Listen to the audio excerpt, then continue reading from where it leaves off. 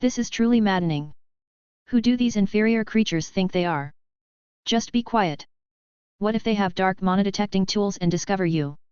Perhaps it would be best if you called a burden away. Ha! You'd like that, wouldn't you, hero? But my dear Rusty needs my expertise, more than yours. Be quiet, both of you. Rusty silenced his two guides through their mental link, putting an end to their bickering. They had already been waiting in line for over an hour before finally entering the city building, only to find an even longer queue inside. Gleam had to be left outside as no monsters were allowed in, so she skittered over to a hiding place and kept her distance. The interior was both simple and cramped. It seemed as though the designer had tried to maximize the use of space by cramming everything into a single chamber, leaving barely any room to move. A narrow corridor led to numerous locked doors, each marked with a small plate describing what lay beyond. Only one person was allowed inside at a time. Rusty managed to steal a few glances through the openings. Steel bars separated those entering from whoever was within. The setup made it clear that the officials feared potential violence, and judging by the rough appearances of many waiting in line, that concern wasn't unfounded. The main reason he had come here was to secure a lair for himself. He had plenty of money stashed away from his journey and could always acquire more if needed. He still had monster parts and various other items stored away that he could pawn off if necessary. However, his first priority was to determine the cost of a home and whether purchasing one was even possible. His plan was simple. First, he would acquire a home and use it as a base to sell basic weaponry and tools. The blacksmith's head he had obtained would serve as his cover whenever someone inquired about the craftsman behind the goods. It was also possible that he would need to register his second identity in this city, but from what he had observed, the settlement's law seemed fairly lax. Perhaps that wouldn't be necessary after all. Rusty scanned the row of tarnished plates hanging above the doors, each bearing a different municipal notice. One, however, immediately seized his attention. Carved in elegant, slightly faded script, it read, "Property transactions purchase, lease, or exchange." This was the place he would find his lair, and the wait resumed. After another hour of standing around and doing nothing, he was finally able to reach the door and hear the magic words. Next. At last, a tired city clerk beckoned him forward. Rusty straightened his posture, pocketed the thoughts of his potential lair, and stepped toward the designated door. After pushing it open, he was met by a cramped, dim room. Inside, the room was unmistakably plain, with signs of neglect in every corner. The air carried a faint musty scent, and the wooden floor creaked under his heavy boots. Dust had settled in the corners of the room, undisturbed for what seemed like months. It was illuminated by a few oil lamps and lacked any windows. Parchments were piled haphazardly on the desk, some yellowed with age, others bearing ink smudges and stains from hurried, careless handling. A heavy iron grill separated Rusty from the clerk within. The bars were thick, reinforced by additional metal bands at the base and top, making it clear that whoever designed this room expected trouble from those who entered. The official seated on the other side was a middle-aged man with sunken eyes and deep wrinkles etched into his face, likely from years of dealing with frustrated buyers and angry petitioners. His long, bony fingers tapped impatiently against the desk as he squinted at Rusty through the bars. Behind him was a single door, probably one he would use to escape if anyone got violent. "You here to buy, lease, or complain?" the man asked, his voice flat and devoid of interest. "Buying." Rusty shifted his stance, uneasy. The room felt too confined for his liking, but what unsettled him more was the lack of an escape route. There wasn't even a place to hurl his helmet through if he needed to abandon his body. Still, his guides reassured him that as long as he didn't do anything unusual, nothing would happen. If the people here truly saw him as a monster, they would have acted already and would not have let him in. "Buying, hey?" The clerk flipped through the pages with a practiced hand, barely skimming the contents. "Are you sure?" "Yes." The clerk narrowed his eyes as he flipped another page in his ledger. "I must inform you that all the best properties have long been taken by those with deeper pockets.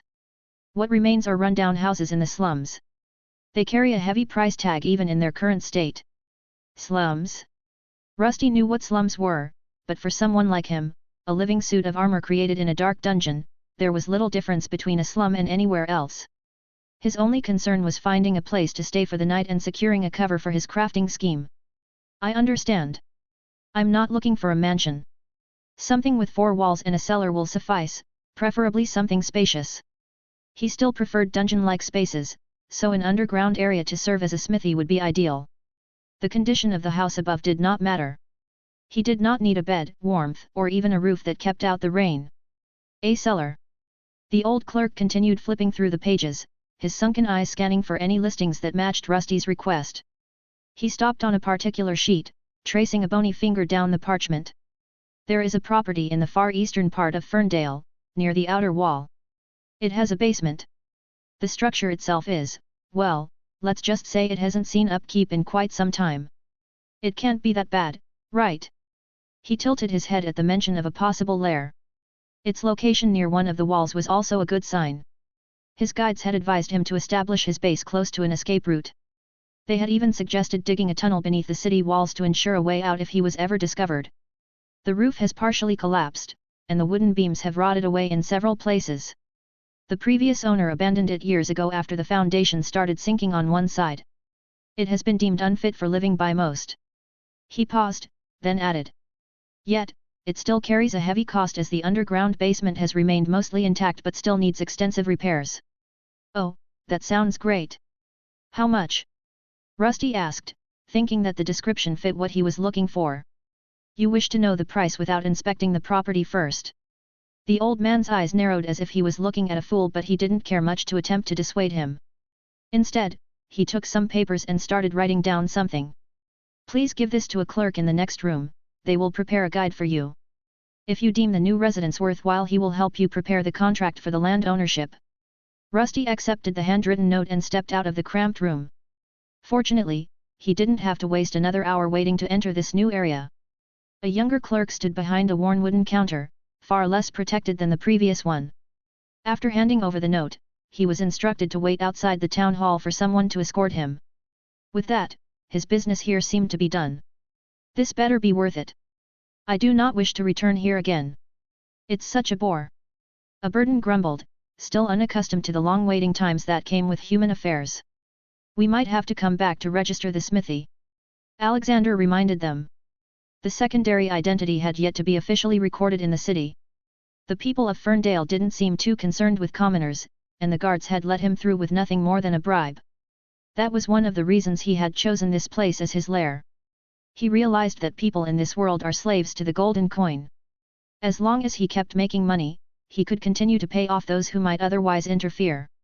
Comfort didn't matter to him. His only goal was to grow stronger. Is that person coming or not? It's starting to get dark. Rusty remained outside waiting. He had heard that city workers usually did not work night shifts, so the sun going down was a bad omen. Eventually, he heard someone running in the distance. To his surprise, it was not another old and tired-looking man but a young woman with strange, fluffy ears protruding from her head.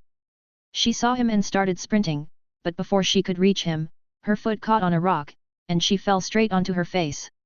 The many documents she had been carrying flew into the air and smacked Rusty in the chest. Guhfage. Her orange hair was now streaked with dirt, along with her work clothes. Rusty tilted his head in surprise as a flurry of documents collided with his chest. He managed to catch most of them before they hit the ground, while the young messenger, clad in rough work clothes now smeared with dirt, scrambled to gather the scattered papers. I am sorry, she said in a soft, trembling voice. Her bright orange hair and curious, fluffy ears marked her as someone belonging to a feline beastman tribe and also not much older than 19. No harm done. I think this is yours, he said, holding out the papers to her as she continued picking up the ones she had dropped. It felt like she was not only handling his issue but also had a mountain of work waiting for her once she was finished here. Ack. Degree. The young feline girl recoiled in shock as Gleam suddenly appeared beside her. The small silvery ant had been hiding on a nearby rooftop for the longest time, watching from a distance before finally approaching to check on what Rusty was doing. Startled, the girl fell back again, her ears twitching as fear flickered across her face. Gleam, just as startled, jumped back as well. Oh, don't be afraid. That's Gleam. She's my friend. Rusty reassured her. Gleam skittered around his leg before perching back onto his shoulder. The feline girl, still wide-eyed, stared at the small creature in disbelief. The young feline girl blinked rapidly, then forced a small smile as she gathered her scattered papers. I am Lyra, I have been assigned to escort you to the property. Her voice wavered slightly as she bowed her head multiple times in apology for the clumsy entrance. "Thank you, Lyra.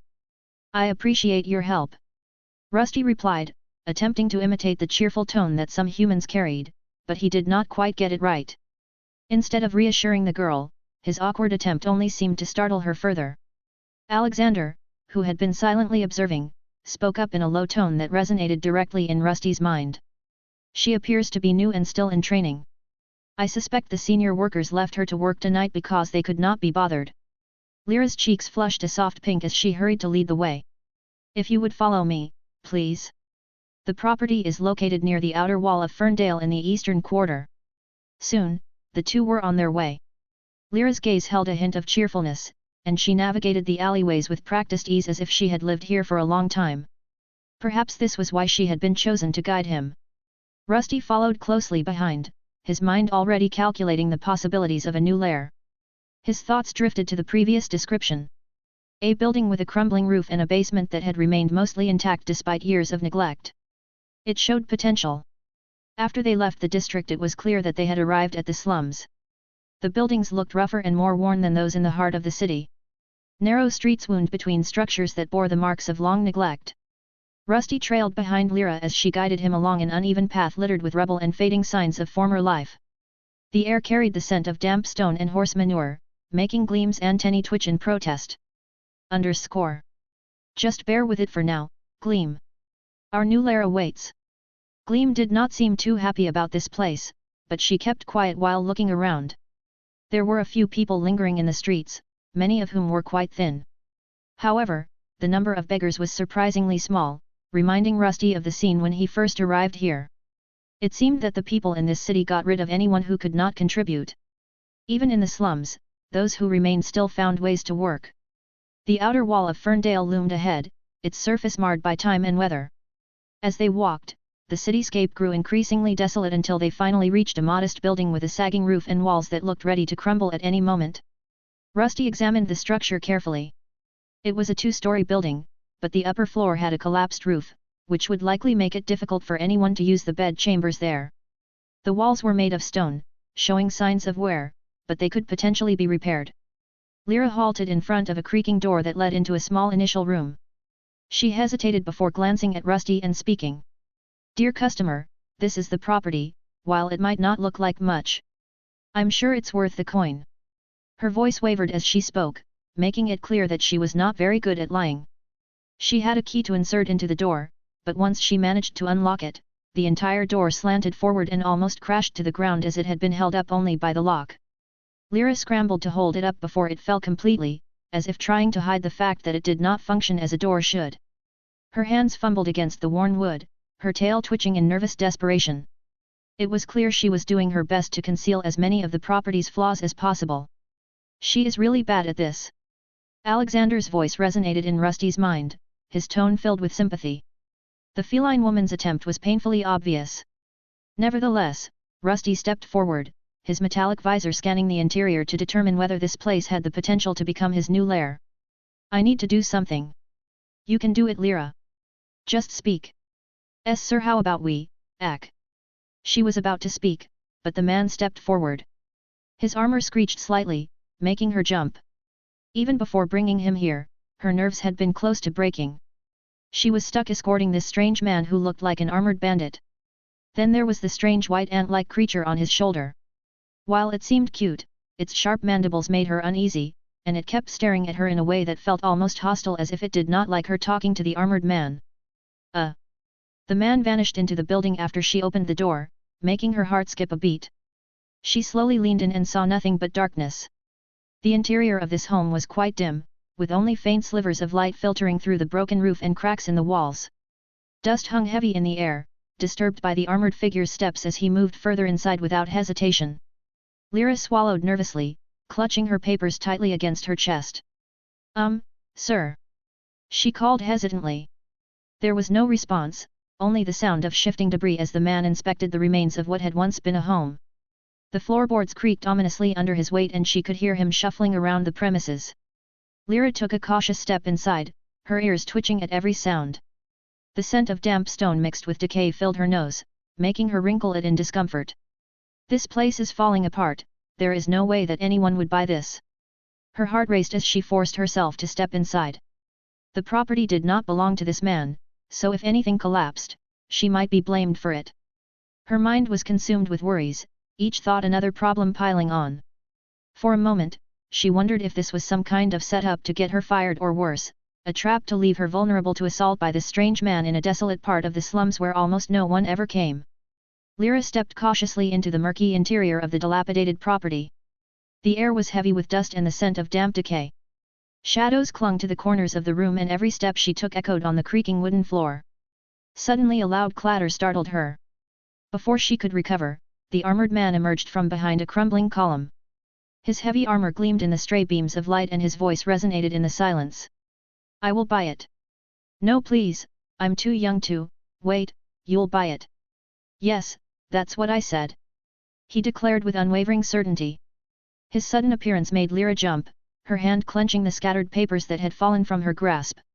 For a moment the room seemed to freeze as she stared at him in shock. Then, as his deep tone filled the space, she began to regain her composure. Are you sure?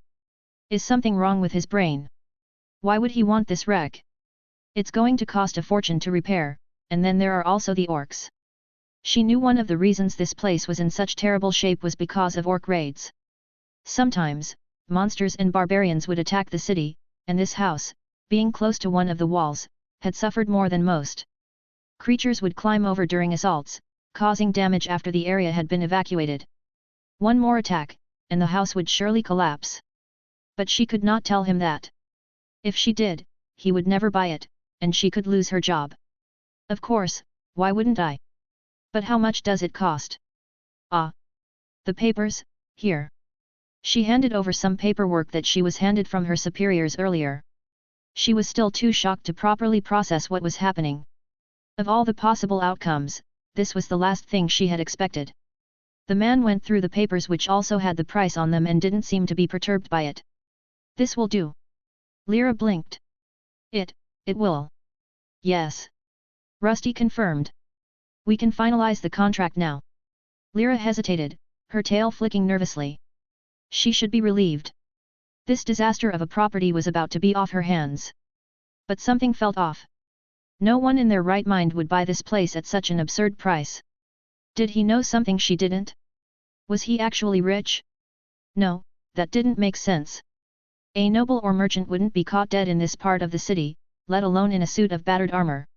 Or, is he planning something illegal? A cold shiver ran down her spine.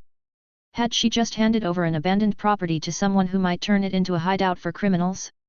But then again, did it really matter? It wasn't her business what he did with it. Lyra cleared her throat. "All right. I will, I have all the papers here, we can either go back to the town hall and sign them there or do it here." "That's great, could you wait a moment?" Sure."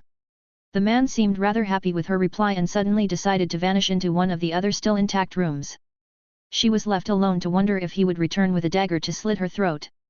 Instead, after a minute, he reappeared with a large sack. "This should do it, right?" She grabbed the sack and could feel its weight. Her hands trembled slightly as she loosened the drawstrings, peering inside. A glimmer of gold and silver caught her eye, the unmistakable shine of real coin. Lyra's ears twitched in disbelief. Her tail stiffened as she quickly tightened the sack again, glancing around to make sure no one had seen. This is the correct sum," she stammered, struggling to process the fact that she was actually completing this sale. Her skills allowed her to instantly calculate the amount of coin inside the sack without even opening it. A glowing representation of the total hovered above the money-filled sack, a skill that had secured her this job. Simple mathematics and calculation skills were essential, something most people at the town hall were required to master. Lyra's fingers tightened around the sack, her pulse quickening. This was too good to be true. Nobody bought this place, not even the desperate. Yet here he was, throwing down a sack of gold without hesitation. A part of her wanted to run straight back to town hall and sign the deal before he could change his mind. But another part of her hesitated. "All right, we should sign the papers," she said, clearing her throat and almost fumbling the sack, making it fall to the ground. "You just need to write your name here, here, and here." Then the property will officially be yours. The young girl wrestled with the idea that this person was simply foolish and being duped into making the purchase. He spoke in rather simple terms, but his appearance was anything but ordinary. There was also the possibility that he was part of the Thieves' Guild and that this place would soon become a new entrance to hidden tunnels. She had heard rumors of such guilds always operating underground or within abandoned buildings, which made her think twice before asking too many questions. If the man was indeed part of that guild and realized she had uncovered his secret, her life could very well be at risk. Rusty took the offered quill and, without hesitation, scrawled his name across the parchment where Lyra had indicated. His handwriting was rough, almost jagged, as if he wasn't entirely used to the motion. Luckily he had Edmund's hands equipped, which allowed him to mimic the dead man's handwriting. The ink bled slightly into the old paper, but the signature remained legible. Lyra stood there without moving, like some kind of scared animal, and only moved after he was finished. "It's done. The property is mine now, correct?" Yes, that's correct, I'll just have to take these papers back. We keep a copy of the deed there and the main one is yours." "Good. She isn't an enemy." Gleam stared at the young woman with some intent, as if she was a potential enemy for some reason. Rusty didn't know why, but the girl seemed rather harmless. She had no battle class, nor was she an adventurer. With one sword swipe he would be able to defeat her. Thus, Rusty suddenly stepped toward her, his heavy armor clanking with each movement. She flinched, gripping the sack of gold tightly. "Will you be fine alone, with all that gold?" "Ah. Yes, it will be fine." The girl brought out a different satchel and placed the sack of gold inside. He could feel faint traces of mana from within. "It seems to be an advanced spatial bag, with an arcane lock on it, even a higher mage would have trouble opening it." A burden commented as the sack of gold vanished into the enchanted space. No one would be able to tell she was carrying anything valuable, and her clothes still bore the emblem of the city's nobility, making it unlikely that anyone would dare to attack her. "Very well then, so this is mine now, right?" "Why yes, Sir Edward. Enjoy your new home." The girl forced a smile while glancing at the half-destroyed house, trying not to let her doubts show. There was an odd pause between them. Lyra clearly wasn't sure if she should say something else or just leave. The transaction was complete, yet for some reason she hesitated. "Well, I should be going now." Finally, she said awkwardly. "Good luck with your, new home." With that, she turned on her heel and hurried out the door, her tail swishing behind her as she disappeared into the darkening streets. Rusty watched her go before turning his attention back to the ruined building. He trailed his fingers along the worn stone walls, and if he had a proper face, he would be smiling now. "This will do nicely." Gleam let out a small, approving chirp. "Really? This? How is this a proper lair for a demon king to live in?" A burden finally gave out a large sigh of dissatisfaction. "Rusty isn't a demon king, but this place will need some work." Alexander replied, but he did not seem too fond of the place. Rusty did not really care. After the girl left, he used the key she had given him to close the door behind her. The red sunlight shone through as twilight approached, signifying the end of the day. He was not concerned with how the place looked or that it had cost him all the money he had gathered again. Instead of worrying about that, he headed for the basement, something he had glimpsed while the girl was awkwardly entering his new home. Rusty descended the crumbling staircase leading to the basement, his armored boots sending small clouds of dust into the air. The wooden steps groaned under his weight, threatening to collapse at any moment. He paused briefly, evaluating their integrity before proceeding with careful precision. The air grew cooler the further he went, and soon he was there. When he reached the bottom, he found himself in a surprisingly spacious underground chamber. The stone walls were old but sturdy, showing fewer signs of decay than the rest of the building. A few wooden crates and broken furniture were scattered about, remnants of whatever previous purpose this space had served. Most importantly, it was secluded. Hidden. Secure, and also was connected to a chimney. "This will be my smithy," he proclaimed in an enthusiastic tone, and Gleam wiggled her antennae in agreement.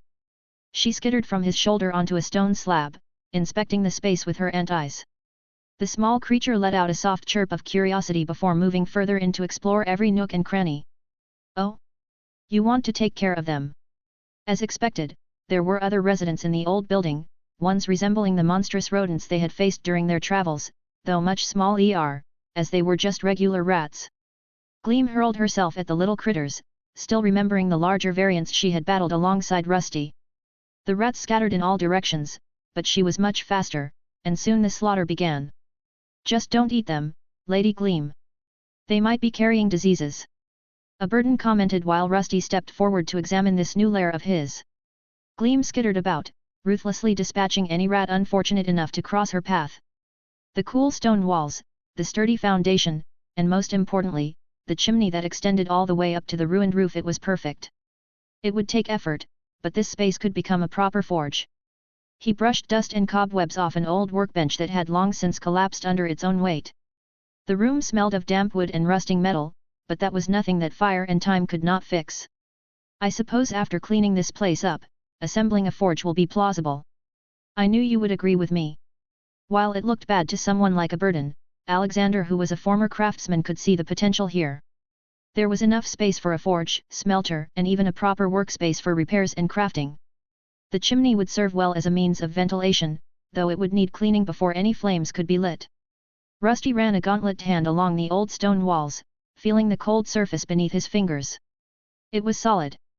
That was all that mattered. Gleam scuttled back toward him, her mandibles clicking in satisfaction. The last rat had been dealt with, and she proudly stood atop its tiny, lifeless form like a victorious warrior. Rusty let out a small chuckle at her enthusiasm before stepping toward the center of the room. His armored boots echoed in the underground chamber, and he could already imagine the glow of the forge lighting up the space, the steady rhythm of hammer against metal filling the air. We will need materials. Proper bricks for the forge, tools, and, of course, fuel for the fire. Alexander remarked, and Rusty nodded. This was the start of his new lair, and now he just needed to complete it as the framework was now established. Scree! A screeching sound echoed through the thick forest as a monstrous spider crashed to the ground, its many limbs twitching erratically, its head missing. The spider-infested forest was a labyrinth of shadows and silk, its air thick with venom scent. Glistening webs stretched between gnawed trees, some draped like curtains shimmering faintly under the slivers of moonlight that pierced the dense canopy. The ground was littered with the husks of unfortunate prey, picked clean by the forest's eight-legged inhabitants. Amid this eerie stillness, a group of cloaked figures stood still, their dark robes blending seamlessly into the night. Is this the right way, brother? One of the robed figures called out while glancing down at the dead spider. Many similar carcasses lay amidst the twisted underbrush, some that were still falling from the many trees above them. A second figure stepped forward, lowering his hood slightly. The faintest sliver of moonlight illuminated a pale wrist, revealing a tattoo depicting an ornate scythe nestled within the cradle of a crescent moon. Yes. The tattooed one murmured, his voice quiet and raspy. The target passed through here, of that, I am certain. A third figure crouched down, running gloved fingers over the trampled undergrowth, revealing a faint indentation. Another footprint left behind, the weight is still odd. He remarked, studying the barely visible impression. He traced it lightly, his expression hidden beneath the shadow of his hood. Light but still large. A person of this size should weigh much more. The depth of the footprint suggested that whoever they were tracking was unexpectedly light, despite having a shoe size belonging to a much larger individual. Let's go. The robed figures exchanged glances before continuing their trek through the forest. Their movements were eerily silent, their presence blending seamlessly with the dark surroundings. The deeper they ventured, the thicker the webs became. Pale strands clung to their robes, stretching and snapping as they forced their way forward. The chittering of unseen creatures echoed from above, but none dared descend upon the group. Whether out of fear or instinct, the spiders kept their distance. The group moved on, undeterred. At last, they arrived at a hidden cave, its entrance concealed by overgrown vines and tangled foliage. One of the cultists knelt, tracing a finger over a faint indentation. He went through here. No prints are leading out, so he could be still inside. The others nodded in silent agreement before drawing their weapons, curved daggers that gleamed faintly in the dim light. Without a word, they slipped into the cavern, vanishing into the darkness. Their eyes glowed red as they followed the trail of their prey. Night had finally draped Ferndale in shadow, the last embers of twilight giving way to a chill that seeped through every crumbling stone. Deep within the basement, which was Rusty's newly claimed domain, the sound of metallic footsteps echoed. The large suit of living armor was pacing around the basement, looking over every old stone, his guides Aberdan and Alexander in their glowing orb form floating next to his head, making him appear as some kind of ghost knight. Now that I look at this palace, Perhaps we were too hasty. Alexander examined the rubble and cracked stones, many of which would likely need to be replaced or reinforced to prevent the entire structure from collapsing. I told you, but no one ever listens. It's too late now. Just tell me what I need to prepare, and we'll start tomorrow. Rusty replied, watching as Gleam tugged at the bodies of defeated rats, dragging them toward the hole leading to the chimney. These little creatures spread disease, which could be a problem for his future customers. It was best to burn them, along with any other vermin they found upstairs, before attempting to restore the place. You sound quite enthusiastic about this, Rusty. Alexander remarked, floating around and casting a soft glow over the area. Why wouldn't I be? I have my own lair, and those people above don't even know I'm a monster. To Rusty, this was a major victory. Things were progressing much smoother than he had expected. Now that his lair was secured, he just needed to check out the dungeon outside. Perhaps he had been too hasty in purchasing this place without first surveying the surroundings, but he was confident that making more money wouldn't be a problem, thanks to his storage system. If things took a turn for the worse, he could always leave and search for other opportunities in this vast world. However, before making any big moves, he needed to keep learning. From what he understood, much of this world was ruled by kingdoms and empires. It was home to various races, with humans, elves, and dwarves being the most prominent. The fourth major race consisted of beastmen, like the young woman who had sold him the deed. If this was to be his true lair, he needed to be aware of potential enemies. Many powerful organizations existed in this world, and he had to determine whether any of them operated within this settlement. While the town was not particularly large, it had been around for many years, meaning there was a chance a thieves' guild had already formed. It would be wise to investigate, and with the right amount of coin, he might be able to protect his new home. Apparently, it was possible to pay a small fee to safeguard a building from being targeted by the guild's members. While it would cost him, it was better to pay protection money than constantly worry about being robbed. After all, he was still in the slums, where the rules were more relaxed. Just like in the previous town, the guards did not patrol here often, meaning most disputes were settled by the residents themselves, which could easily lead to fights. Maybe we should first get some logs to act as support pillars so it doesn't collapse on us. There might even be some outside, why don't we? Alexander was in the middle of his sentence when they heard the upper floor creaking. Someone had entered the building in the middle of the night. Rusty froze and glanced at Gleam, who skittered to his side, trying to remain silent. Both of his guides quickly floated back into his helmet to avoid being discovered. After casting a silencing spell, they made their way toward the stairs leading up. Who are those? Goblins perhaps? He asked while peeking through one of the holes of the door leading to the basement he was currently in. Rusty could easily see in the dark and he spotted a group of small creatures creeping into his home. They were the size of goblins but after further inspection, turned out to just be 4 children dressed in tattered clothes. Those are just children, Rusty, probably homeless orphans trying to find shelter, put your sword away. Alexander informed him as the small group of street urchins gathered beneath a collapsed window, seeking refuge from the bitter night. Their eyes, wide with both fear and hope. They followed one another as they huddled together among dusty remnants of what had once been a home. It was clear that they believed the place to be abandoned, unaware of the metallic master who now claimed it. Are you sure we are safe? What if they find us? We didn't meet the weekly quota. It's going to be all right, they won't find us here. Rusty listened as the kids started talking. The leader seemed to be a lanky boy, no older than 11 or 12, with a scarred cheek and dirty hair matted to his forehead. His ears were a bit strange, pointier than human ears but lacking the length of elven ears. The other children were smaller, 2 of them clinging to each other while a younger girl, no older than 7, pressed against the cold stone wall, looking for reassurance. Who do these brats think they are? Let's chase them out before they get the wrong idea. A burden quickly commented, not liking the fact that some random orphans entered what was supposed to be their new base of operations. What are you even saying? They are just children. So what? We aren't responsible for them, they need to learn to survive by themselves, this is such a world and you know it, hero. Alexander was a lot more kind-hearted, so it was obvious that he wished to help them. However, in the end, it was up to Rusty to decide what to do with them. If Rusty had a face then his brows would be furrowing. He had no interest in taking on responsibility for a group of ragtag orphans, but they were here now, and they had likely nowhere else to go. They were in his space, and he didn't want to scare them, at least not until he figured out if they could be useful or if they would cause him trouble if he showed himself. Perhaps they will go away once it's morning. He asked his guides while wondering if he should confront them. Before he could make a decision, the situation took an unexpected turn. A rough voice suddenly echoed from outside the building. "Oi! Where are you lot hiding?" Rusty turned toward the source of the voice and immediately activated his life detection skill. The ability revealed two people standing outside. While their signals were not exceptionally strong, they still belonged to individuals with combat classes, similar to adventurers.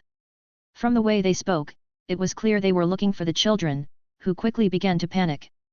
The children huddled closer together, their breaths shallow as fear took hold.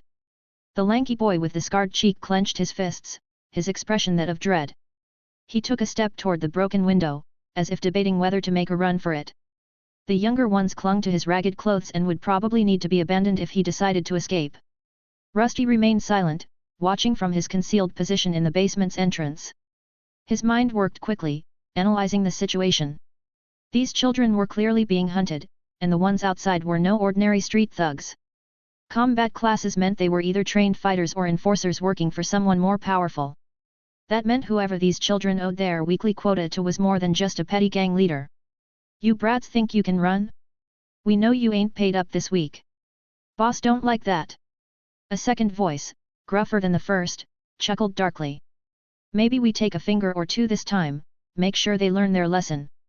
The children whimpered, the youngest girl burying her face in the fabric of the lanky boy's shirt. Rusty felt something stir inside him. It wasn't pity, nor was it anger. It was irritation. He had claimed this place as his lair, but for some reason, they brought their squabbles into his territory. "Shhh, be quiet, they are going to." Just as he was considering whether to step out and scare both the children and the men outside, the youngest child began to cry. This, of course, instantly alerted the two men outside to their whereabouts. The moment the cry escaped the youngest child's lips, the men outside turned their heads toward the broken window. The first thug grinned, a twisted expression of amusement spreading across his scarred face. Without hesitation, he strode forward and slammed his boot against the already weak entrance door. The old wood cracked under the force, splintering apart as the entrance gave way. The children shrieked and tried to scramble back, but the two thugs stepped inside, their heavy boots echoing against the cold stone floor. Dust swirled in the dim moonlight as they towered over the frightened orphans. "Ha, look at 'em!" The first thug sneered, crossing his arms. "Like little rats caught in a trap." The second man chuckled darkly and reached out, grabbing the lanky boy by the collar as he tried to shield the others. "Thought you could hide from us, huh? Bad move, kid." Kicking and clawing, the boy struggled, but the man's grip was firm. The younger children whimpered, pressing themselves against the wall, too scared to move. The second thug turned his gaze toward them and leaned in, his grin widening. "No running, little ones. We got business too." The man stopped himself as he felt that something was off, there was a strange presence looming behind him. Before he could react, a massive metal fist crashed into his face. The impact sent a sickening crack through the air, and his body was flung across the room like a rag doll. He slammed into the far wall, his head snapping back against the stone before he crumpled to the ground, unconscious. "Hey! Who goes there?" In a panicked tone the remaining thug shouted at the figure that emerged from behind his ally. Rusty walked forward, his steps slow and deliberate. His body gleamed faintly in the dim moonlight and Gleam occupied his shoulder, her antennae pointing at the man before them in a menacing fashion. "You broke my door." Rusty cracked his knuckles, the metal grinding ominously as he took a step forward. His voice was deep and devoid of emotion. The thug holding the lanky boy gulped, his grip loosening as he tried to process what he was seeing. His partner lay motionless on the ground, his face twisted in pain.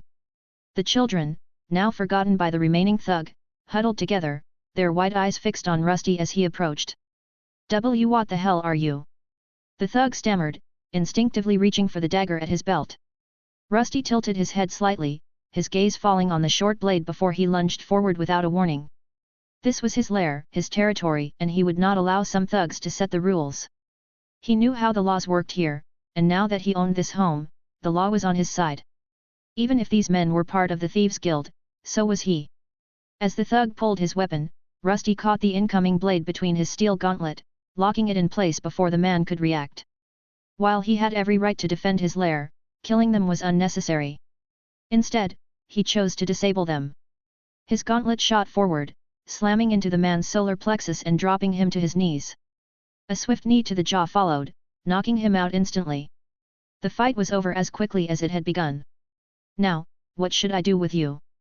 Though the attackers were down, 4 others remained in his house.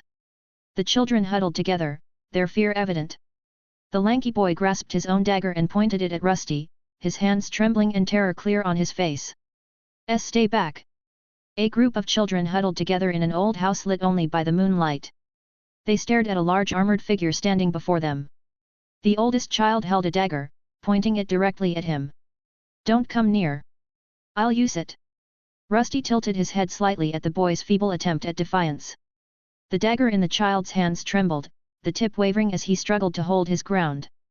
His legs were locked in place, frozen with fear. Rusty raised his hands in mock surrender, the motion slow to not scare them.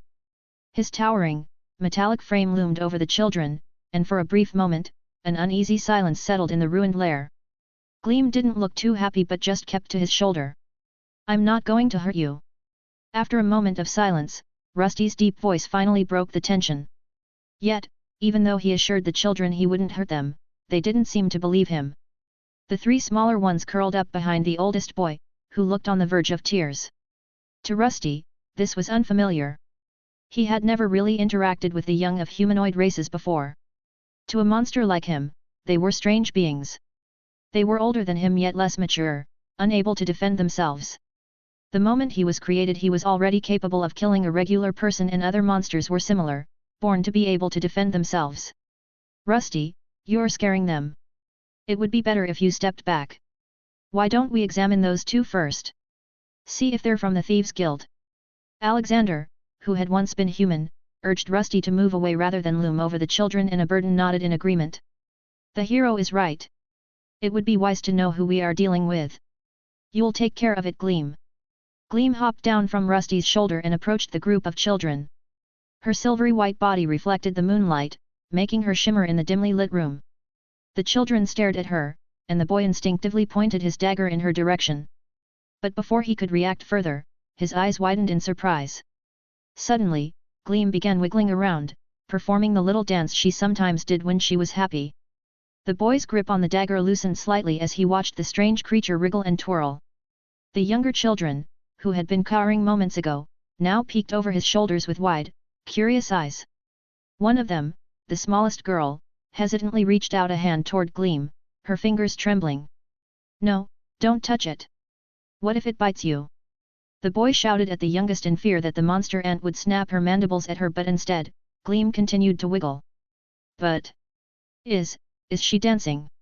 Rusty, who was now going through the 2 thugs' belongings, nodded and tried to assure the children that everything was fine.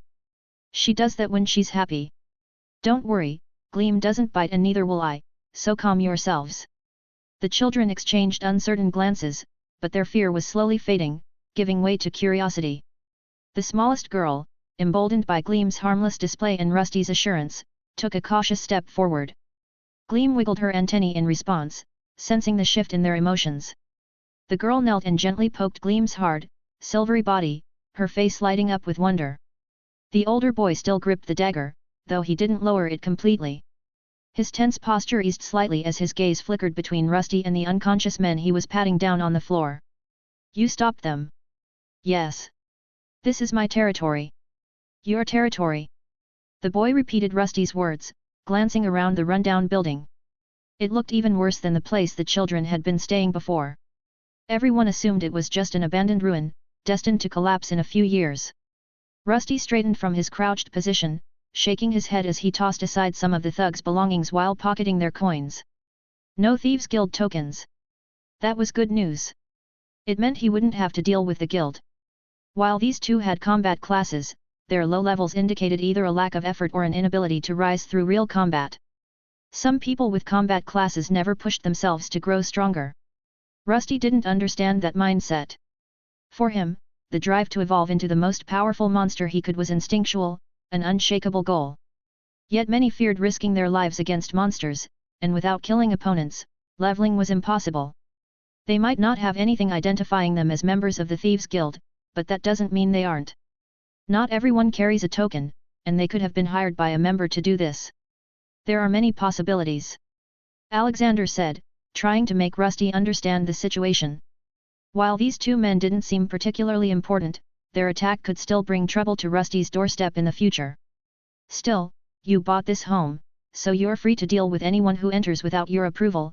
I wouldn't worry too much about it. Let's just toss these two out for now. Better not to kill them. There were some rules even among thieves. If someone was caught trying to steal another's loot, the victim had the right to retaliate to protect their property. There were not many rules, and people were free to steal from others, but if they were caught red-handed, retaliation was allowed. Rusty dragged the unconscious men toward the door, their bodies limp as sacks of grain. The armored figure made no effort to be gentle, letting their heads bump against the uneven floor as he moved. The children flinched with every dull thud, but none dared to speak up. Their fear had lessened, but unease still clung to them like a thick fog.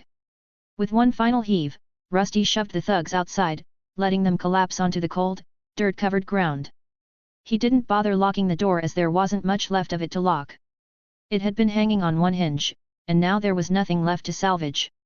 The night air was still, aside from the distant sounds of the city's nightly entertainment districts. Even in a place like this, surrounded by monsters and enemy tribes, people still found time to drink themselves silly and forget their troubles.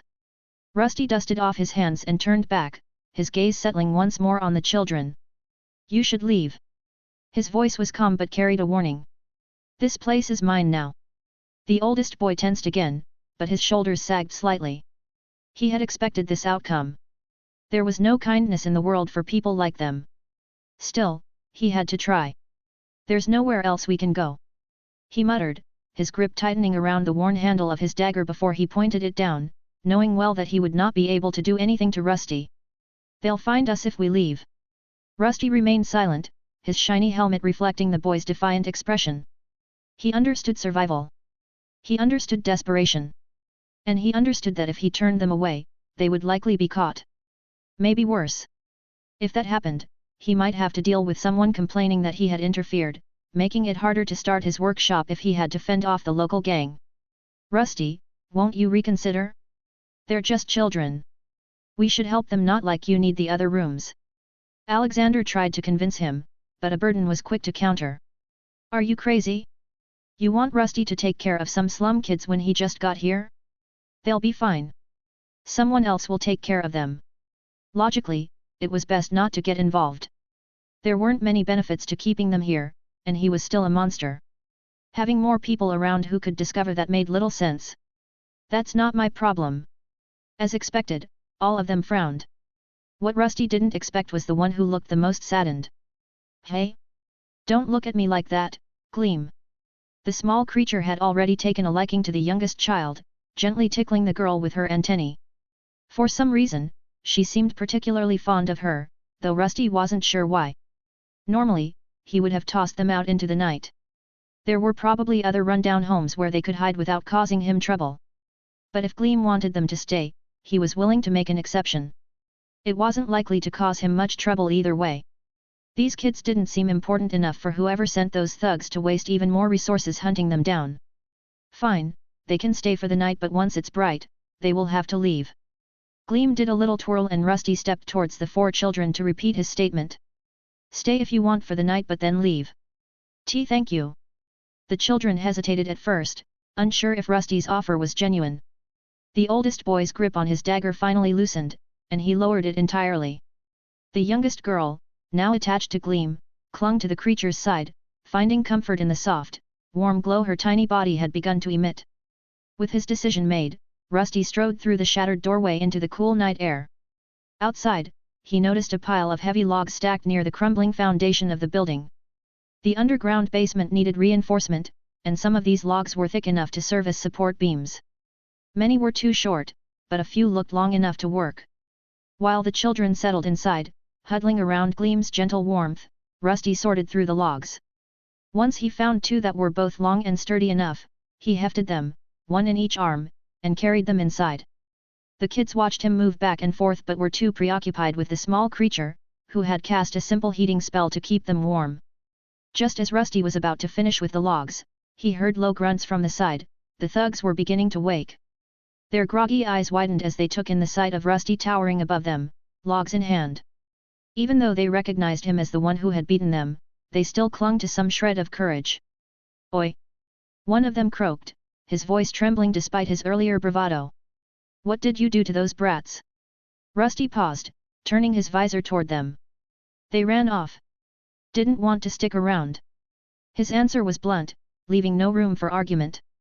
He turned to leave but stopped after a few steps, glancing back at them. "If you ever break into my home again, it won't end at just this." His voice was cold and carried an obvious warning. "Now get out, otherwise." Rusty placed the logs down and rested his armored hand on the sword at his side. Luckily, the two thugs did not need to be told twice. Their bodies were sore from Rusty's punishment, so they scrambled to their feet. One of them muttered something about retribution but was quickly silenced when Rusty began to draw his sword. They stammered out some half-hearted threats he did not understand, but their priority was escaping the armored man. Limping away, they disappeared into the shadows, their dignity clearly shattered. After sliding his sword back into its scabbard, Rusty picked up the two remaining logs and carried them into his home. The door, though damaged, could still be leaned against the entrance to create the illusion of being intact. Gleam seemed to have taken a liking to the young ones, so Rusty left them undisturbed and used the time to reinforce the underground basement. After about an hour, he returned upstairs to find the children fast asleep in one of the corners, huddled together. Even the oldest had succumbed to exhaustion. "You like that one, and no, we can't keep them, they need to leave in the morning. Lady Gleam, listen to our dear Rusty. It's too dangerous for us to take care of these orphans. This will never end well." Just like clockwork, a burden agreed with his decision, but Alexander was opposed to it and took Gleam's side. "End well? What are you even talking about? They pose no threat to us. Let them stay here, they're just kids. We got enough coin from those two thugs to keep them fed for more than a week. They could even help us. I'm sure the oldest knows about the situation in the city and could act as a proper guide." "I don't know." Rusty was not fully convinced, but he was not entirely opposed either. It all depended on what kind of trouble these kids were really in. Perhaps once they woke up, he would listen to their plea and make a final decision then. "I suppose we can ask them once they wake up." Gleam was happy at his response and the two soon began going through their new but dirty lair. There was a lot of work to be done here and both of them started cleaning. While Rusty took care of the bulk of the work, Gleam still used her mandibles to carry smaller rocks outside to get their new home clean. As the first light of dawn crept through the broken slats of the ruined house, Rusty found himself watching the children as they stirred from their slumber. The oldest boy was the first to wake, his body tensing as he took in his surroundings. His fingers instinctively reached for his dagger, only to find it still clutched in his hand, loosened but not lost. He exhaled slowly, eyes darting around the now sunlit space. Rusty stood near the entrance, arms crossed, his frame as unmoving as a statue. Gleam was curled up near the youngest girl, who still had one hand resting on her silvery body, murmuring softly in her sleep. "Good morning." Rusty's voice cut through the silence, making the boy flinch slightly. He straightened his posture, shaking off the last remnants of sleep as he glanced at his siblings. The other children awoke, stretching groggily, their expressions shifting from comfort to guarded apprehension as they remembered where they were. "Tell me, who are the forces that control this city?" If he was going to involve himself with these four, he needed to know who ruled this territory first. The boy's answer would determine his next move and probably decide if he would allow them to stay here longer than he had previously expected. Degree. Calm down, Gleam. They aren't dying, that's just their stomach rumbling. Alexander commented as attention shifted to the youngest girl. Her tummy rumbled, which was a natural occurrence among humanoids. To Rusty, who neither needed food to sustain himself nor sleep to function, this seemed highly unfavorable. Humans appeared weak, burdened with countless vulnerabilities. While they slept, they were defenseless against surprise attacks. They could even be rendered unconscious by fumes or by simply burning the air around them. And yet, despite all these weaknesses, they had somehow managed to conquer parts of this strange world he now lived in. "Do I have any food for humans?" Let me check." Rusty accessed his storage system. During his journey, he had passed through monster encampments and come across fallen adventurers. These adventurers often carried rations such as dried meat, bread, and water tucked away in their supplies. It was not anything fancy, but for this child the taste probably would not matter. For a moment he removed himself from view to open his hidden storage. After rummaging through his inventory he pulled out a few pieces of dried meat and a small loaf of bread wrapped in cloth. Along with them, he had a leather water bottle taken from one of the many adventurer corpses he had come across in goblin or orc encampments. There was one table remaining in this house, it was missing one leg, but after using some nearby bricks, it regained its function. However, before he could place the items on it, Alexander called out to him. At least put something clean over the table first, Rusty. Do I have to? Yes, they might get sick from the dust. Humanoids are really troublesome. Rusty sighed inwardly, his eyes flickering slightly as he begrudgingly followed Alexander's advice. Within his inventory, he found a clean cloth devoid of dust and laid it over the table. Only then did he place the food and water on it. The children, who had been silently watching him, stared at the meager meal with wide eyes. Eat now. Just as expected, the children were a bit apprehensive about taking this meal from a stranger. They were young but knew well that poison and other drugs could be mixed into such food. However, they also were aware that they were at Rusty's mercy. Gleam moved down to the ground and urged the children with her antennae to take the meal. The youngest girl was the first to move, drawn by the scent of food. She hesitated only for a moment before taking a small piece of bread, nibbling at it cautiously. When no harm came, the other children followed suit, their hunger outweighing their lingering fear. The oldest boy took the dried meat, splitting it evenly among them before drinking sparingly from the water bottle. Rusty observed them quietly, making mental notes of their behavior. So? The boy flinched at Rusty's sudden question, swallowing hastily before answering. So, what? You were about to tell me about the forces that control this city. Rusty reminded him. Now that he had smacked two people around to get them out of his home, he needed to find out which faction they belonged to. There were a few people in this city he could not afford to cross. One was likely the city lord, and another was the leader of the Adventurers Guild. Beyond that, he was not sure who else he needed to avoid. The oldest boy hesitated, glancing at his siblings before turning back to Rusty. His expression was wary, but he understood that withholding information wouldn't help them. The city's controlled by a few major groups. The young man began, his voice low as if he was afraid that someone would hear them. The city lord rules from the central district, which is also called the noble district, but he doesn't really care about what happens in the slums or lower districts. If you don't cross him or the guards, they won't care. We like to call him the Round Baron, but better not say it out loud or you'll get in trouble. Rusty nodded as the children laughed at the noble's nickname. He continued to listen, hoping that Alexander and a burden would remind him later if the name proved to be important. It was already clear that nobles were not to be trifled with, and the same applied to the guards. Unless he had official business, he would not be allowed to enter the central district, which would lower his chances of getting in trouble. The Merchants Guild has a lot of power too. They own most of the trade routes and even the guards sometimes listen to them more than the city lord. They keep things running, but they don't really care about people like us. As long as they make their profits, they look the other way when bad things happen. Rusty took this information in. The Merchants Guild could be useful to him if he intended to start his workshop. Having a neutral party with economic influence meant he could find potential clients without getting too entangled in city politics. Then there's the Adventurers Guild. They do their own thing, but they don't mess with people unless they're paid to. If you don't bother them, they don't bother you. Rusty nodded his metallic head, trying to ignore the munching sounds some of the children were making. As he listened, he finally stopped the youth from continuing and asked a direct question. I see. Does this place have a thieves' guild? Before the young man could continue further, he asked a direct question and received a quick answer.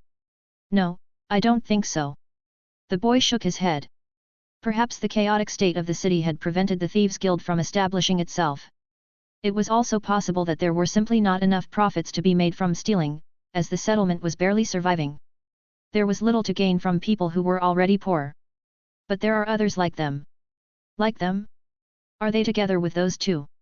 The boy nodded and finally started explaining who Rusty got involved with. They belong to the Black Hound. Rusty stood still, processing the boy's words. The name Black Hound was unfamiliar to him, but judging from the boy's cautious tone and wary expression, it was not a group to be taken lightly. He remained silent, waiting for the child to continue. The Black Hound used to be a group of mercenaries. They were hired by the Lord a few years back to clear out bandits and protect the city's borders, but once the contract ended, they didn't leave.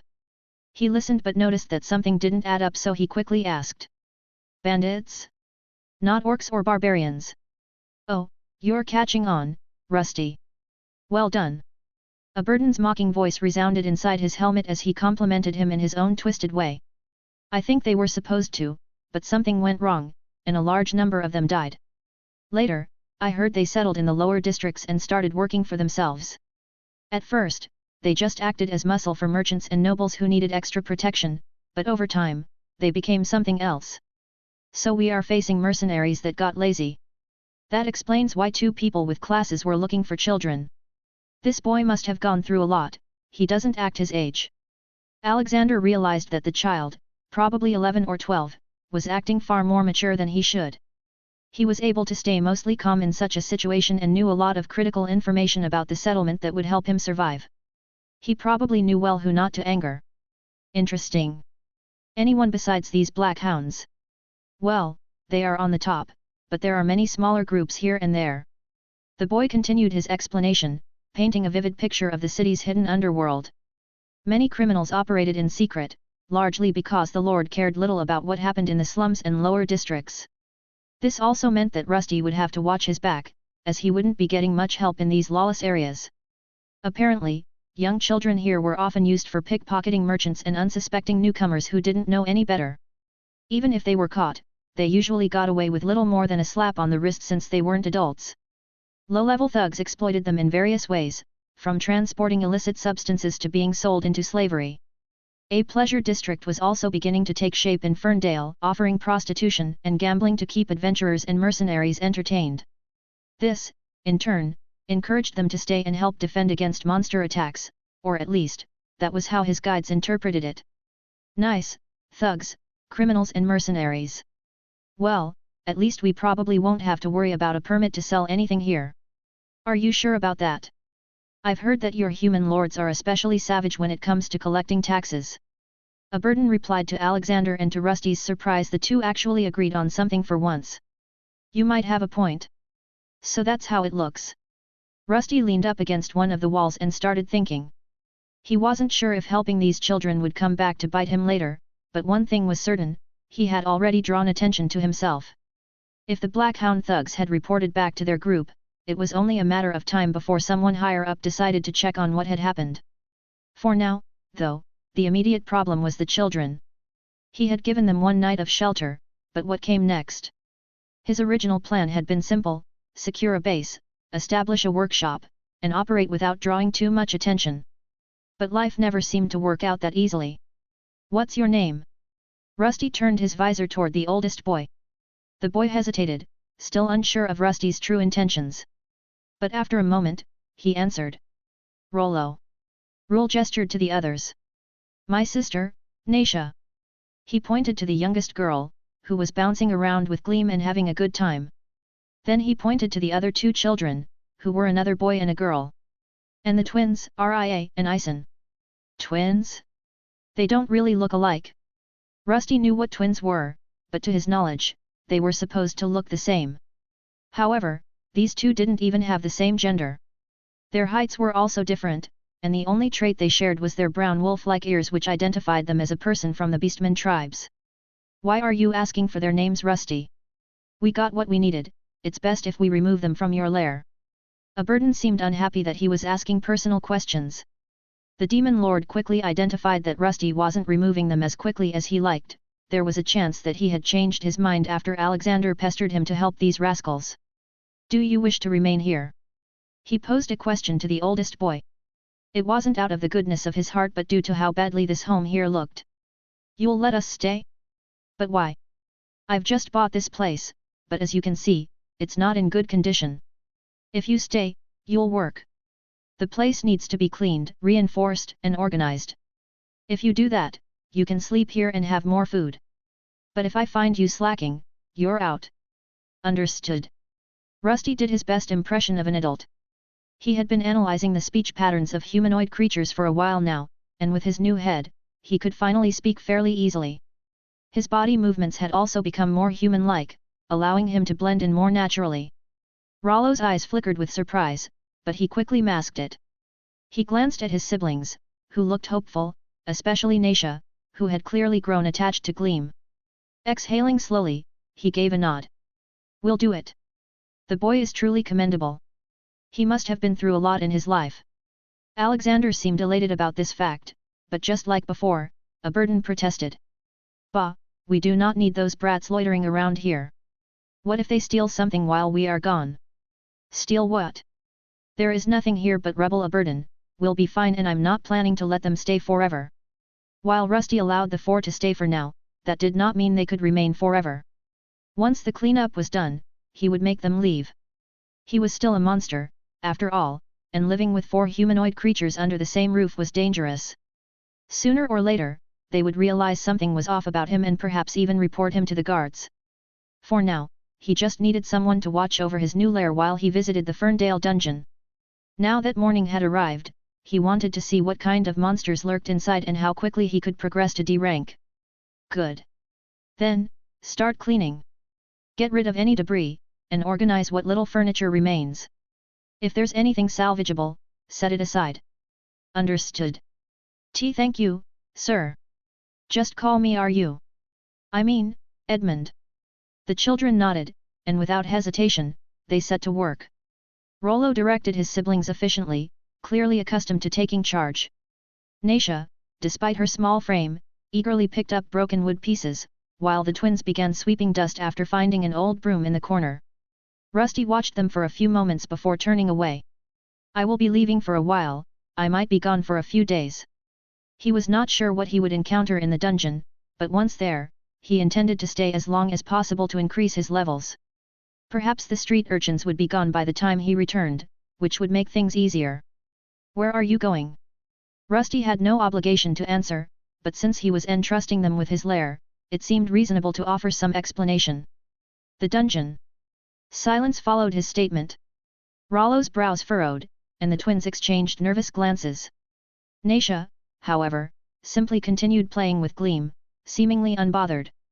"The Ferndale dungeon. You're planning to go in there alone?"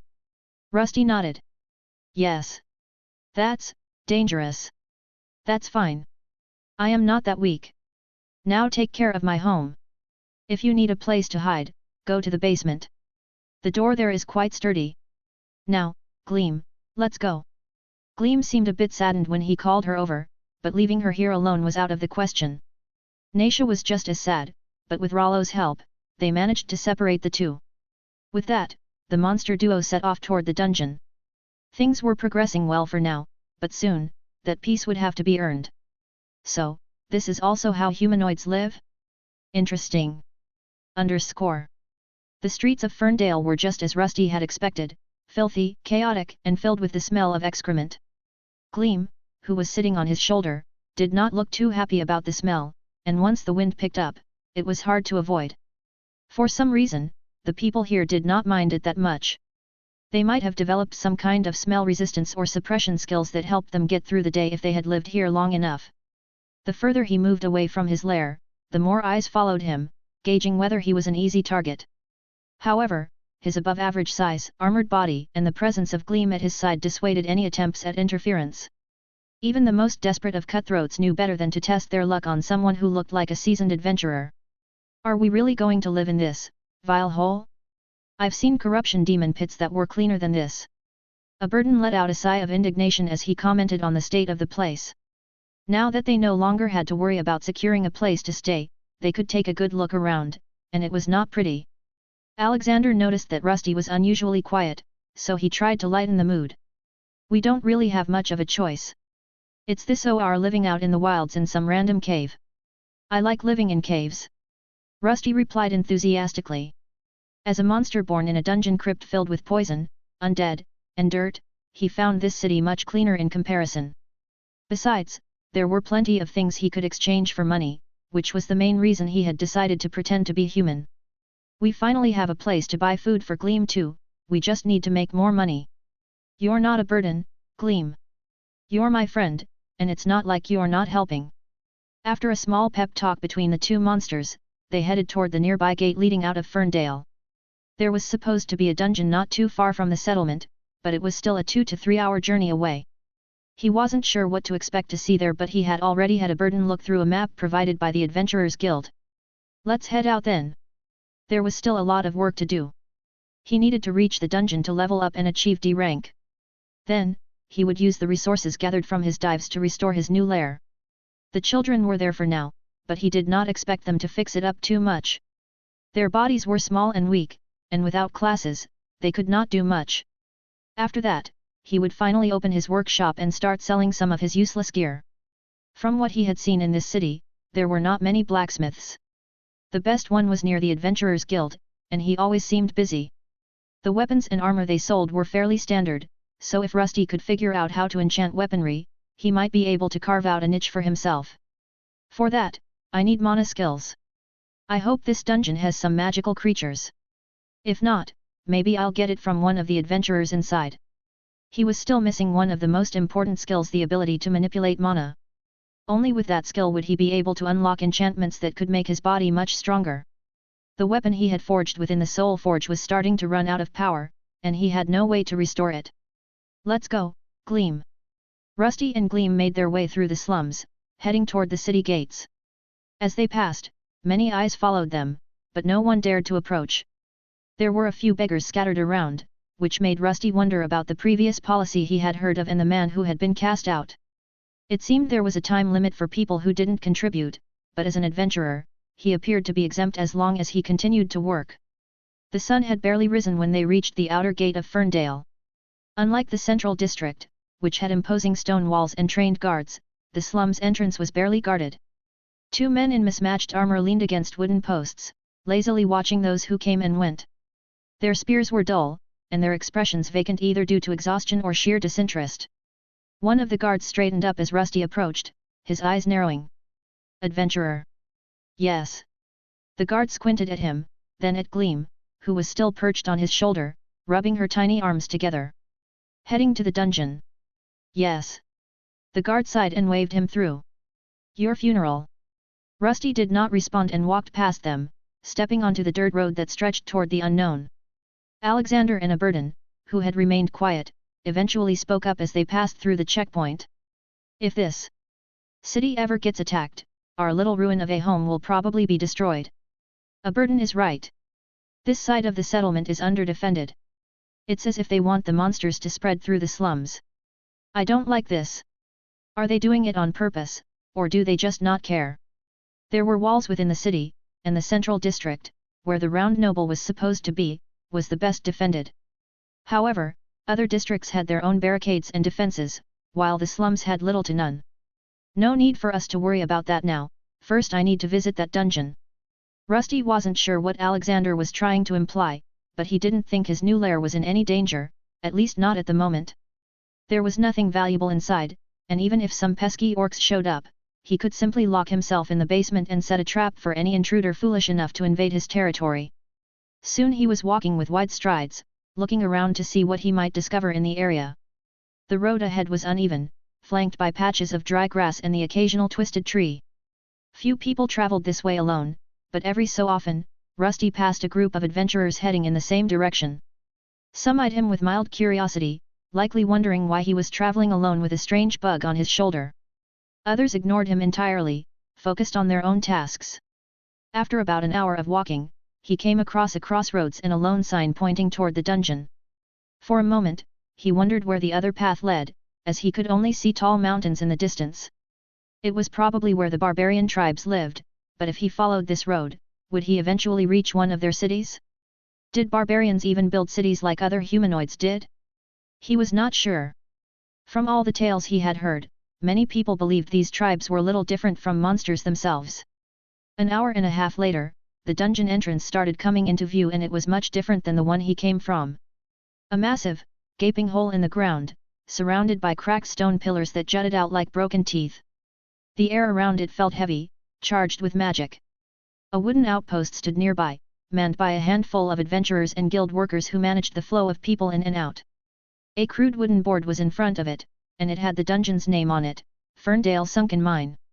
Sunken? Will there be water inside there? Rusty hadn't seen any flooding yet, but water was one of the elements that could seep into his metallic frame and cause problems.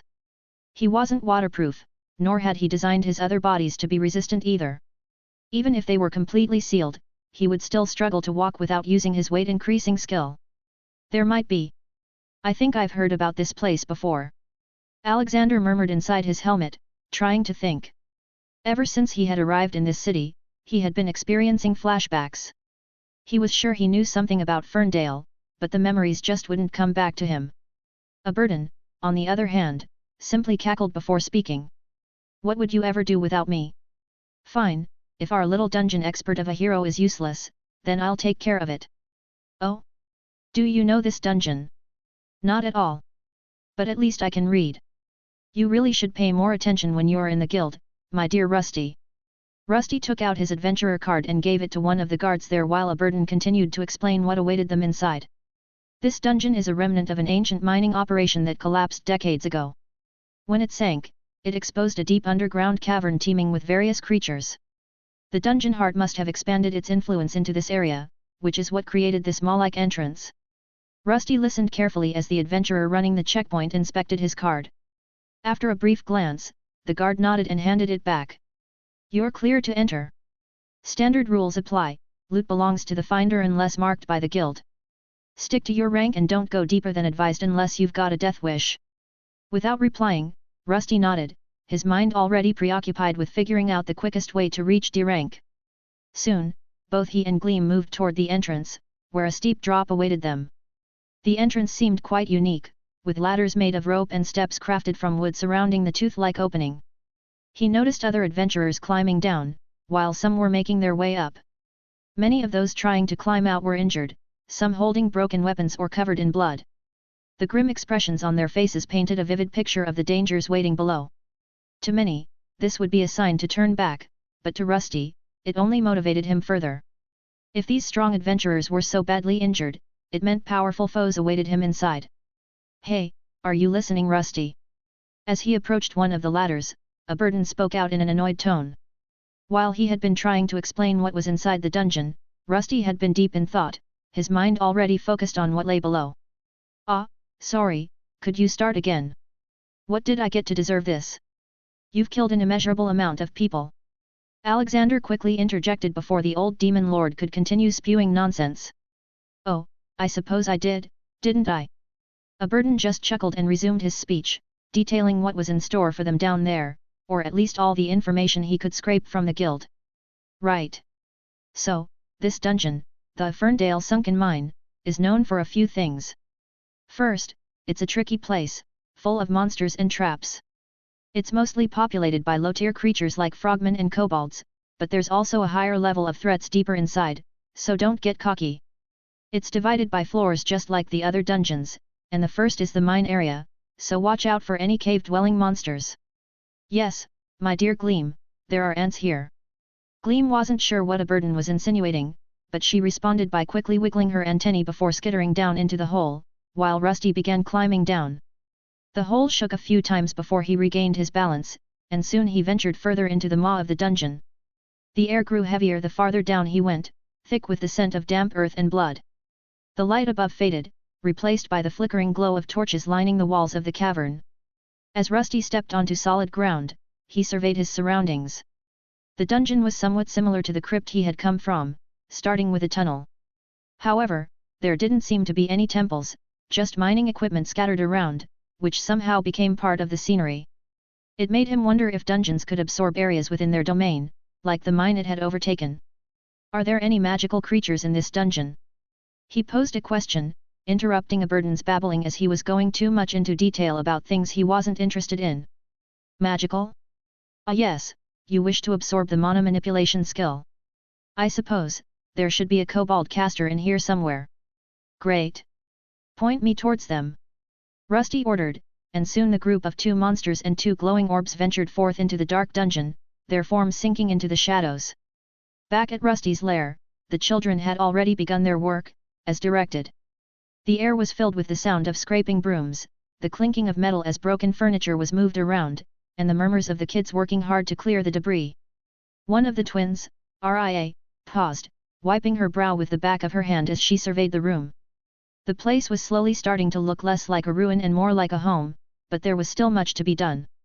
She glanced toward her twin brother, Ison, who was sitting on an old crate, looking deep in thought. Do you think he's really coming back? Can we trust him? He looked scary. Ison whispered, his eyes fixed on the door, which was leaning against the entrance in such a way that it wouldn't fall over. I don't know, but I think you should get back to work. Rollo said he wasn't like the other adults, so it must be true. Ison frowned at the mention of their current leader, Rollo. He had decided it was best for them to stay here, but Ison wasn't entirely convinced. The man was large and intimidating, and there was no way of knowing what he would do once he returned, if he even returned at all. Rollo had left to fetch some tools they could use to repair this place. It seemed like he was trying to get into the good graces of that strange armored man, a decision the younger twin wasn't entirely on board with. Get a butt and work. The youngest of the group popped her head out of nowhere, startling Ison before handing him a broom. With both girls against him, he could only sigh and return to work. However, he suddenly stopped as something caught his attention. For a moment, he could have sworn he saw a strange shadow outside through one of the windows, but now it was gone. Ison rubbed his eyes, wondering if fatigue was playing tricks on him. But the unsettling feeling in his gut didn't fade. He turned toward the others, but they were too absorbed in their work to notice anything. Hey, did anyone see that? Ria followed his gaze but only saw the empty, dust-covered streets beyond. See what? Never mind. The boy turned around, thinking that it must have just been due to the lack of sleep, and soon the group resumed their work, all hoping that their leader Rollo would return soon. Well, these aren't giving me much. Underscore. They taste bad. Rusty stood over the dissolving remains of a monster. It looked like a clump of mud with a strange broken core hidden within, a mud slime. When it was alive, it had a glistening brown body made of an unusual goop. Normal slimes were transparent to some extent, allowing people to see their cores easily, but this one hid its core due to its different form. At least they fall easily to your magic, Gleam. I wish I could use magic too. There were several of these little creatures dead around them. They were the first monsters Rusty and Gleam had encountered. While they were unable to damage his steel body, they had made it quite dirty. He had used a simple mace to smash their bodies, hoping to hit their cores, and even when he missed, their bodies exploded everywhere, covering him in grime.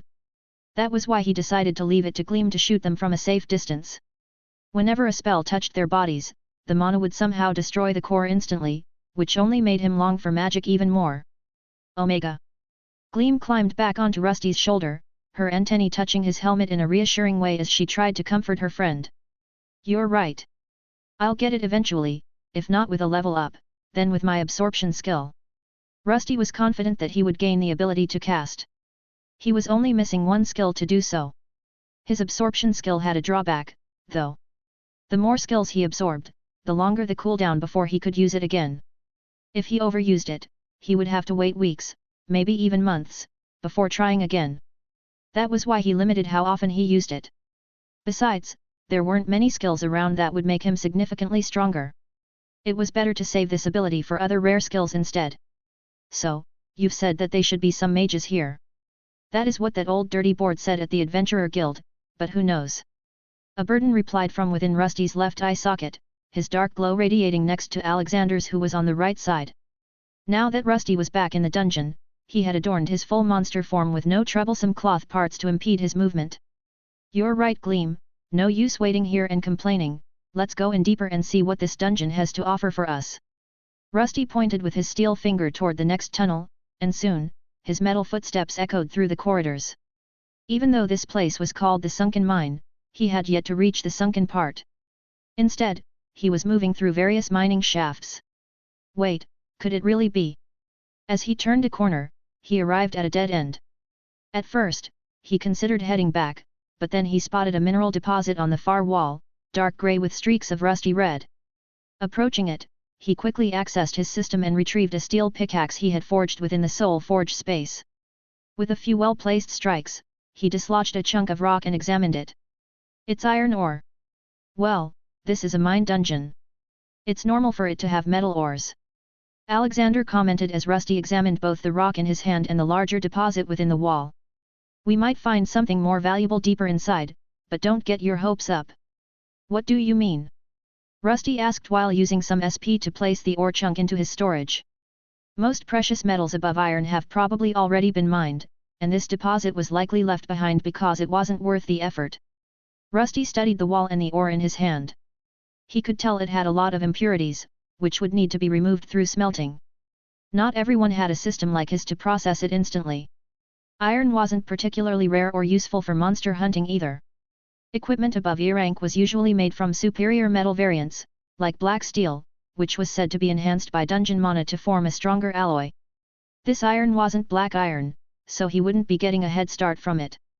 We should be careful. If the guild or the city lord has a contract to mine out the metals, if we get caught, we will be in a lot of trouble. Humanoid laws again? Those are really troublesome. Wouldn't it be better if there weren't any? Rusty nodded as Gleam agreed with him. The two of them were monsters, not truly part of humanoid society, so all these rules and systems seemed like a needless burden. If not for those laws, the world wouldn't be able to function. Alexander replied.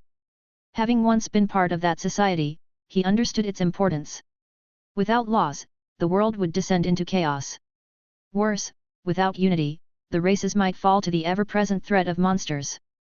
Bah, who needs laws? The strong should decide what's right. Isn't that so, Rusty? A burden cackled as he rebutted the fallen hero. As a former demon king, he had ruled through sheer power, unchallenged and absolute. In his world, laws didn't exist, only his will mattered, and no one had been strong enough to oppose him. Rusty struck the wall again with his pickaxe, dislodging more iron ore while listening to his two guides argue. He couldn't help but wonder what an ideal world would look like. Would more laws bring order, or would no laws bring true freedom? If he ever became as powerful as Alexander or a burden had been in their prime, could he shape the world with his strength alone? Questions swirled in his hollow mind, but they quickly faded as he refocused on his current objective, which was to find a mage. Ever since coming here he was sticking to the walls and using his skills to fade into the shadows when other adventurers approached. This dungeon was new, and as before, he was more worried about adventurers than the monsters lurking inside. At least the monsters wouldn't try to fool him, while the people in this world had many other agendas besides just being strong. You might be right, this iron ore is probably not worth the trouble. After smacking the wall for around 10 minutes, Rusty decided to give up on this endeavor. The quality of the ore was just too low for his liking, and unless he found a more valuable deposit deeper within, it simply wasn't worth his time. He stored away the few chunks he had mined and turned away from the wall, refocusing on his goal. Let's move on. We've wasted enough time here. He adjusted his grip on his weapon and started backtrack to take a different tunnel. The deeper they ventured, the more the air seemed to change. The dampness increased, and a faint mist began creeping along the cavern floor, swirling around his metal boots. The mine shafts gave way to rougher terrain, and wooden supports became sparser, replaced by jagged stone walls and the occasional carved-out alcove where old mining equipment lay abandoned. Oh! Look, Gleam, doesn't that one look similar? Degree. They arrived at a larger chamber filled with numerous holes in the walls. From within, crawling creatures began to emerge. They resembled the centipedes Rusty had faced before, but these were noticeably larger. Their carapaces looked more like they were made of rock rather than chitin. Classification: Rocky Giant Centipede. Type: Insectoid. Description: A variant of the giant centipede, commonly found in deep mines. It has a rocky exterior that is highly resistant to slashing weapons, and its bite can paralyze its prey. It's stronger than that leader I faced, and it's not alone. Rusty had fought a giant centipede before, but back then, he was still in his corroded bronze form. It had been a tough battle, but now he had reached the apex of E rank, with stats that exceeded the usual limits. He had no reason to fear. Instead, this was the perfect chance to test his progress and see just how many of these monsters he could take down. They look angry. Get ready, Gleam. Gleam skittered off his shoulder and moved toward one of the walls. The dynamic duo was back to fighting monster bugs, but their strategy had evolved alongside Gleam's expanding magical abilities. Rusty used his larger frame, metallic body, and skills to keep the monsters focused on him, creating the perfect opportunity for Gleam to strike from a distance. Soon the battle started and many giant centipedes launched themselves at the two. The first centipede lunged at Rusty, its powerful mandibles snapping shut just inches away from his chest plate. He responded with a swift, calculated strike, his heavy mace crashing down onto the creature's rocky carapace. A loud crack echoed through the cavern as the impact left a dent in the rocky exoskeleton. The monster squirmed but wasn't quite dead. Several more emerged from the burrows, their multiple legs skittering against the stone as they encircled him. Their movement was swift, their rocky hides blending with the cavern walls. Rusty knew better than to expect that these monsters would be slow, so he took on a defensive stance and started smacking his shield with his mace. Just as planned, the monsters focused on Rusty, giving Gleam more than enough time to finish casting her spell. A glowing blue projectile shot toward one of the centipedes approaching Rusty from behind. It struck the creature's rocky exterior, punching through, but it wasn't enough to kill it. Degree. Perched on the ceiling, Gleam stared at the monster as it squirmed. Her mana bolt had done real damage, but the rocky armor covering the creature had prevented a critical injury. While its underbelly was softer, the centipede moved fluidly across the ground, walls, and even the ceiling, making it nearly impossible to land a direct hit unless someone flipped it over. True, they are quite tough, but so are we. Rusty planted his feet firmly against the cavern floor, his steel frame bracing against the skittering swarm of centipedes. His shield took the brunt of the next attack, a forceful lunge from one of the larger creatures. The impact sent a reverberation through his body, but he held his ground. Once the monster hit his shield, he pushed back to send it flying into the air. With a powerful swing, he slammed his mace into the creature's exposed underbelly, finally cracking through the softer shell. The centipede screeched, its segmented body twisting in pain before it collapsed, motionless. Gleam, still clinging to the ceiling, took the opportunity to launch another mana bolt, this time aiming for gaps in the rocky centipede armor. The shot connected, and the creature recoiled, its movements frantic as it thrashed against the cavern walls, hitting some of its allies in the process. Keep aiming for the weak spots, Gleam. I'll keep them busy, just take your time and don't worry about me. Rusty proclaimed as he activated his provoking shout skill. Even though he had no organ to produce sound, a loud noise escaped from his armored form. The resonating sound echoed through the cavern, vibrating the rocky walls and causing loose debris to tumble down from above. The centipedes momentarily hesitated before all turning their focus toward him. Their many legs skittered across the stone floor, their movements now more aggressive and frantic. All right, come at me. Rusty taunted as he raised his shield once more, bracing himself against the oncoming swarm. Gleam wasted no time repositioning herself, crawling along the walls with swift steps. Her ant-eyes locked onto the creature's weak spots as she began charging another mana bolt. The first centipede lunged forward, aiming to sink its venomous mandibles into Rusty's leg, but before it could make contact, he pivoted on his foot and brought his mace down hard onto its head. The impact sent the creature crumpling to the floor, twitching as it let out a gurgled screech. A second centipede tried to coil around him from behind, its segmented body wrapping around his torso in an attempt to constrict him. Rusty struggled for a moment but soon realized that the monster was not strong enough to deform his metallic body. The durability of the Twilight Steel was much above what an E-rank monster could handle. With a powerful burst of his strength gained from the Fury skill, he pried the creature off and slammed it against the cavern wall. Cracks formed along its rocky exoskeleton before it slumped to the ground, motionless. Gleam, seizing the opportunity, released her charged mana bolt, striking the exposed underbelly of another centipede mid-lunge.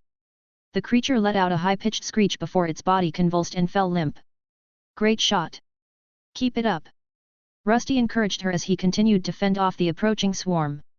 Despite their rocky exteriors, the centipedes were beginning to fall one by one. Rusty's calculated strikes, combined with Gleam's precise magical attacks, were a testament to their progress. Even though they were outnumbered, soon the entire chamber was riddled with close to 20 corpses of these insectoid monsters. You did great, Gleam, and congratulations on your level up. The battle was over and his friend had even leveled up. However, Rusty wasn't quite as happy as these monsters didn't offer him nearly enough experience points to raise to the 3rd level. It seemed that he would need to find higher tier monsters closer to the D rank to get anywhere. Not bad, but still not enough. Rusty muttered, shaking his head. He was beginning to realize that if he wanted real progress, he needed to face stronger foes.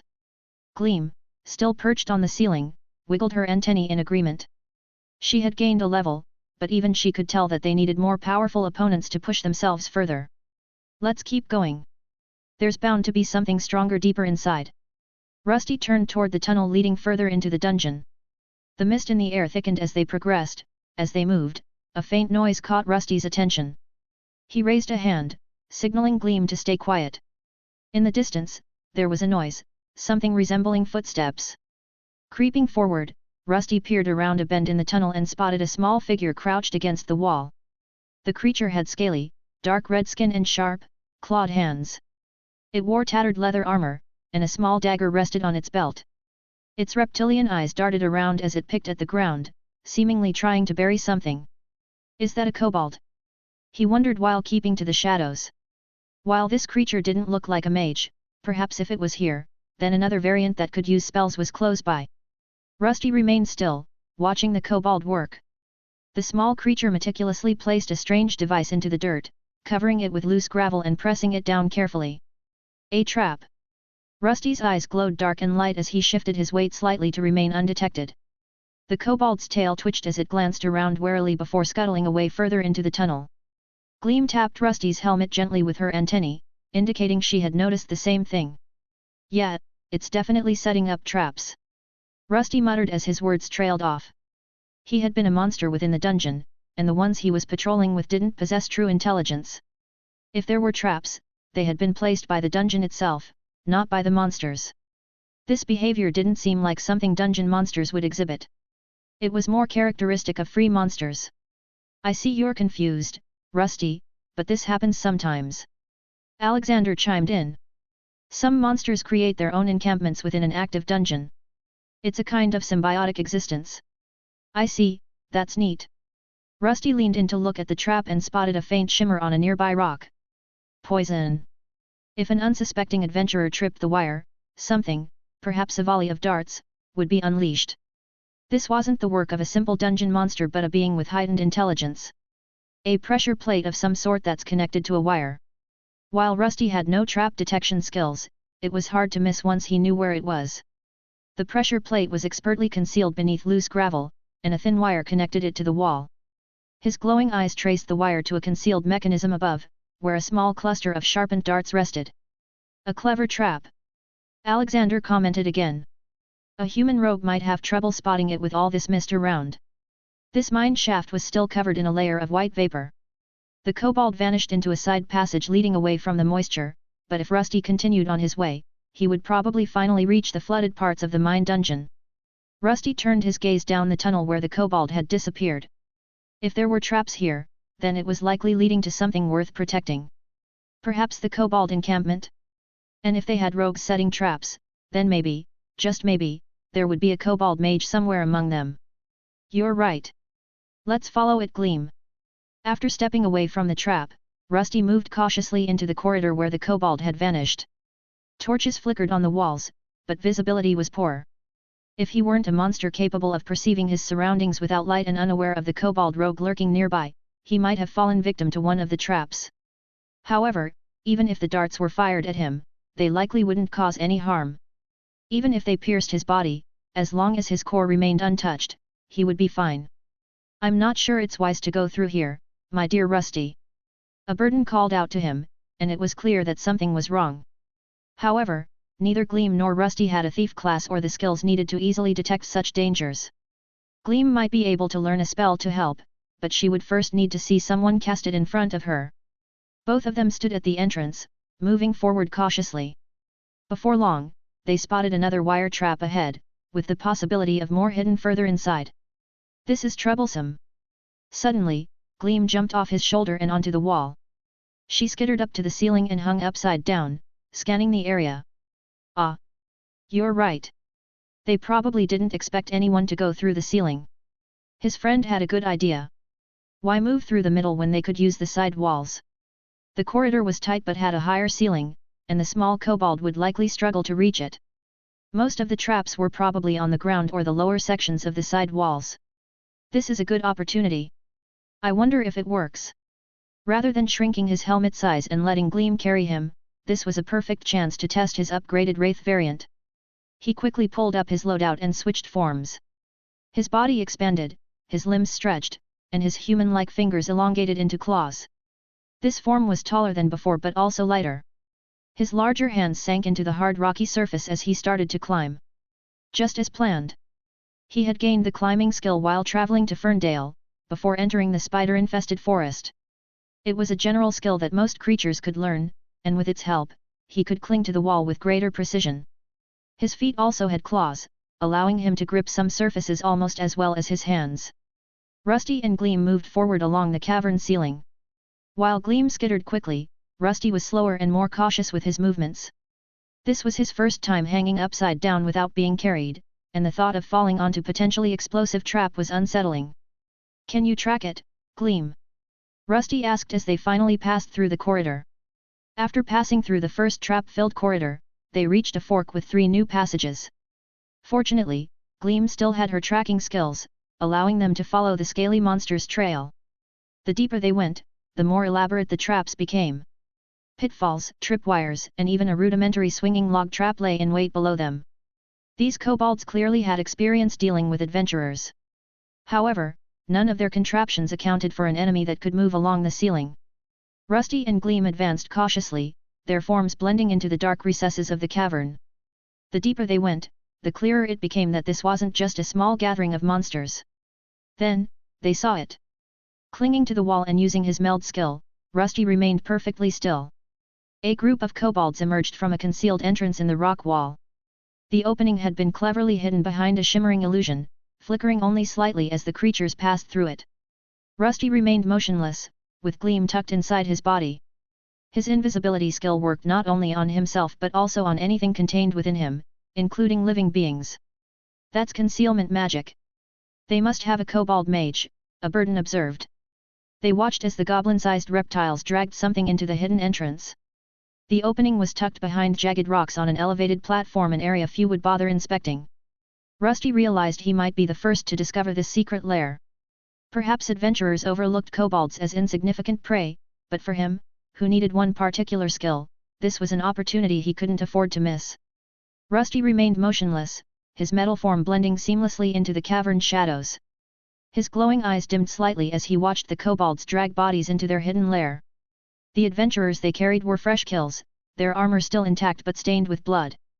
This wasn't the work of mindless dungeon monsters. These kobolds were organized, methodical, and dangerous in their own way. That confirms it. I need to get in there and find their spellcaster. I wonder what those adventurers were even doing here, must have been E or F.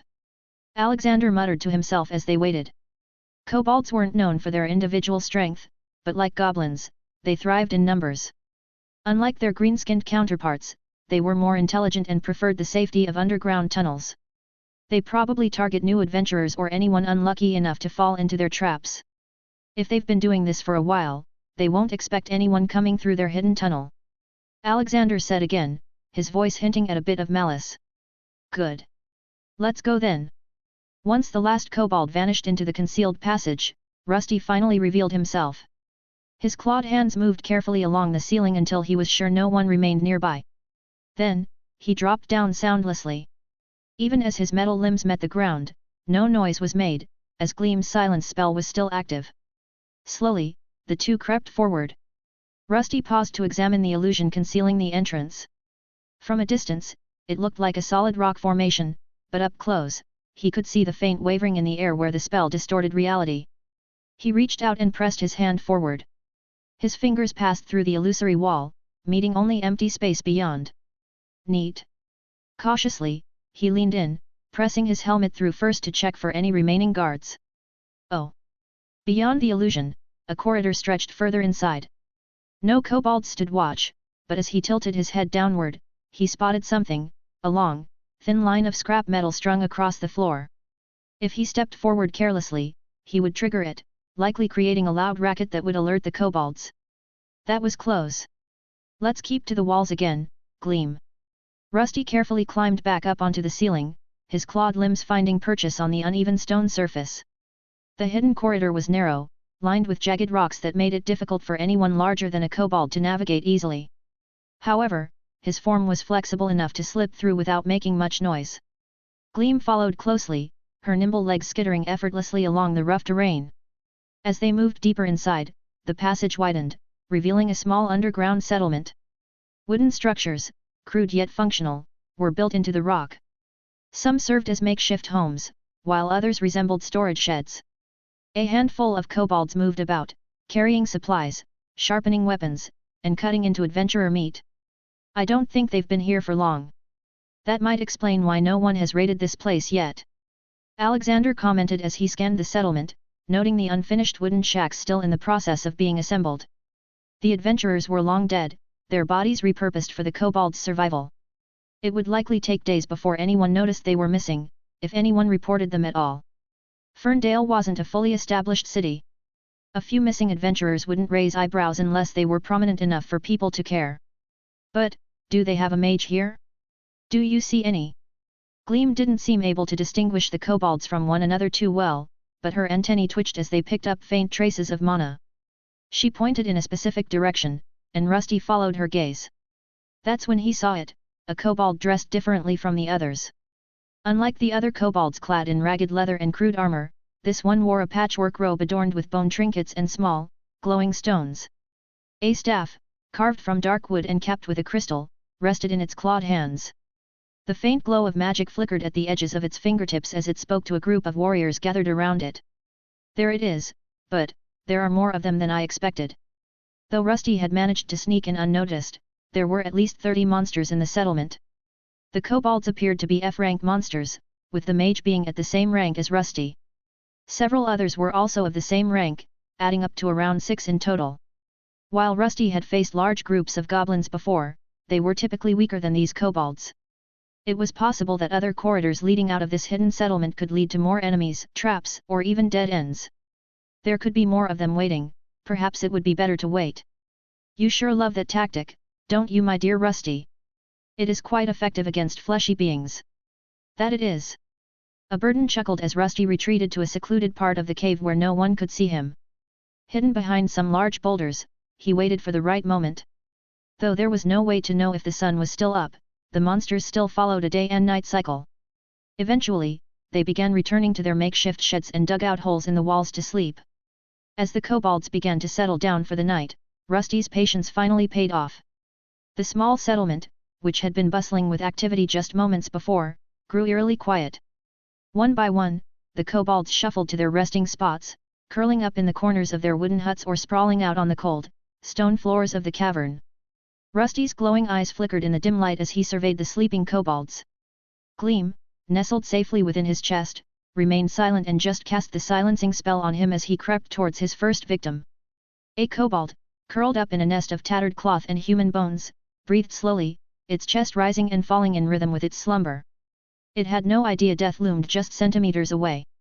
His clawed fingers stretched out, wrapping around the creature's small, fragile neck.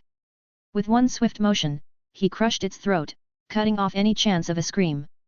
The body twitched briefly before going still. Rusty set it down carefully and moved on, his glowing eyes scanning for his next target. Gleam remained nestled inside his chest cavity, keeping the silence spell active.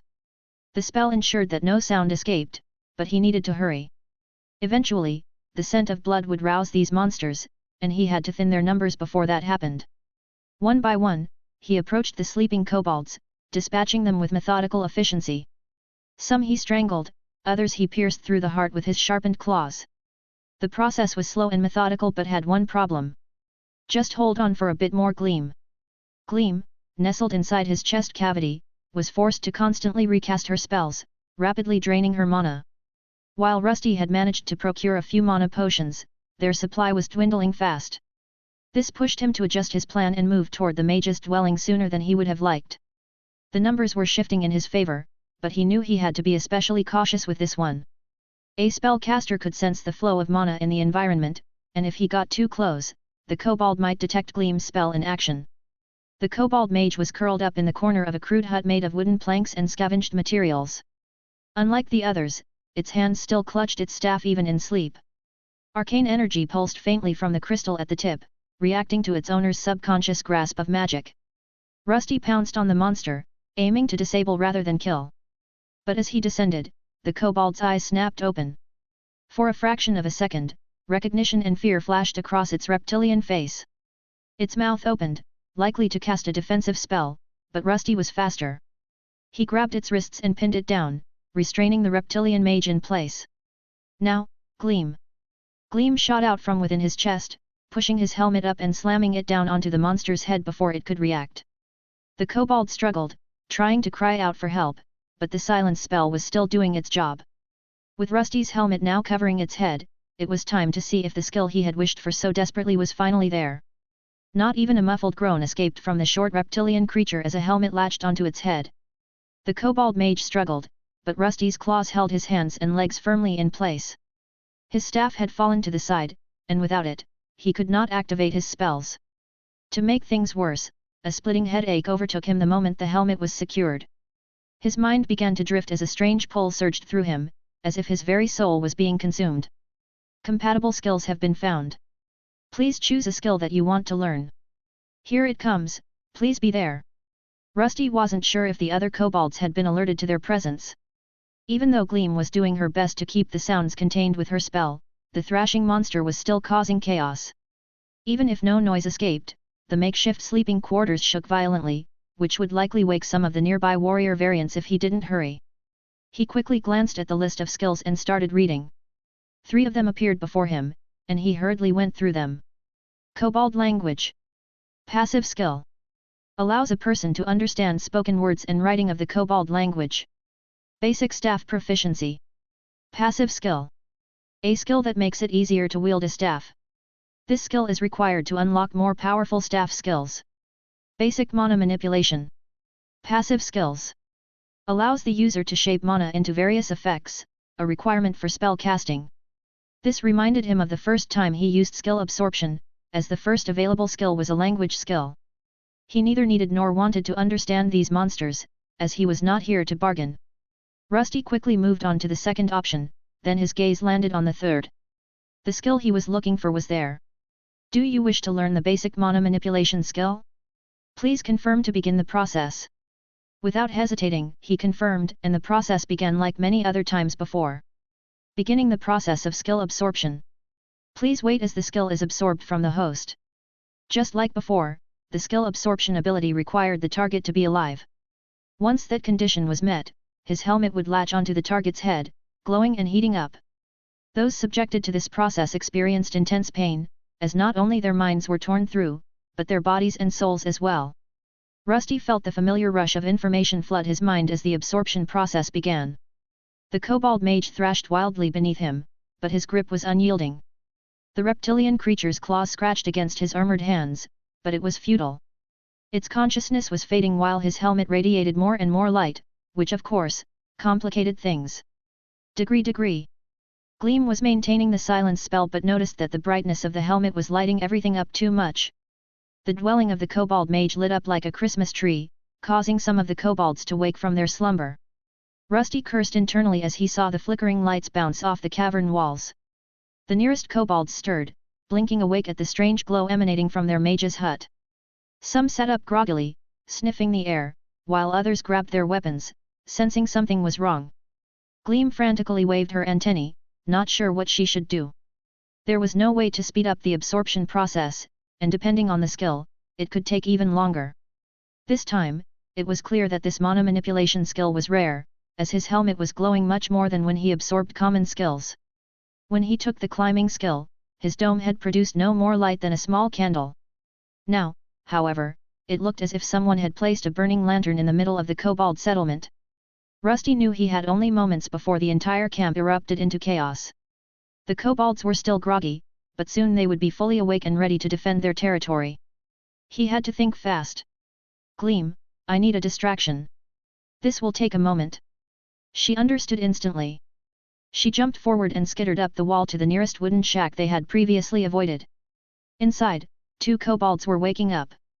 An unlit torch sat nearby, which was quickly ignited by a small flame spell. A second later, the wooden structure was bursting into flames. The fire rapidly consumed the dry wood, and within seconds, thick black smoke began filling the cavern. The kobolds instantly focused on the fire rather than the glowing aura around their leader's dwelling. The flames spread quickly, licking at the wooden structures and sending panicked kobolds scrambling. Cries of alarm filled the air as they grabbed buckets, desperately trying to douse the flames with water from crude clay pots. Others rushed to wake their sleeping comrades, their attention now fully consumed by the growing inferno. The distraction had worked, giving Rusty more time to absorb the new skill. He could feel the arcane energy of the kobold mage being siphoned into his own being. The process was excruciatingly slow, but the knowledge of mana manipulation was gradually seeping into him. It was not quite what he expected, difficult to comprehend, yet something akin to a magical circle was forming within his mind. He could see it taking shape, presenting a method to bind mana and produce magical effects. This is really taking a while. It seems our dear Rusty was not meant to get this skill this early, or perhaps, ever? Very interesting. A burden commented while residing inside Rusty's helmet. He was a demon lord, so such a skill like mana manipulation was something he was born with, so he couldn't offer that much guidance during the process of understanding. Rusty, on the other hand, saw something peculiar. An internal mind space where a simple magic circle was forming. He had seen similar phenomena before. Each time a human or even a monster used a spell, a magic circle would appear. Sometimes it manifested in the air, other times beneath their feet or above their heads as they prepared their magic. It seemed that using mana was intrinsically tied to these circles filled with strange symbols and geometric shapes. I see, so that is how it is. Understanding dawned on him. To cast magic, he needed to focus his mind and recreate this circle. It was as if the skill itself was guiding him, showing him how the circle should look and giving him space to replicate it precisely. He concentrated, trying to form the image, and to his surprise, a second circle began appearing right next to the first. The second circle was fainter than the first, incomplete yet brimming with potential. Once it was fully assembled, the guiding circle produced by the skill began to fade, leaving only the one he had created. Rusty had seen other beings cast spells before. Humanoids typically chanted in a strange language to activate their magic, but he did not have a mouth in his current form. However, he was a monster. Gleam did not need to chant either, instead performing strange movements with her antennae to cast spells. It seemed that he would have to approach magic differently. He would need to memorize these magic circles before casting a spell and then visualize them superimposed over his metallic body when the time came to use them. Soon, the light of his helmet began to dim, leaving Rusty with not only a new skill but also a spell that came with it. The magic circle he had been forced to remember was small, but just like Gleam before him, he had learned it. Without thinking, he recalled the vivid image of the circle, and soon a bright white light appeared above his helmet, signaling the casting of his first spell. Lesser Produce Light. Spell. A simple spell that produces light. I can do it now too. What a strange feeling, the man is flowing and taking shape. Rusty murmured as he got up from the ground and placed his helmet back on his head. The process of his absorption skill was over, and the kobold mage lay there, not quite dead but in a dire state. The absorption skill didn't simply copy abilities, it tore them away. Without the mana manipulation skill, this monster would be unable to cast spells, making it a foe he no longer needed to worry about. Gleam, you did well. Now, let's take care of them. While he wanted to practice his spells more, there was still the matter of dealing with the remaining kobolds. The fire Gleam had started was beginning to die down as the last of the wood had nearly burned away. Luckily, the smoke still lingered, and for a creature like him, who didn't need to breathe, this was the perfect environment to strike. First, with a swift motion, he silenced the defeated kobold mage permanently. There was no need to leave it alive any longer, as its purpose had been fulfilled. Now, the monsters before him were nothing more than experience points, ones he needed to harvest to continue his growth. A few of the warrior variants had fully awakened, their reptilian eyes darting around in search of an enemy. They shouted orders in their strange language, clearly trying to organize their forces. However, a conflict arose. Without their leader, some of the kobolds began to bicker, and Rusty decided to use this to his advantage. Suddenly, a blade burst through the skull of one of the kobold warriors. From behind, Rusty's metallic form emerged. He had switched to his regular body, better suited for wielding a sword and shield, and was ready to wreak havoc among the small reptilian creatures. The sudden execution of their warrior sent the others into a frenzy.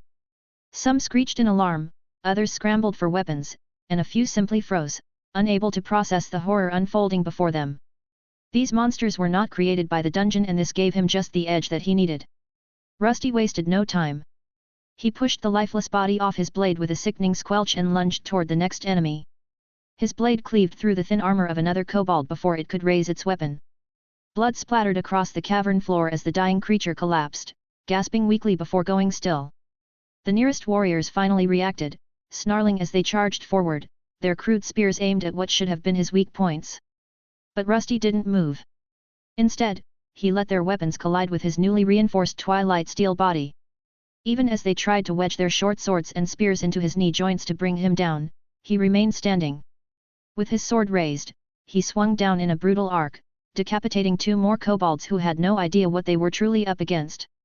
Now, all the remaining kobolds were fully awake. Around 10 of them remained, and as one, they hurled themselves at him. They clung to him like glue. While they weren't particularly strong, their attacks were quick and coordinated. Gleam, do it now. Nevertheless, Rusty had come prepared with a plan. While he could fight them off one by one, even his body had its limits. There was a way to minimize damage though, and that was with his friend's help. While he kept the kobold's attention, Gleam had been clinging to the ceiling, quietly casting a spell. The moment Rusty was completely surrounded, she unleashed a wave of flames straight toward the center of the battle. The fire engulfed him, but thanks to his steel body, the flames did minimal damage. His metal form required far more heat to melt. The kobolds, however, were not so fortunate. Congratulations, you have gained a level. The system reminded him of his victory, as the kobold village was no more. Rusty stood amidst the burning remnants of the kobold settlement, his blade dripping with fresh blood. The scattered corpses of the reptilian creatures lay motionless around him, their weapons discarded. Smoke curled through the cavern, its scent mixing with the stench of death. The battle was over, but Rusty's work was not yet finished. A faint rustling sound caught his attention. It was soft, almost imperceptible beneath the crackling flames and the fading cries of the slain kobolds. His glowing eyes flickered in the dim light as he turned towards the noise. Beyond the chaos of the battlefield, past a partially collapsed wooden barricade, a narrow tunnel led deeper into the cavern. The sound was coming from within. Could it be more kobolds? Or perhaps some adventurers? Alexander asked as Rusty made his way toward the source of the noise. Due to this miscalculation, Gleam was out of mana, so he could not have her cast the silencing spell to muffle the sound of his metallic legs clacking against the hard ground. However, he suspected that whoever was there did not want to fight. It was more likely that they were hiding. This was somewhat problematic. If they were adventurers, he would need to switch to his other shell to conceal his true form. However, if they were more kobolds lying in wait to ambush him, it was best to remain as he was. He reached the tunnel's entrance and peered inside. The passage was cramped, barely large enough for him to squeeze through. It was clear that this tunnel had not been made for a human-sized person to crawl through. He gestured for Gleam to stay close. The small monster ant skittered forward, her antennae twitching as she picked up faint traces of movement. Rusty pressed on, his metallic hands dragging lightly against the walls for balance as he maneuvered through the tight space. The rustling grew louder, more frantic, until finally, he emerged into a smaller chamber. Inside, huddled in the farthest corner, were a handful of smaller kobolds. Their eyes were wide with terror as they clung to one another, their small forms trembling. These were not warriors. They bore no weapons, no armor. Their scales were softer, their claws underdeveloped. They were the young, left behind when their elders had rushed to defend their home. Ha, interesting. No, don't you even think about it. Ha, this is not for you to decide, hero. A burden said, gently chuckling as if he were pleased. There were about 10 small kobolds here, but one of them was slightly larger. He wasn't certain, but this one didn't seem like a fighter. It looked a bit different, perhaps a female from the small tribe that had survived or one deemed too immature to fight. His blade was in his hand, still stained with the blood of the other kobolds. It dribbled down as the seconds counter, and he stared with an intensity that would send shivers down a person's spine. Well? What are you waiting for, Rusty? Get it over with. No, don't. Don't what? These are monsters. They would kill us instantly if they had the chance. Once they grow up, they will seek revenge and kill to survive. But... oh? Is it their age? How merciful and naive. But that is how you died, hero. Let us not have our dear Rusty repeat your mistakes. A burden and Alexander were having a heated conversation while Rusty glanced at the small kobold children. Though they were monsters living in a dungeon, they were not controlled by it. They were more like him than anything else. But just as a burden said, they were still monsters. Once they grew up, they would start killing. Perhaps they would even seek revenge on him, the one who would still come to this dungeon to gain more levels. Rusty stared down at the cowering kobold children, his metallic hands tightening into fists. Their wide, fearful eyes reflected the glow of his helmet, their small bodies trembling as they huddled together. He could feel their terror, their helplessness, something he knew himself. It was as if he was looking at his old corroded bronze shell, so easily destroyed. They don't have a choice. Alexander continued to argue as if he was bent on saving these monsters from certain doom. They're just surviving, like we are. Like you are. And so were their parents, the ones we just slaughtered. Aberdan countered, his tone clearly mocking Alexander. Survival of the fittest. Isn't that the law of this world? You hesitate now, and one day, one of these pathetic creatures will drive a blade into your back. Rusty remained silent, his body moving forward as his hand tightened around the hilt of his sword. Logic was on Aberdan's side. He was right. Given time, these monsters would more than likely become potential threats. Just like him, they could evolve and grow into something stronger. It was better to take care of them now rather than risk them becoming a problem in the future. Hesitating now would just be foolish. Kill them now, before they grow into something worse. Mercy is for the weak. Aberdan scoffed and continued to urge him in one direction while Alexander in the other. Rusty. Just because they could become a threat doesn't mean they will. There is no reason to do this. It seemed that Aberdan was the more logical one here. There was a good reason to eliminate these creatures now, and their bodies could be sold for profit.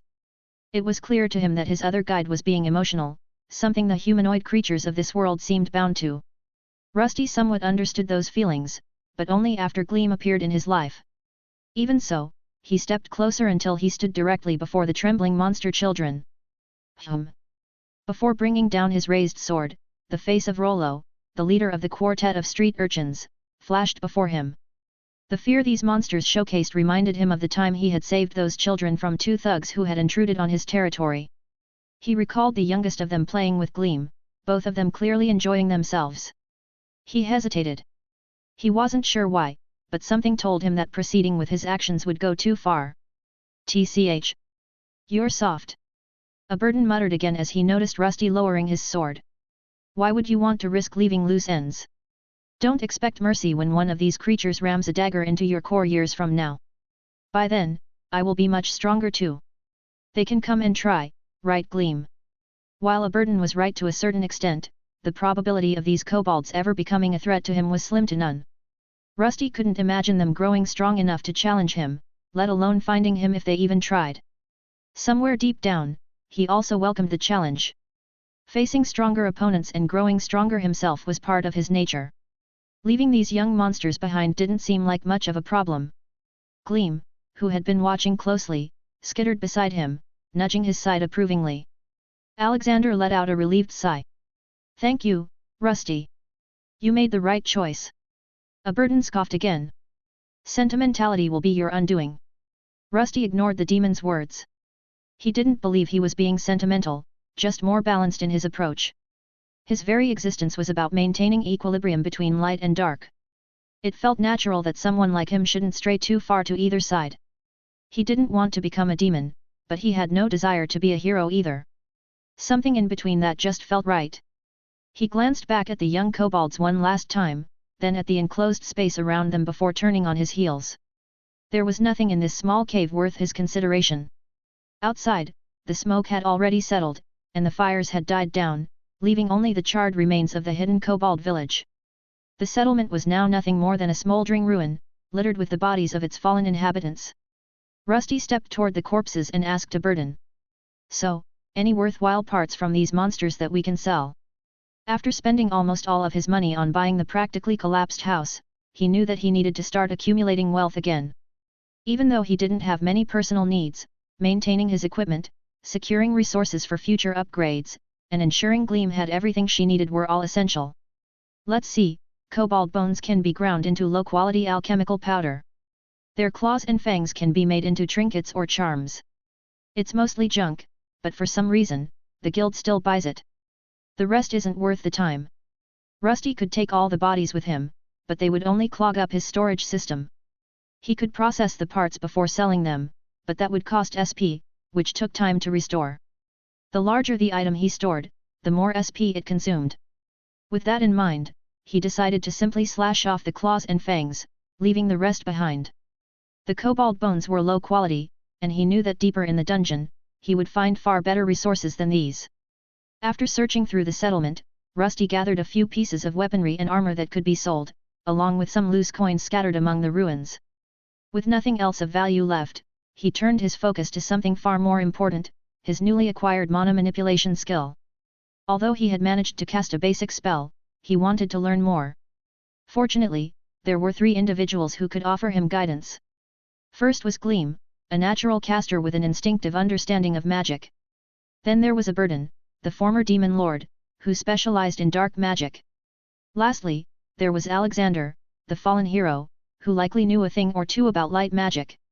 With his options clear, the only question was, whom should he ask first? So, what spells should I learn first? Are there any limitations? He was like a newborn when it came to magic, as he just relied on existing skills to activate his elemental abilities. Aberdan was the first to respond, his voice laced with amusement. Limitations? Your imagination is your only real limitation. As long as you understand the way of the arcane arts, you can do anything. Anything. He liked the sound of that, but before he could fully rejoice, Alexander interrupted. Don't lie to him, he is still limited by the mana he has and the affinity for spells. I'd be surprised if he can cast anything other than light and dark type spells. Oh? But can't Gleam cast fire and other spells besides light? He asked his 2 guides while slowly making his way outside the kobold settlement. Gleam perched back on his shoulder while standing proudly as if trying to showcase her arcane capabilities. First of all, do you know about the elements in magic and how they interact with each other? There is fire, water, earth, wind, and light and dark. Aberdan chuckled after asking his question. Indeed, but that's not all, those are just the basic elements. We in this world call them the 6 elemental pillars of magic, but there is more. Oh. Rusty had heard some theories while traveling, but he had been too focused on his journey and obtaining the mana manipulation skill to ask about them. Soon, both Aberdan and Alexander were explaining to him how the elemental system worked. Now then, let us start with the fundamentals. Apparently, there were 6 basic elements that could be combined to create other effects. Combining fire with wind, for example, resulted in a fusion element called lightning. There were various combinations of these elements, and even fusion elements could merge into something even greater. The first level of fusion was called double elemental fusion. Beyond that were tertiary elemental fusions. If a person combined fire, lightning, and light, they could create a plasma spell that harnessed the power of the sun. Meanwhile, combining darkness, decay, and abyss would create necrotic spells, the domain of necromancy. There was also a separate force known as null.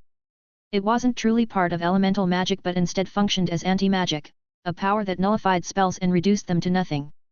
In addition, there were non-elemental spells, such as the one Gleam used to silence sounds around them. It seemed that the most powerful results came from mastering multiple elements and fusing them together.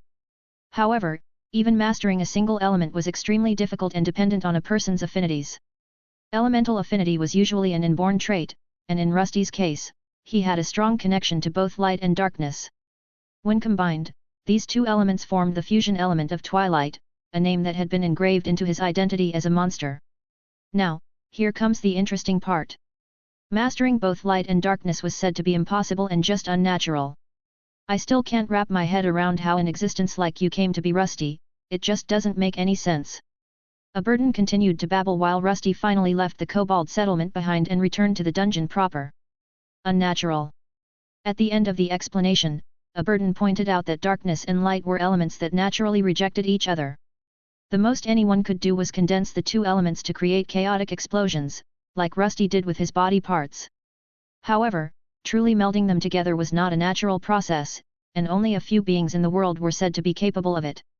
This was the territory of legends, Twilight magic. Rusty tried to absorb this information carefully. It seemed that there was far more to magic than he had originally thought. Then, to make things worse, Aberdan's next phrase brought the world crashing down on him. And because of your affinity for both elements that reject each other, you will probably be unable to fuse any other elements together. The only magic you will ever be able to produce is twilight, light, and dark. Rusty stopped walking. What? I said you're stuck, my dear Rusty.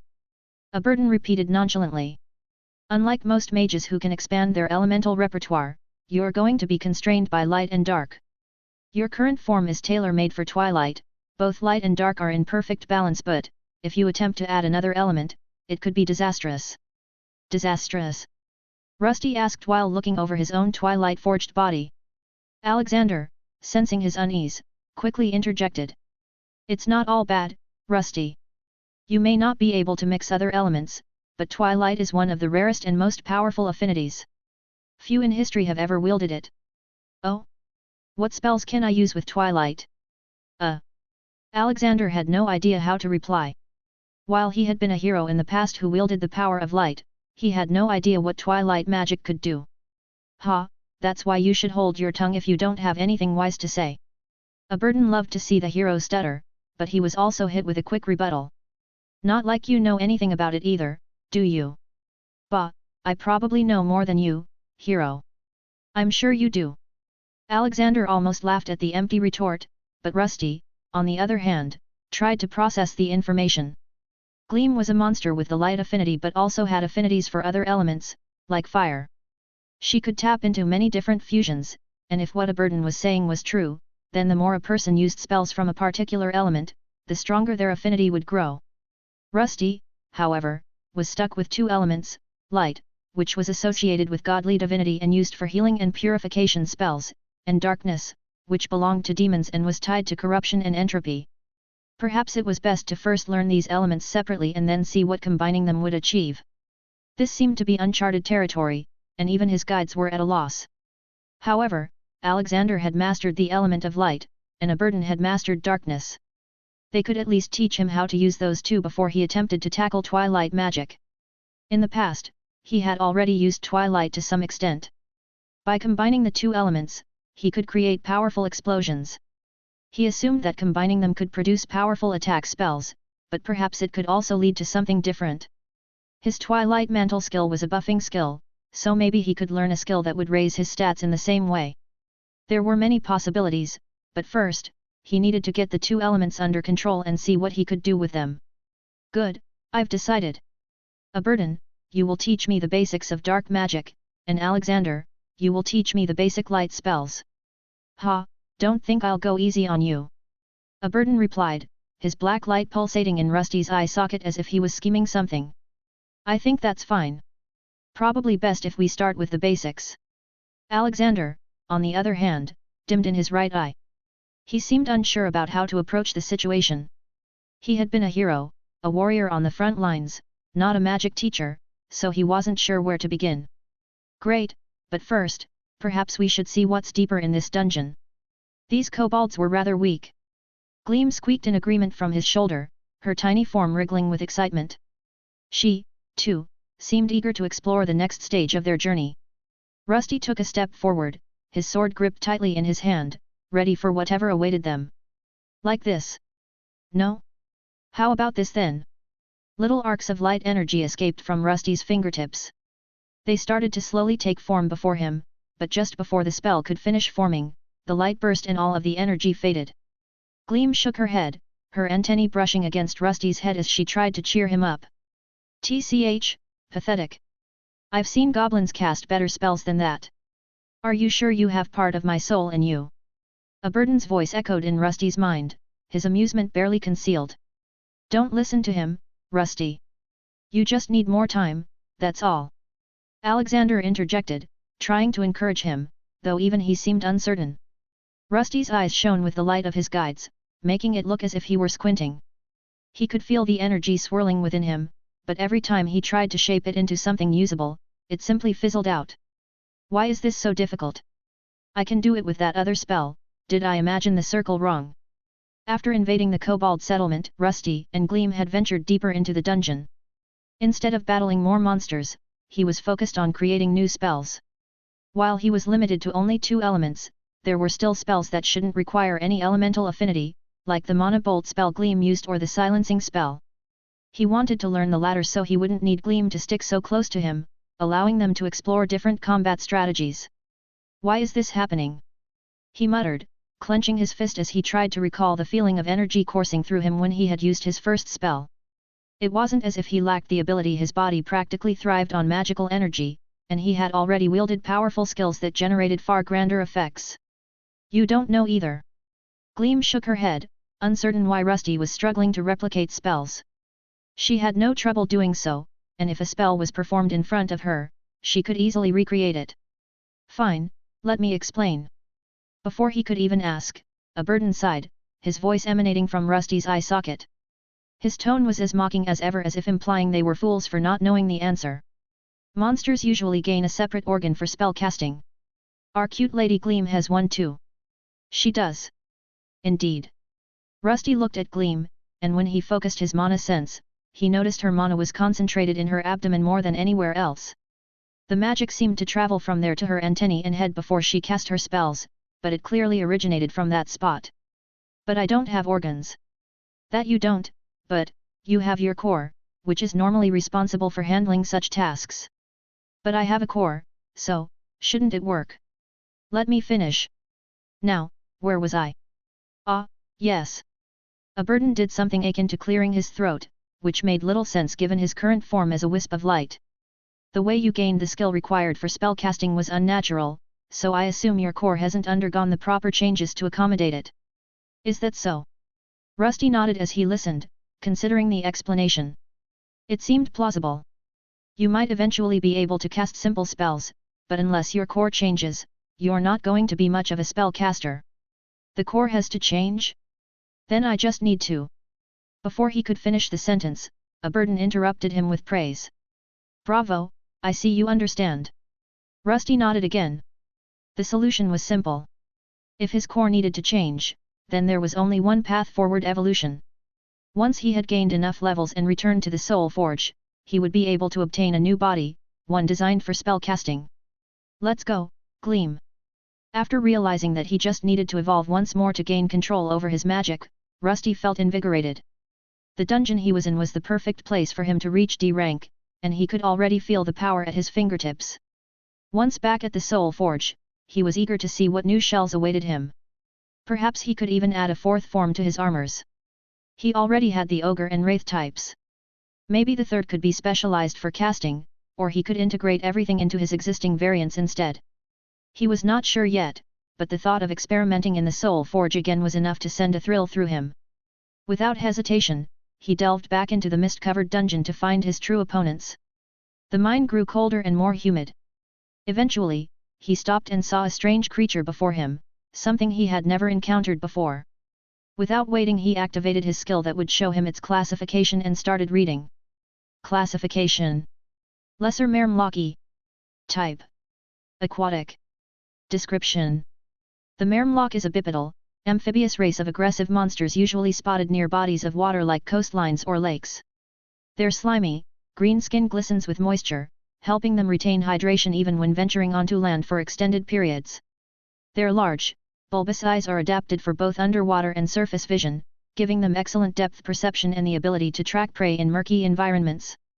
Their most defining feature is their wide, gaping mouths lined with sharp, uneven teeth, evolved for tearing through flesh with ease.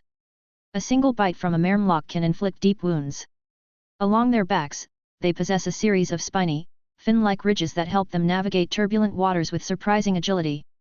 This is enhanced by their webbed hands and feet. Now that's a long description. Rusty took a moment to go through the description before closing the window. It was an aquatic species of monster, one he had never seen before.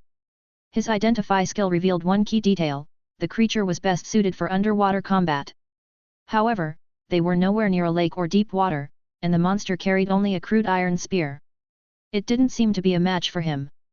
You haven't seen half of it, Rusty. Once your identification skill evolves further, it will even reveal the monster's weaknesses and suggest strategies to defeat them. Alexander said as Rusty examined the description. Once Rusty realized the creature was only a lesser E-rank monster, he stepped forward with his sword and shield in hand. The creature let out a low hiss, its gaping mouth stretching unnaturally wide as it bared its jagged teeth. Its webbed feet slapped against the damp stone as it crouched low, raising its crude iron spear. Looks like it's not running. It's not a natural-born monster like those kobolds, Rusty muttered. It was clear he was now facing the true denizens of this dungeon, likely his main foes for the next few days or even weeks. This creature showed no fear, and despite being two small ranks below him, it charged recklessly as if unaware of the danger it faced. The monster held its spear out and rushed straight at him, but he didn't panic.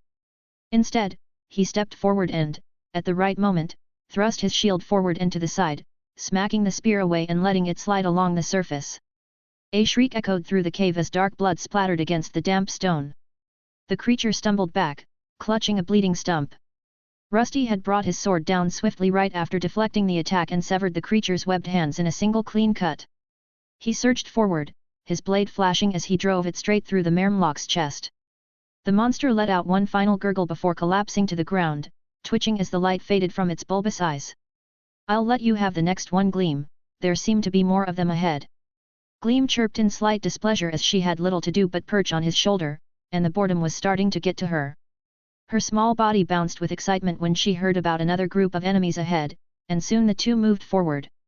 The mist that had covered the bottom of the mining tunnels had turned into shallow puddles of water. As they rounded the corner, they finally understood why this place was called the Sunken Mine. The tunnel opened into a vast chamber, the rocky walls slick from moisture. Shallow water covered the cavern floor, rippling as Rusty stepped forward. The air was thick with humidity, which he could feel attaching itself to his metallic body. The dim glow of luminescent moss clinging to the ceiling provided just enough light to reveal movement ahead. Lurking further within were dozens of Murmlocks, their slimy, green skin glistening under the weak illumination. Their large eyes reflected the dim light, tracking Rusty as he entered their domain. Some crouched low, their webbed fingers gripping rusted weapons, while others shifted uneasily, their wide mouths opening and closing as if tasting the air. Only lesser variants, shouldn't be too hard. He judged their power to not be above the monster he just slew. It had fallen just from one of his attacks, so even if this group was large in numbers, they weren't much of a threat. "Gleam, stay back and give me cover."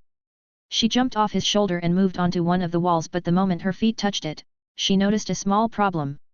"Oh? You can't get a good grip." While this posed a small problem, there were some parts that Gleam could climb on. Once she skittered over to a good position while trying to avoid the water, the fight finally started. The creatures hissed and gurgled in their strange language, their webbed feet splashing through the shallow water as they tried to surround him. Some wielded crude spears, others jagged rusted blades, but all of them moved in a rather clumsy manner, something that he quickly exploited. "Now Gleam, target the ground." From afar, a large orb of flaming energy collided with the ground, sending water and steam flying everywhere. Gleam had been practicing her other elemental spells precisely for such an occasion. With the rise in heat and limited visibility, the enemy's numerical advantage was now working against them. He quickly rushed forward, smashing his shield into one of the confused monsters and sending it crashing into two others. There was no need for any fancy elemental skills, as his raw swordsmanship was more than enough. The screams of the Murmlocks echoed through the chamber as Rusty carved through their ranks. His blade, shining in the dim luminescent moss light, cut through slimy flesh with precision. Though they outnumbered him, they lacked the coordination to overwhelm him effectively. Their crude weapons clattered against his shield and body, but they couldn't penetrate his defenses. Gleam continued her support, sending bursts of fire into the water, creating thick steam clouds that obscured the battlefield. This only made the creatures more frantic, and it seemed to affect them in strange ways. Their gill-like appendages reacted poorly to the heated water. Once surrounded by it, they thrashed about in agony, making his battle much easier. Before long, their remains littered the cavern, and victory was his. That was rather simple, but although victory was his, Rusty wasn't satisfied. Despite slaying nearly a dozen of the creatures, he had not leveled up.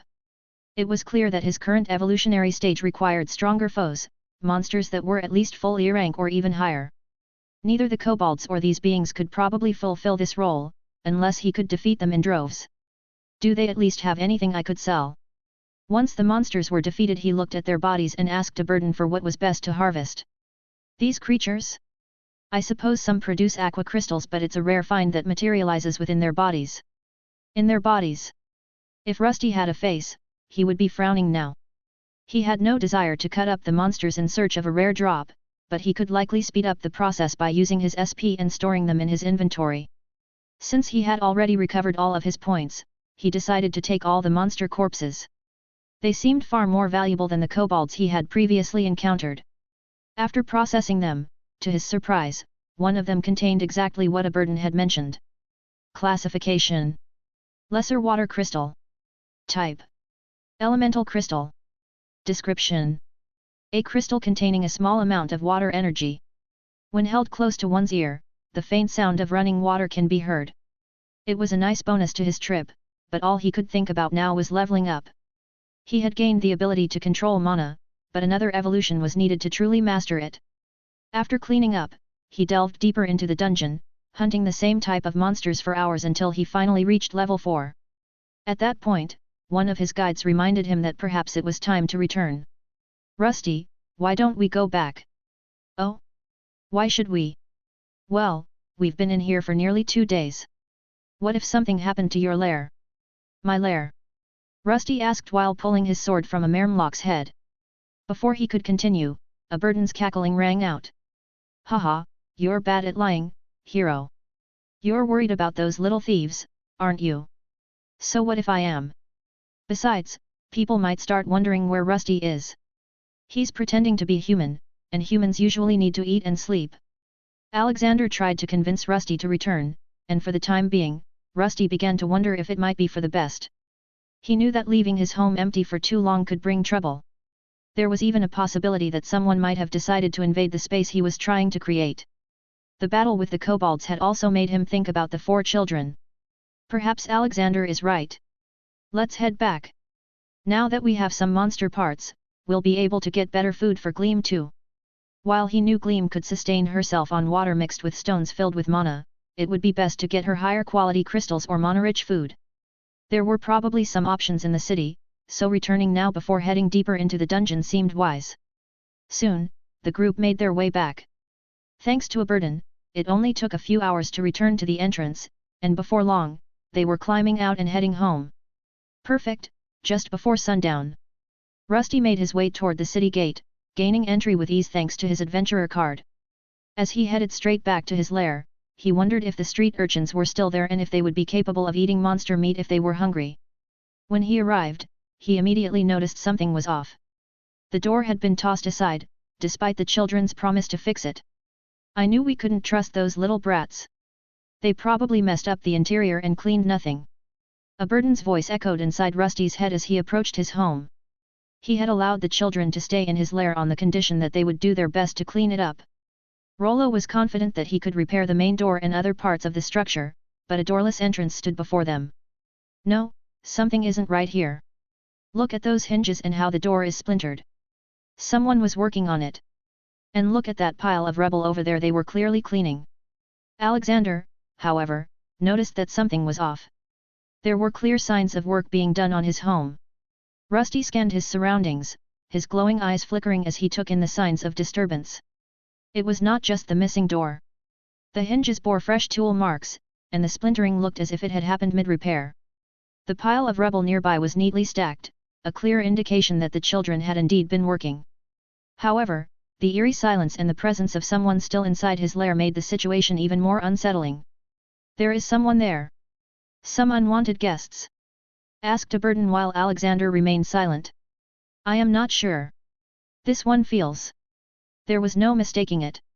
He was detecting life with his skill, and it was not a rat. The skill was not perfect as he could not fully identify who it was.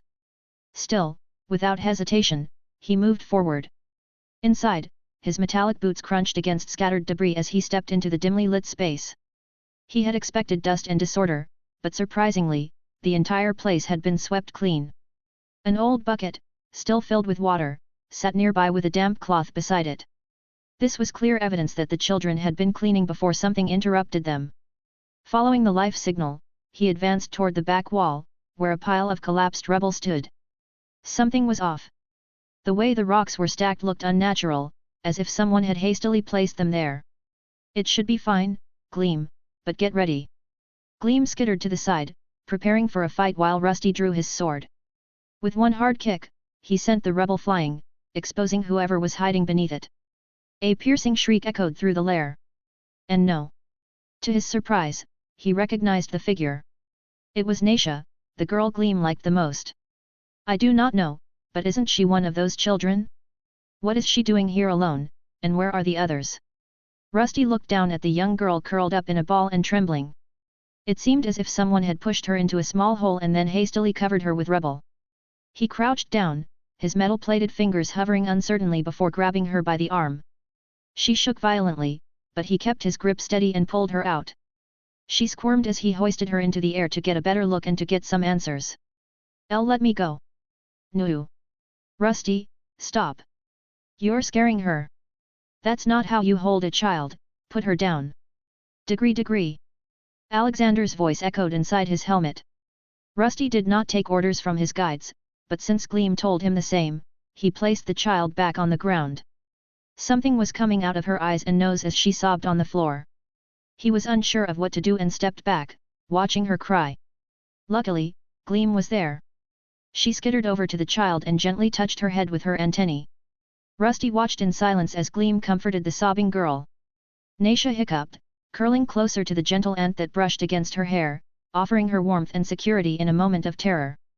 The sight was unfamiliar to Rusty as he had no experience with these human emotions, let alone comforting a crying child.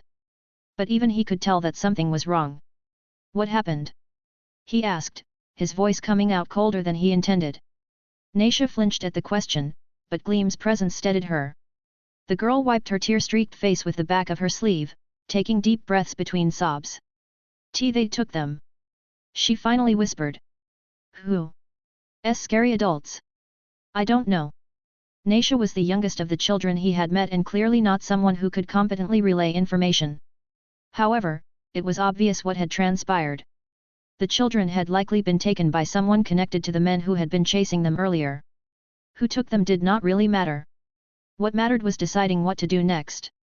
His guides were quick to make noise and as always, they had conflicting mindsets. We need to rescue them, Rusty. Maybe they haven't gone far yet, we should start looking now. Alexander quickly urged Rusty to act. The day was ending and night was falling. If they wanted to search they needed to do it now before the guards started patrolling and the trail got cold. Huh?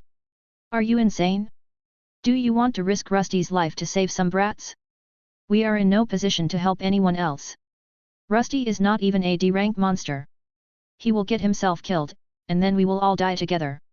Rusty remained silent as his guides argued, his glowing eyes fixed on the trembling child in front of him. At the time, he had not thought much of it. He had left the children in his home without really caring about what would happen. He assumed they would be able to handle their own problems just as he had handled his, especially since they were all older than he was.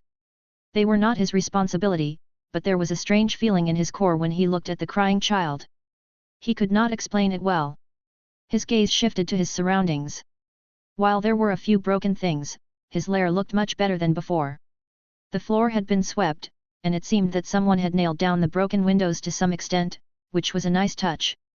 The children had kept their side of the deal, working to fix his home in exchange for his protection. But before he could even thank them, they had been taken. In a sense, whoever had come here had stolen from him. The children had not yet finished repairing everything as they had agreed, and now they were gone. The logical part of him wanted to agree with a burden. This wasn't his problem. These children weren't his responsibility. He had already done more than enough by sheltering them for a night. What Alexander was saying didn't make much sense, but there was also a middle ground. They dared to break into my lair.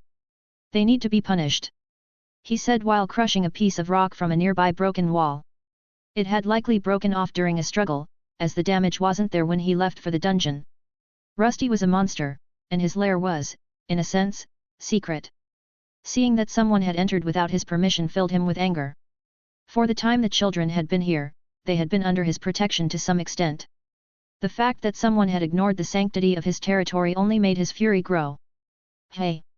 Aberdan was surprised by Rusty's reaction. He had expected him to be more cold and calculating. You can't seriously be considering helping them, Rusty. This is not the time for jokes. Alexander, on the other hand, was quick to catch on to what Rusty was implying and tried to shift the conversation there. Yes, you are right, Rusty. You can't let people get away with breaking into your lair while you are gone.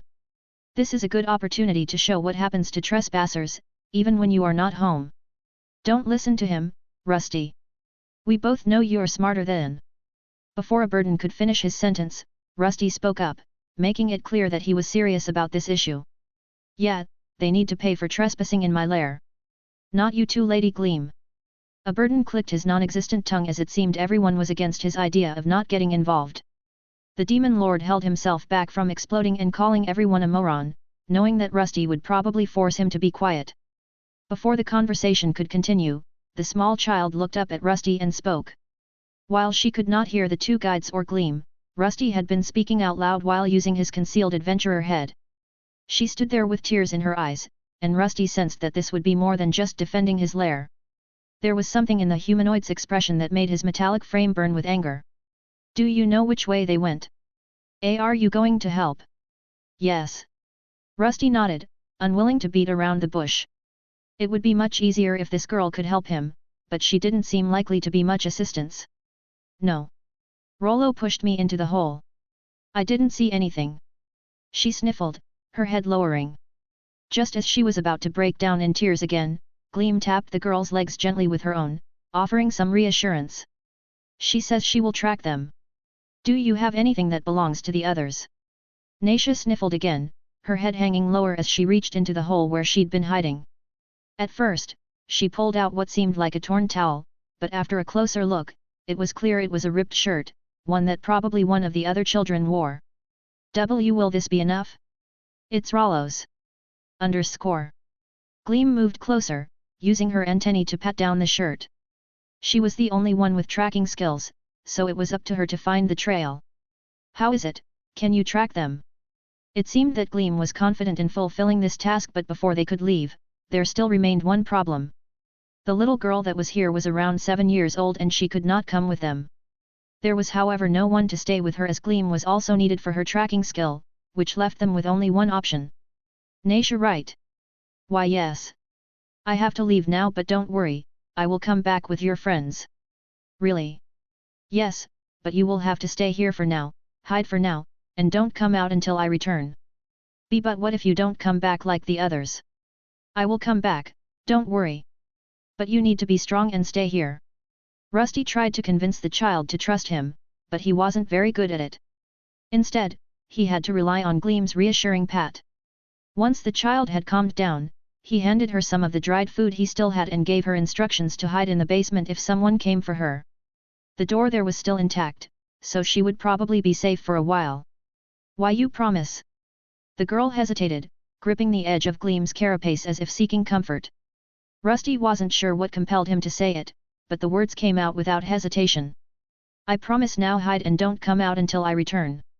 But how will I know it's you? How about I knock 3 times? Okay. The girl hesitated, then nodded, rubbing at her eyes with her sleeve. Her tiny hands balled into fists, clinging to the fabric of her worn tunic as she tried to steel herself. For such a young child, she is brave. Alexander commented on her bravery as she made her way to her hiding spot. Before leaving, he lifted his broken door and leaned it against the entrance, positioning it to cover most of the opening. With that done, he quickly turned and followed after Gleam, who had already picked up Rollo's scent. The red sun hung low as night crept over the slums. Most people were heading home, locking their doors, as wandering outside for too long was forbidden. Only a few places remained open late, and it seemed that was where people were heading. Gleam skittered through the narrow alleyways until they reached a well-lit part of the settlement. This must be the Pleasure District.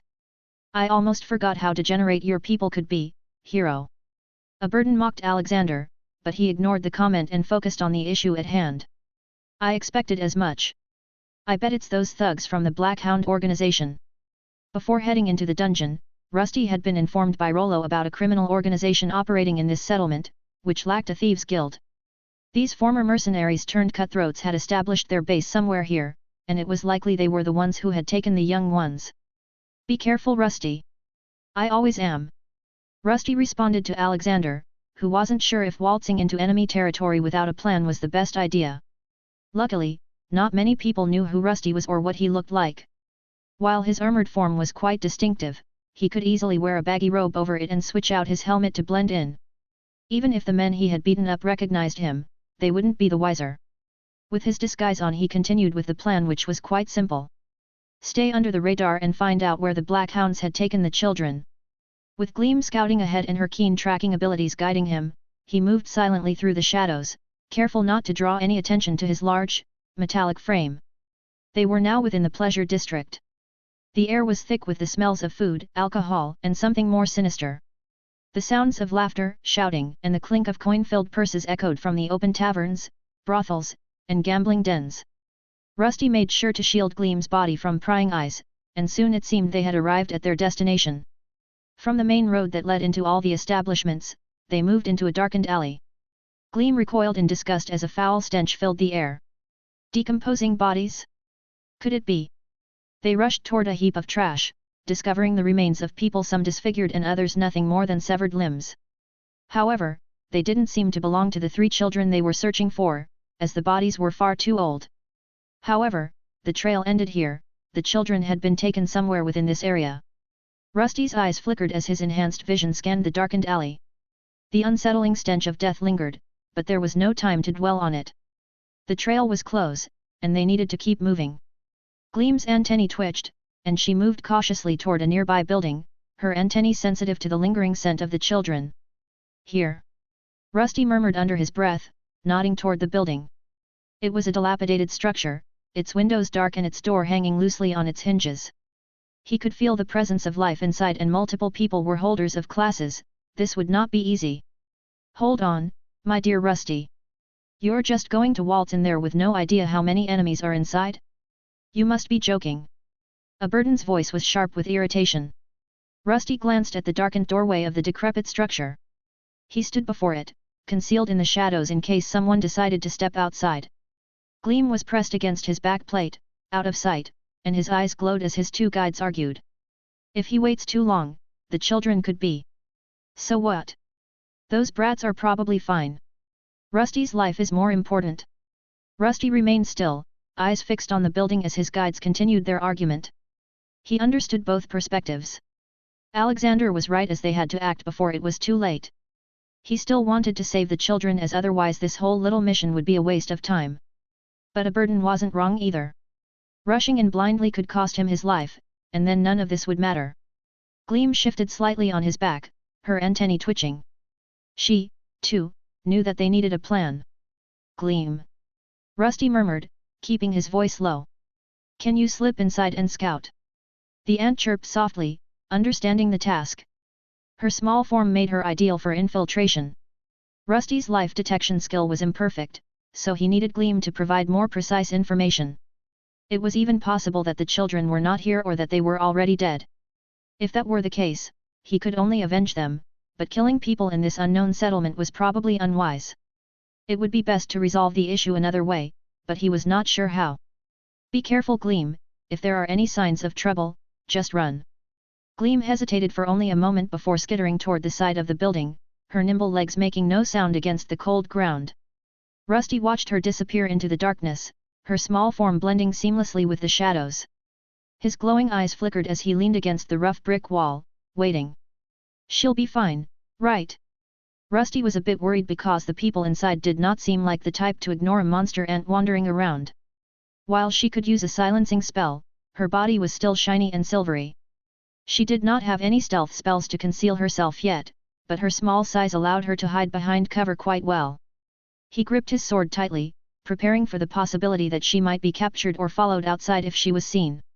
Inside the building, Gleam moved swiftly and silently, pressing herself flat against the ground when needed. She scaled the outer wall with ease, slipping through a crack in one of the rotting wooden panels that made up the structure.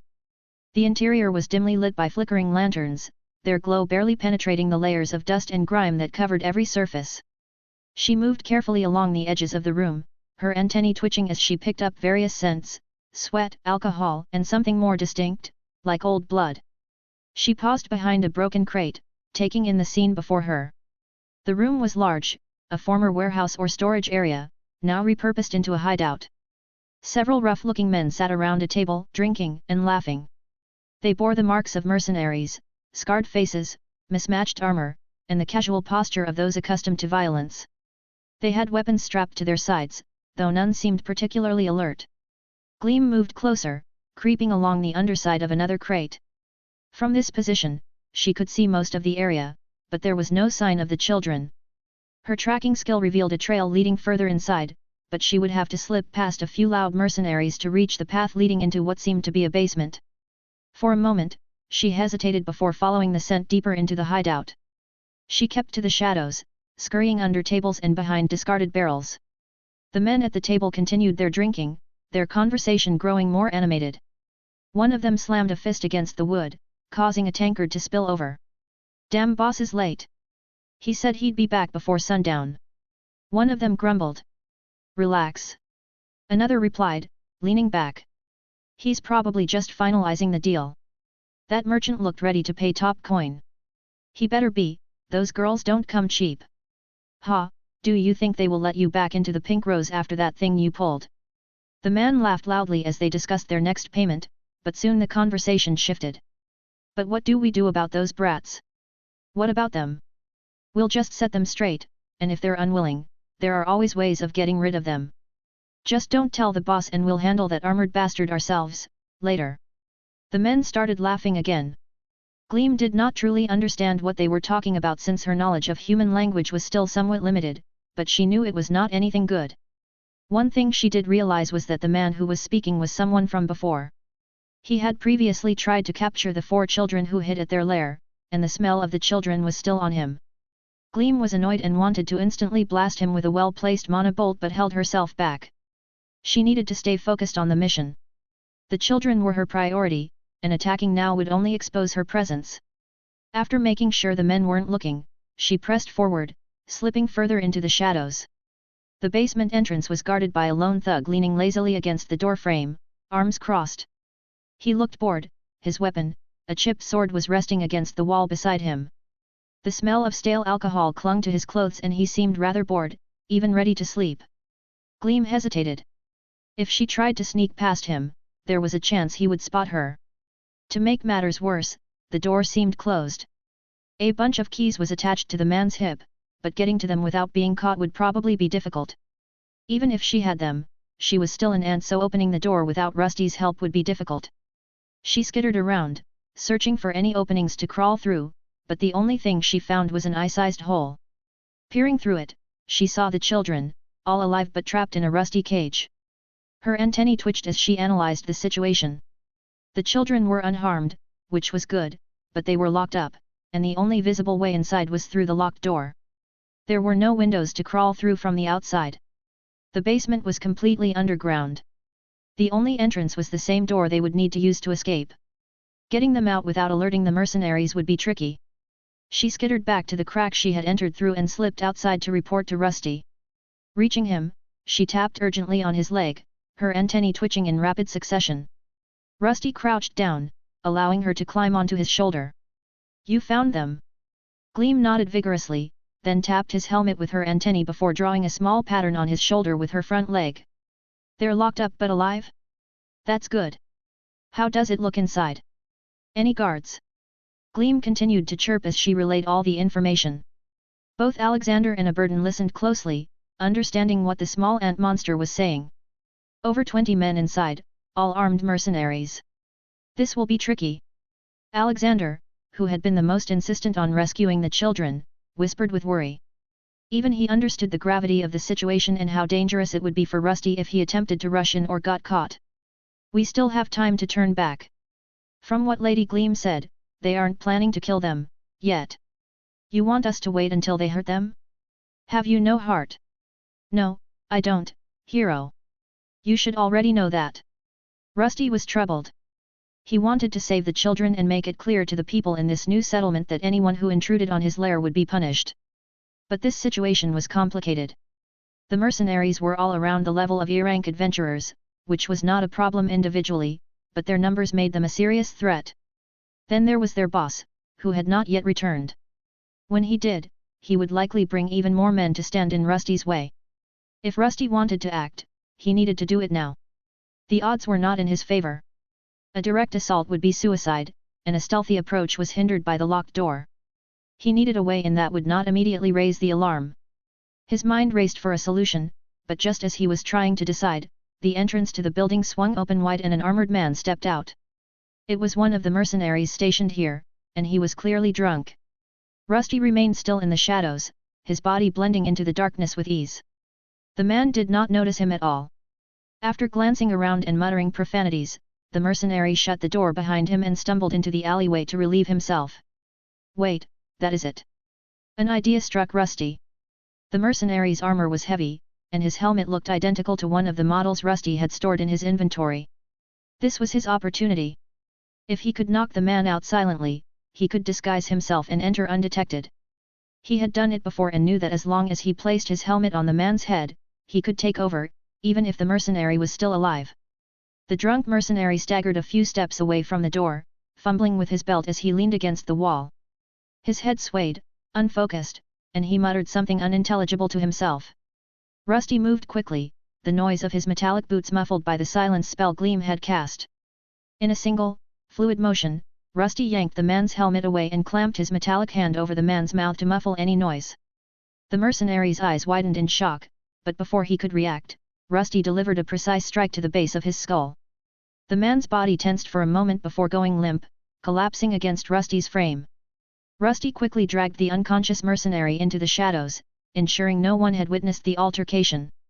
Using his SP, he shifted the appearance of his helmet to match the one the mercenary had been wearing, a design with an open cross pattern missing a visor.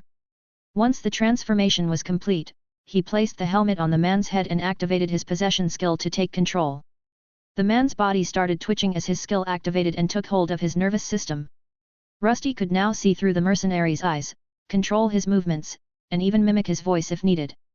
It was an ability that had proven invaluable in previous encounters, and now, it would be his key to infiltrating the hideout. "I'll be careful." The rest of his body needed to be discarded for now, so it dissolved into his storage system. If he needed it later, he could recall it or reform himself from the helmet. After adjusting the mercenary's stance, Rusty made the possessed body stagger slightly, keeping up the act of drunkenness as he turned back toward the door. Gleam, still hidden in the shadows, gave a tiny approving chirp. "All right. I'm going in." "Gleam, go back inside through that hole, if something goes wrong." "Glad that I can count on you." Gleam nodded and skittered back into the building and hid away, and he returned inside while trying to gather enough of this man's memories to act natural. He possessed one of the Black Hound mercenaries, someone who wasn't too exceptional, one of the bottom members with no real authority. "Wait, Rusty." Just as he was about to move, a burden called out to him. Now floating freely, he had removed himself from the body he usually inhabited. "What will you do once you get into that basement? Do you even have a plan to escape?" "An escape plan? Yes, I do." Before a burden could argue further, Rusty dismissed him along with Alexander. He then adjusted his new body's stance, keeping his movements sluggish and unsteady as he stumbled back through the entrance. The wooden door creaked as he pushed it open, stepping inside the dimly lit room where the other mercenaries were still drinking and chatting loudly. The men barely glanced at him as he entered, too absorbed in their conversations to care about one more drunk among them. He let out a loud, slurred grunt, mimicking the behavior of the mercenary he had taken over. The plan was simple: get in, get the key, and let the children out of the basement. Once inside, he had a few options for escape. His first was to let the children run free into the night after distracting the other mercenaries. If things went wrong, he could rely on Gleam to create a diversion, or he could always summon his black mist to disable his enemies. Once outside, he could release the possessed man, and everyone would assume he was the perpetrator. It was a sound plan that he truly believed in. He made his way toward the group of men still sitting and chatting around a table. Without saying a word, he staggered forward, hoping for the best. Luckily, they were too absorbed in their drinking to pay him any attention. Soon, he reached the entrance to the basement, where the lone guard was sitting. The man looked bored and cranky, probably frustrated that he was stuck here while everyone else was having fun. The possession skill didn't provide much information, but Rusty at least knew the man's name. "Oi, Theo." Rusty slurred, his voice low and drawn out, trying to sound as drunk as possible. The guard looked up, squinting at the figure standing in the doorway. Theo had a deep frown etched into his face, but he didn't immediately react to Rusty's approach. "What do you want, you drunk bastard? Shouldn't you be back with the rest of the crew?" Theo muttered, his eyes narrowing. Just wanted to get away from the noise." Theo seemed suspicious of him, but Rusty continued to move closer and kept speaking. "How about I take your place? I'm sure you're bored of sitting here. You want to take my place on guard duty? What are you?" The man was clearly suspicious, as no one would willingly take up boring guard duty, but soon it seemed he realized something, and his facial expression changed. "Ha, I knew you were a sick bastard, but aren't those three a bit too young? Fine, not like I care, just don't tell the boss that I let you in, and keep it quiet. Hey! Rusty wasn't sure what the man meant, but soon he was handed the keys to the basement. Theo moved away, grinning at him for some reason. Nevertheless, Rusty now had the keys and free access to the basement. Now, he just needed to free the children and get out of there. It couldn't be that hard, right? Rusty watched as Theo sauntered away, his smug grin making Rusty's metal fingers itch to crush his throat. But there was no time for that. He had what he needed, the keys to the basement. There was no need to keep up the drunken act anymore. He inserted the keys into the heavy door, which groaned as he pushed it open. The noise was noticeable, but just like before, no one seemed interested in his actions. This infiltration mission was turning out to be a lot easier than he had assumed. He took one last glance around the outer room, where the mercenaries were still drinking and chatting, then stepped inside and closed the door behind him. The air grew mustier as he descended the stairs into what looked like an old basement. This place had not been designed as a holding cell. There were no windows, and air only seeped in through a few cracked holes in the ceiling, making it stuffy and uncomfortable for anyone who actually needed to breathe. Rollo, the oldest boy, was already on his feet, eyes narrowed at Rusty as he approached. The twins, Ria and Ison, huddled behind him, their small frames barely visible in the dim light. Rusty did not speak immediately. He knew he did not look like the person these children were used to seeing. It was natural for them to be afraid, to wonder what he was here to do. There was no time to explain. He simply reached for the cage lock, inserted one of the keys, and soon a sharp click echoed through the basement. "Who are you? What do you want?" Rollo asked as he shielded the smaller children with his body. His lip was cut, and several bruises marked his skin, clear signs that he had been beaten recently. One of his eyes was swollen, the skin around it dark and bruised. His left arm was wrapped in a crude bandage, but Rusty could tell it had not been treated properly, likely just a piece of cloth tied around the wound to stop the bleeding. His stance was defensive, though exhaustion weighed down his limbs. He was the only one hurt, which meant he had probably taken the punishment meant for the younger two. "I'm here to get you out," Rusty said simply. His tone was firm but somewhat monotone due to the possession skill working on a person who was still alive. Rollo did not move immediately. His wary eyes darted to the open door of the cage, then back to Rusty. "You're lying." Rusty was not sure what to do. He had expected some resistance, but this was the first time he had found himself in such a situation. For a moment, he considered just grabbing Rollo and yanking him out, but if the children started screaming and resisting, it would only complicate his plan. As he hesitated, he heard a scratching sound coming from somewhere.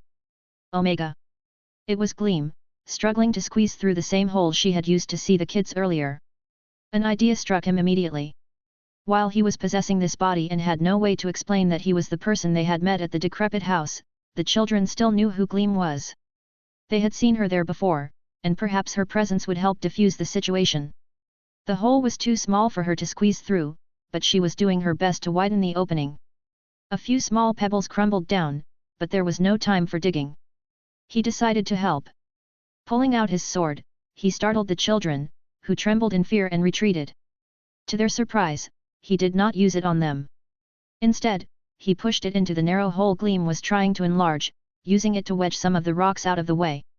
With his increased strength, the rocks gave way, and Gleam finally managed to slip inside. She skittered across the room toward the children. Just as she had with their youngest, Naisha, she performed her usual little dance to get their attention. At the end, she skittered back to Rusty, climbing onto his shoulder in an attempt to show that he could be trusted. Rollo took a step forward, and the twins followed as they recognized the silvery ant-like creature. "It's that ant from before." "But are you that mister?" "But..." Rusty let out a small sigh of relief as the children recognized Gleam. Rollo seemed to relax slightly, but he was still skeptical.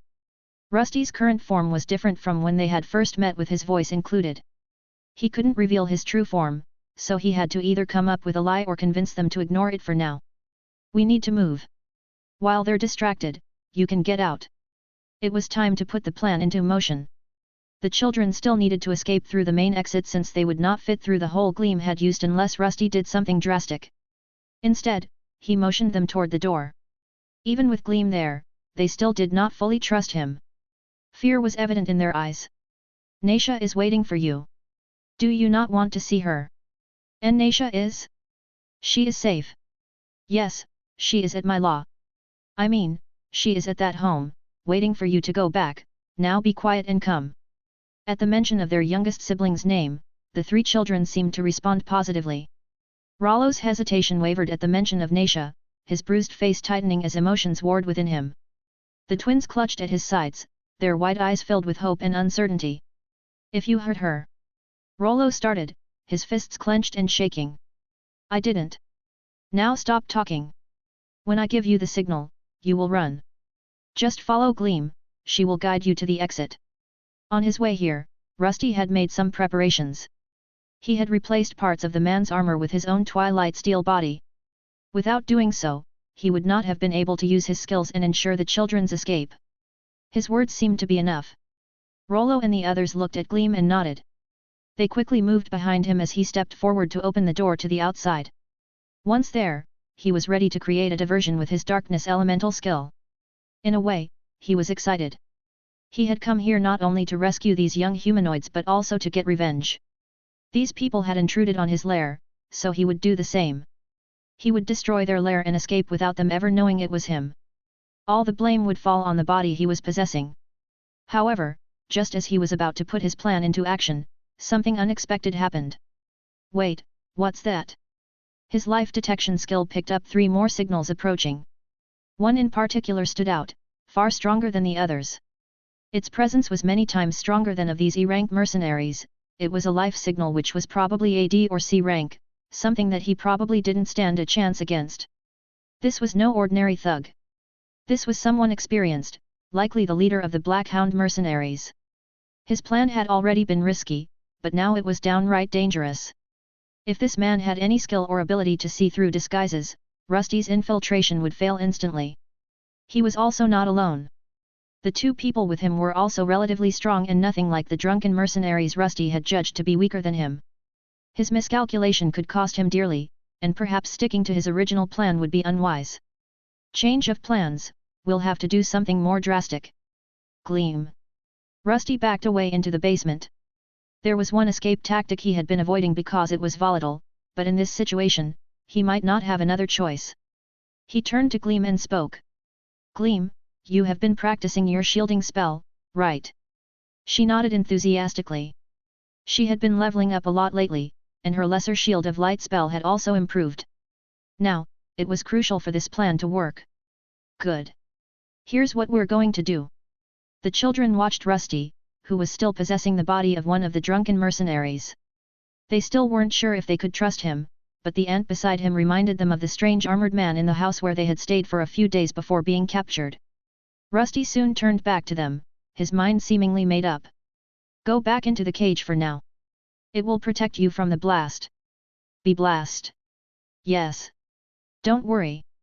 Gleam will shield you and lead you to safety. Rusty laid out his plan, leaving Rollo and the twins even more confused.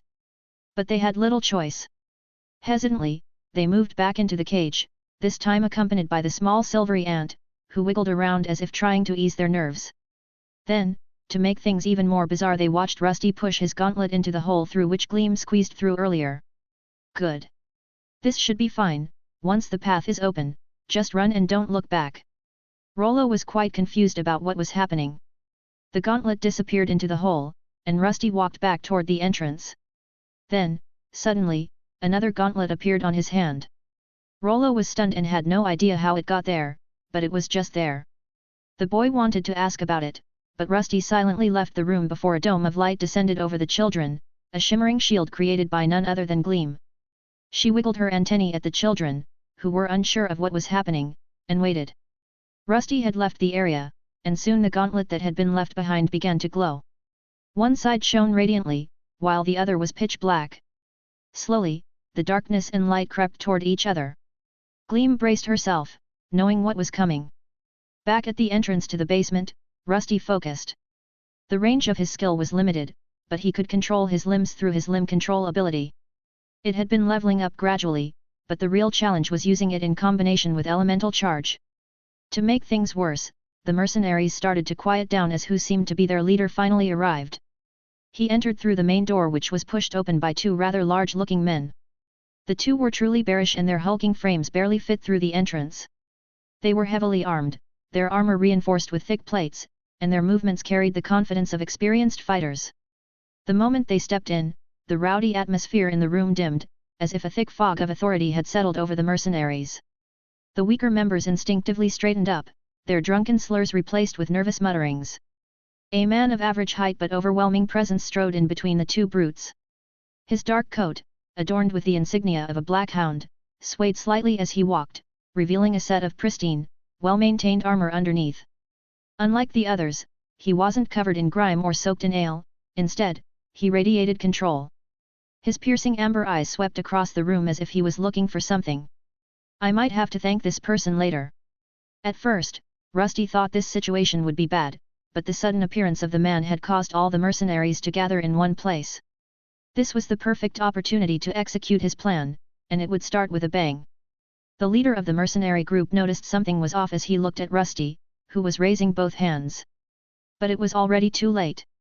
Suddenly, pitch-black fog erupted from Rusty's gauntlets, engulfing the entire hideout. His dark element quickly engulfed the entire area and affected the mercenaries. Cries of confusion erupted from the mercenaries as the darkness swallowed the room. Tables crashed, chairs scraped against the wooden floor, and the panicked shouts of men calling out to each other filled the air. The Black Hound leader cursed under his breath, immediately on guard. However, he didn't move and instead just covered his face with part of his cape that gave out a strange silvery glow which to some extent repelled the darkness element from affecting him. Rusty didn't stop. His plan needed to continue, and soon the gauntlet he had left behind combined the two elements, triggering an explosion. The entire building shook violently as the hole where the gauntlet had been left behind erupted with black and white flames. It did not stop there. His other gauntlets shot forward, the two elements quickly creeping together and ready to explode. One of the gauntlets soared into the air while the other sped toward the strongest being present, the Bloodhound leader. The man reacted rather quickly, seeing right through the attack coming his way. His hand blurred as he pulled out his saber and with a single motion, he slashed through the incoming gauntlet. Even though this gauntlet was from Twilight Steel, the man's saber went through it like a hot knife through butter. His impromptu gauntlet bomb was sliced into two identical pieces, which fell to the ground on either side of the man who had cut it. The reaction between light and dark had no time to take place, but the one that had been shot upward did. A massive explosion erupted. Flames of pure black and searing white burst from the ceiling, sending debris cascading down upon the bewildered mercenaries. The shockwave rattled the entire building, knocking some men off their feet. Smoke and dust filled the air, thick and suffocating, adding to the chaos as the area became engulfed in pitch-black smoke. However, the mercenary leader didn't panic. Instead, he turned toward the one responsible for all of this. His body shot forward, his saber gleaming within the chaos as he brought it down on his target. Instantly, blood splattered everywhere as his blade connected with the figure shrouded in darkness. He stared at the defeated man with an expression that barely changed: cold, calculating, unimpressed. The mercenary leader had expected more resistance. His blade had cleaved through the possessed mercenary's body with no effort. A clean kill, or so he thought. A chill ran down his spine as the body collapsed, lifeless, but something was off. Soon, he turned around to see the two sliced gauntlet halves of metal glowing once more. The mercenary leader barely had a second to react before the two halves of the gauntlet pulsed ominously. Both shone with a mix of white and dark, two energies combining before a crimson spark of energy exploded forth. The leader of the Black Hounds had barely enough time to shield himself before the shockwave sent him skidding backward, his boots scraping against the splintered wooden floor. At the same time, the other mercenaries who had not been caught in the initial explosions were now scrambling, some pulling weapons and others simply trying to escape. The once rowdy hideout had turned into a blast zone filled with fire and chaos. The roof was starting to collapse, and everyone was clamoring to get out. A deafening sound accompanied the burst of black and white flames. The dry wooden beams almost instantly ignited. The hideout, already old and in poor condition, did not withstand the sudden, violent attack. Flames licked at the walls, consuming everything in their path. The once lively atmosphere of drunken laughter and rowdy chatter had been replaced with the desperate cries of men scrambling to escape the inferno. Smoke erupted through the air, choking those who were too slow or too disoriented to move immediately. Some mercenaries coughed violently, their lungs filled with soot, while others stumbled through the darkness, colliding with furniture and their fallen comrades. The mercenaries closest to the explosion had fared the worst. Several had been caught in the initial blast, their bodies thrown across the room like ragdolls. A few lay motionless, their fates sealed in an instant. Others writhed on the ground, clutching at burns or injuries sustained from the shrapnel of broken wood and metal. One man, his face blackened with soot and blood dripping from a gash in his forehead, pushed himself up on shaking arms. He staggered forward, his legs still weak from the strange black smoke that spread through the base before the explosions. He was almost there, he could see the exit, but right before he was out, something collided with his head, bringing him down to the ground and covering him in flames. "Ah! I'm on fire, put it out. Help me. My eyes, I can't see." The Black Hound leader had managed to shield himself from the worst of the explosion, but even he was momentarily shaken. His cape, now scorched at the edges, fluttered as he steadied himself. He scanned the burning wreckage as his people screamed. Many of them suffered burns, some were even blinded by the flames or collapsing building parts. He had seen through the deception at the last second, but the damage was already done. His hideout was collapsing, his men were scattering, and whoever had orchestrated this attack had vanished into the smoke. "Stop with your whining and get yourself together, there could be more," he shouted, his voice booming through the area and forcing everyone to look his way. The leader of the Black Hounds strode through the carnage with a steely gaze, scanning for any sign of another potential enemy. His fingers clenched around the hilt of his saber, its edge still glowing faintly from the heat of his previous strike. Around him, his men were panicked, their discipline shattered. He could hear their cries, some for help, some for vengeance, others too incoherent to understand. A particularly large mercenary staggered out from the burning wreckage, his armor charred, a deep gash bleeding down the side of his face. "Boss! What the hell just happened?" The leader did not reply. Instead, he thought back to the man he had pierced with his blade. The blood was still fresh, and he was certain his saber had found the heart. Yet, somehow, the man had still moved in a strange, unnatural fashion. The air around him had felt different, and he was not sure what to make of it. "Quench the flames, you idiots!" he shouted again, making the mercenaries scramble off the ground to fetch water. In his mind, there was more to this incident than met the eye. He was sure the man he had killed was connected to it, but until he examined the remains, he would not know for certain. The strange gauntlets that had exploded were another piece of the mystery, and he would not rest until he found whoever was responsible for this attack. If there were more perpetrators, they would all suffer. "Haha, that's what you get for destroying my lair." Rusty pushed some trash aside as he darted through another back alley. He could hear shouting and see the glow of flames, but he ignored both. The mercenary leader was far more dangerous than he had expected. If he had known such a person existed, he might have never gone through with this plan, even when Gleam urged him to. He glanced back while sprinting through the shadowy path as fast as his small legs would carry him. His form was nothing like his original body, as it was much smaller. It was something he had originally designed to be used alongside his friend Gleam. All those times he had relied on her to help him climb and squeeze into tight spaces as a helmet had made him wonder if he could modify his body to be smaller. With this miniaturized frame, barely half a meter tall, he could slip through holes and hide when needed while still making full use of his skills. If necessary, he could even wield a knife-sized weapon to defend himself. It was far better than being just a helmet. He had even crafted a small lance for himself, meant for the times he would ride on Gleam's back. But for now, he had to rely on his own two small legs to scurry back to his lair. "Gleam must be worried about me, I need to get back." He continued his escape, doing his best to avoid any pesky humanoids. While this place did not have much in the way of guards, the flames had drawn everyone's attention, causing people to rush toward the scene. He needed to stick to the shadows, sometimes even melting into them to stay hidden. There was no way to tell if Gleam was safe, but he had registered her life signal leaving the scene the moment his first gauntlet exploded. Close.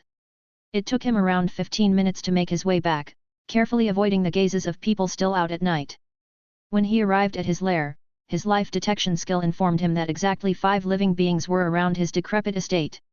However, there was a problem. He was still in his small form and had no idea how the children would react if they realized he was a monster. It was better if they did not associate him with the man he had possessed earlier, or at least not understand how he had done it. There were many strange abilities in this world, so as long as he did not explain, they would likely assume he was some kind of spellcaster.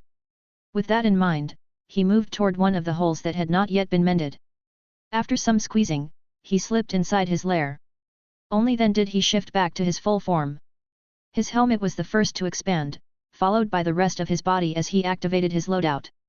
The tiny form, smaller than a goblin, morphed into the adventurer armor he used to blend in. The expansion of his body generated noise, and the people here quickly took notice. However, at this point there was no reason to hide, so he just stepped out to show that it was him.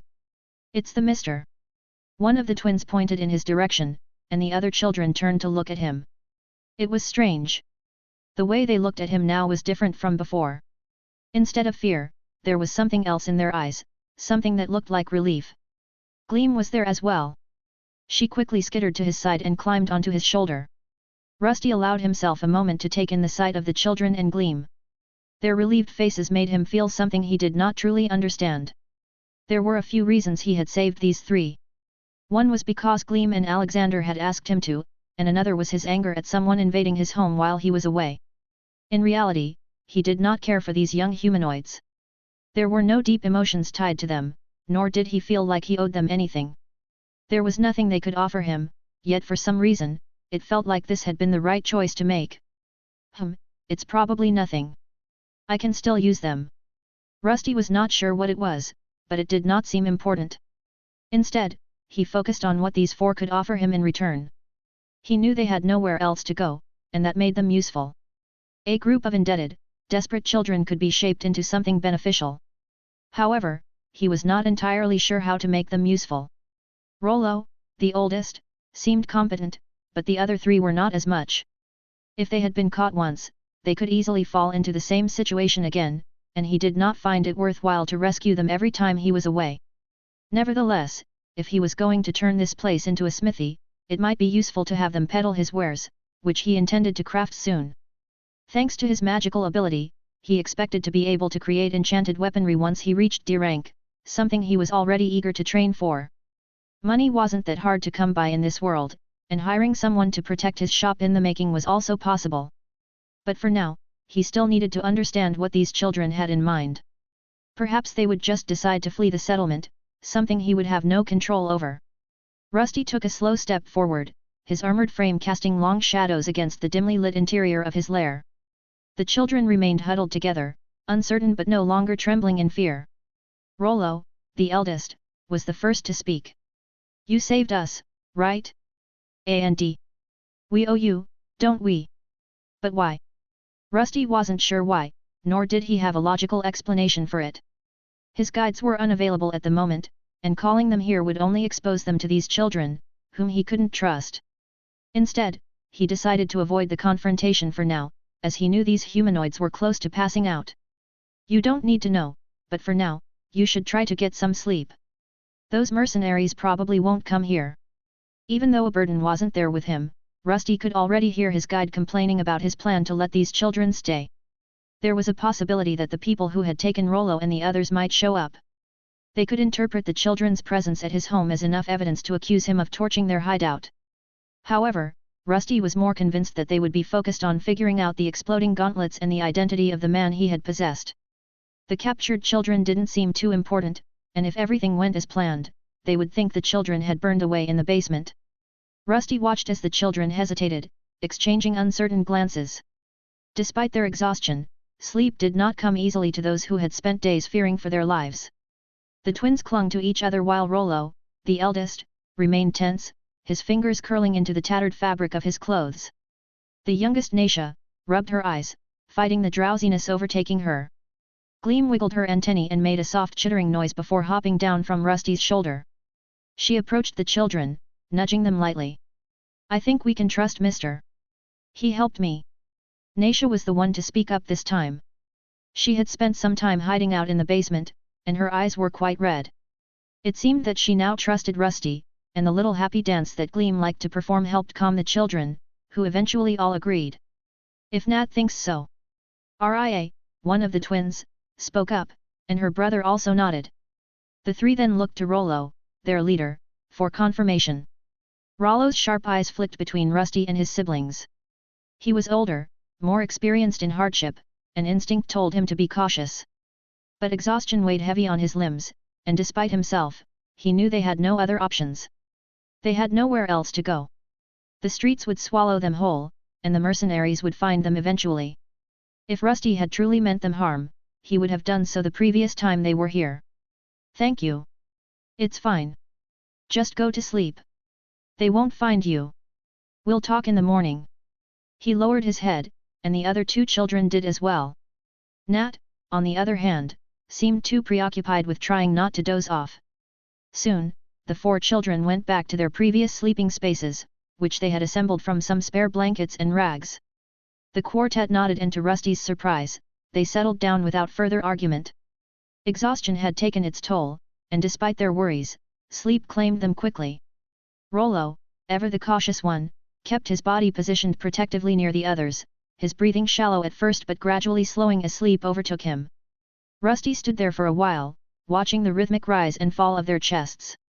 It was strange, the way they trusted him, or perhaps it was simply desperation. Either way, it didn't matter. They were here now, and he would find a use for them. Gleam skittered up onto his shoulder again, her antennae twitching. Well, we saved them. I'm glad that you're happy, but now what? I think young humans need more than just mana water to survive. The two monsters stood there, exchanging theories about the fleshy humanoid snoozing before them. The fallen door was barely leaning against the entrance, providing a weak attempt at cover. It seemed that, finally, he would be able to restore this place. His goal was to establish a smithy here and peddle his wares to blend in with the people. However, after his encounter with the mercenaries, he wasn't sure if the timing was right. He needed to reach at least D rank before he would feel safe. The man had sliced through his twilight steel body like it was nothing. Unless he became more durable, his chances of survival were bleak. I need more power, it always comes down to this. Well, that's reassuring. Rusty chuckled at Gleam's response and settled down near the entrance. He did not need to sleep, and he was unsure if someone might use a tracking skill to follow him here. If such a thing happened, he needed to be ready and even prepared to abandon this place, even if that meant leaving the four slumbering children behind. You shouldn't ask too many questions, Rusty said while looking at the oldest of the children, Rollo. Both of them were alone in one of the rooms, cleaning up some of the damage sustained during the kidnapping. The children had stayed the night and eventually woken up. They had slept soundly and later decided to help him clean. The boy started asking questions about the previous night, mostly about the man who had saved them, but Rusty refused to answer directly. Don't say anything, Rusty. There are spells in this world that can pry the truth out of anyone. Best if these brats don't know anything. A burden commented, and for once, Alexander agreed with him. That is probably for the best. You don't need to know what happened back there. All that matters is that you're alive now, but don't expect it to happen again. I understand. Rollo nodded as Rusty firmly implied that he would not be rescuing anyone a second time. He was lucky that the mercenaries had been surprised by his skills and didn't have any proper trackers to investigate the incident, but that could always change. Next time, he might not be so lucky. He had spent the entire night preparing to escape and had even planted several of his body parts around the area. He had learned that he could explode his body parts within a certain radius. By placing twilight steel around his lair, he could use them as traps, but there were limits. He could only control a certain number of extra body parts with his skill, and at the moment, he was restricted to 2 extra limbs. There was also a time limit, so he could detonate at most 2 at once. Rusty, my dear, this brat is a thief. We should have him check on those mercenaries. If he is to stay here, we should use him as a scout. We should. Indeed. If we are to do this right, we need to take care of all the loose ends. Oh, I think I get it. A burden made a lot of sense. There was still a problem here. This settlement wasn't too large, so the chances of those mercenaries running into the 4 children were high. It was best to check if they had made it out alive and, if they had, deal with them before they could cause any trouble in the future. Wait, you want to kill those men? Of course. Don't you want to save those brats, hero? This was your idea, so don't try to back out now. A burden replied to Alexander in a mocking tone. Rusty considered his words carefully. The idea of eliminating loose ends was logical, but it was not without risk. The Black Hounds were dangerous, and their leader had already proven to be a serious threat. Attempting anything now while their group was on high alert might not have been wise. Still, the boy might be useful. From what they had explained, it seemed he had not been the one captured initially. The twins had been. Only when he attempted to sneak in and rescue them was he caught. He had acted too hastily, letting his emotions get the better of him. If he had been more careful, he might have avoided capture altogether. He showed some promise in reconnaissance, but it was probably best to wait before making any moves. For now, the most important thing was for Rusty to avoid drawing attention in an unfamiliar area. It would have been easier if these four were not here, but having them around also had its advantages. At the very least, they could watch over his lair while he was out hunting and improving himself. Not many people came around this area. Most were busy with work and too tired to wander the streets at night. There was not much to steal here either, so this home was not on anyone's radar. Thieves had no reason to target it, and unless the mercenaries showed up again, there probably would not be much trouble. For now just stay here, lay low, if someone comes, just hide in the basement. Rusty commented as he saw a strained expression on the young man's face. We can't just take your help and do nothing. I don't know why you helped us, but I know we can't stay here for free. Rusty tilted his helmet slightly and considered his words. He had already thought of ways to use them, but the fact that Rollo recognized this himself was promising. So, what exactly do you think you can do for me? I can steal, sneak, and I know my way around the city. I've been surviving on these streets for years now, there is nothing I don't know about Ferndale. Is that so? Classification: Thief L1. Type: Human. After using his identification skill on Rollo, he confirmed that the young man had a class. His low level suggested that he had probably never killed a monster before, yet he had still received a class. In this world, people obtained classes at temples and had to pay fees to the church. Perhaps the boy had been given the money by the mercenaries, which would explain why they were trying to get him back. He could have been an investment. Can you use a weapon? Somewhat. Rusty could tell that the boy had probably received no training. For humanoids, it was possible to develop skills by practicing against something like a training dummy, but the fastest way to improve was by fighting real opponents and killing monsters. He started to wonder if he should take the child into the dungeon with him or perhaps have him fight some low-level goblins in the outer forests. With his current level and lack of skills, he would not be of much use since even the weakest mercenaries would be able to kill him. However, he was not completely without promise. Not many people were given battle classes in their lifetime, and the fact that he was already a thief was a good sign. The young man just needed some initial guidance. When Rusty had been nothing more than a corroded bronze armor, he could not do much, but within just a few months he had already grown almost as strong as a D-rank adventurer. Come with me. The basement stairs groaned beneath their weight as they descended. The air in here was a lot better now as the place had been tidied out and most of the rubble carried out. Rollo's brow furrowed as he glanced around. The last time he had been here, this basement had been nothing more than an empty storage space with nothing in it. Now, it had transformed into something that resembled a smithy. The stone walls were now lined with racks of tools. Hammers, tongs, chisels, and files were all meticulously arranged. A large anvil sat in the middle with a blacksmith's hammer resting on top. Wooden shelves held scattered ingots and a few blades that appeared to be made from either steel or iron. This place had been empty just a few hours ago. While the kids were sleeping, Rusty had used his SP to organize the basement. He was already planning to turn it into a smithy, so he had taken out some basic tools and arranged them. It was not much yet, but he intended to improve it once he became a D rank. For now, he needed to forge a few things to help restore his home. Here, you should be able to use this, right? Why yes. Rollo accepted a steel dagger, one of the smaller ones Rusty had. It was a real weapon and quite sharp. Rollo turned the dagger over in his hands, feeling its weight. His grip was uncertain at first, but he adjusted quickly, instinctively testing the balance. Rusty watched as the boy's expression shifted. There was something in his eyes, something that indicated determination. You'll need to learn how to use that properly. Practice on this. As Rollo tested out the dagger, his attention was drawn to a large wooden log near one of the walls. Rusty had spent most of the night assembling this training dummy. He had taken a leftover breastplate from an iron living armor and used it as the main component.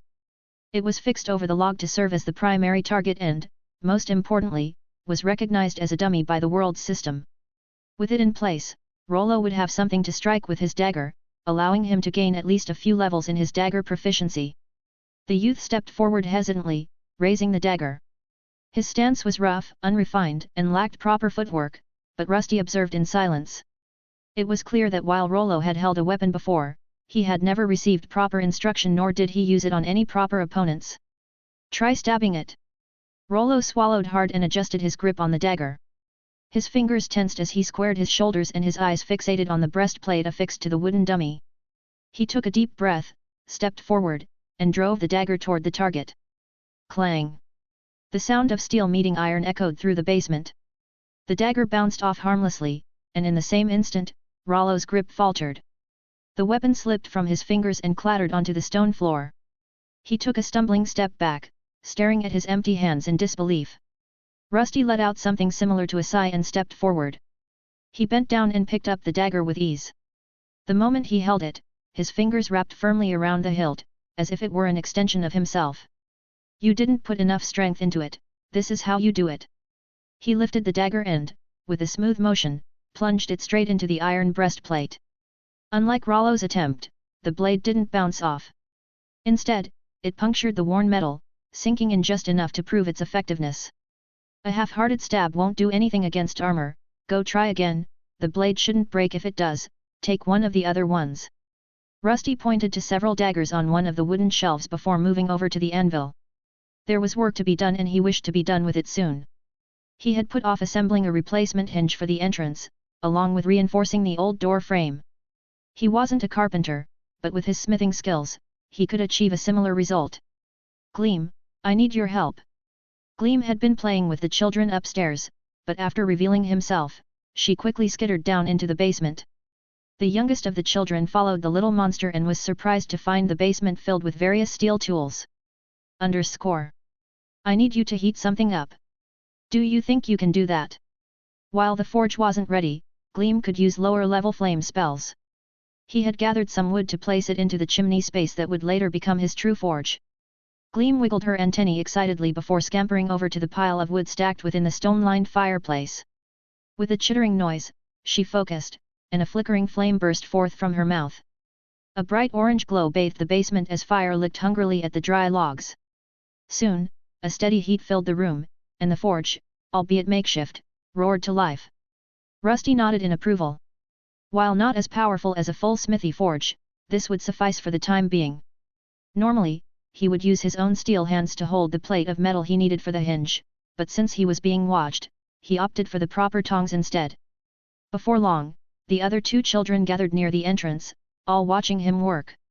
Gleam kept up her flame spell for as long as she could, which allowed him to soften up the steel into a workable state. The soft glow of the heated metal illuminated Rusty's form as he carefully positioned it on the anvil. With measured strikes of his hammer, he began to shape the molten steel. Each blow sent sparks cascading into the air, and the rhythmic sound of metal on metal echoed through the basement. The children watched in awe, their eyes reflecting the glow of the makeshift magic forge. Rollo, still gripping the dagger tightly, glanced between Rusty and the training dummy. After a moment, he returned to his training. Though his skills were few, he knew they could still improve, even through simple practice. If he became proficient with the dagger, then perhaps one day, he would be strong enough to protect his friends from the cruelty of this world. Meanwhile, the metal gradually took shape under Rusty's hammer, forming the hinge that would reinforce their shelter. Once satisfied with its shape, he set it aside to cool. He then grabbed a few nails and, when the hinge was ready, brought it upstairs. The children followed, watching as he hammered a few metal pieces into the doorframe to reinforce it. The wood was riddled with cracks and was in dire need of replacement, but for now, he lacked both the time and the proper materials to fully repair it. This temporary fix would have to do. With the doorframe reinforced and the last nail hammered into place, Rusty stepped back to examine his work. The hinge fit in place and the door that was just leaning against it was now moving smoothly. The locking mechanism was quite simple for now and required someone to unlock it from the inside as he was lacking a proper keyhole. There, it's all fixed, now we just cover the windows for now and... Rusty stopped himself from finishing the thought.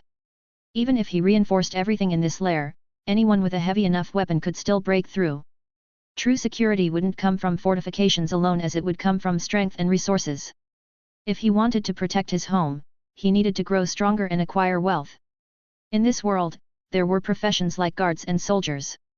With enough money, he could hire someone to defend the lair in his absence. Or perhaps he could find a magical device to do the job instead. One way or another, he needed to return to the dungeon and reach level 15. Once he attained D rank, he could move forward with building his smithy here. For now, it was best to keep a low profile, but once he mastered forging enchanted weapons, his path to strength would be set. He was still too weak to make a name for himself. And even if he did, what would he become? A hero? A new demon lord? Or perhaps something entirely different, something never seen before? This question had been nagging at him for a while, but he'd never quite managed to pin down an answer. He held on to the hope that eventually it would come to him on its own. But if it didn't, he wasn't the type to just sit around. He'd dig it out himself. One way or another, he was determined to make his mark on the world. And if the world pushed back, he'd reshape it. Rusty stood outside his home, staring at the structure that was now more of a fortress than shelter.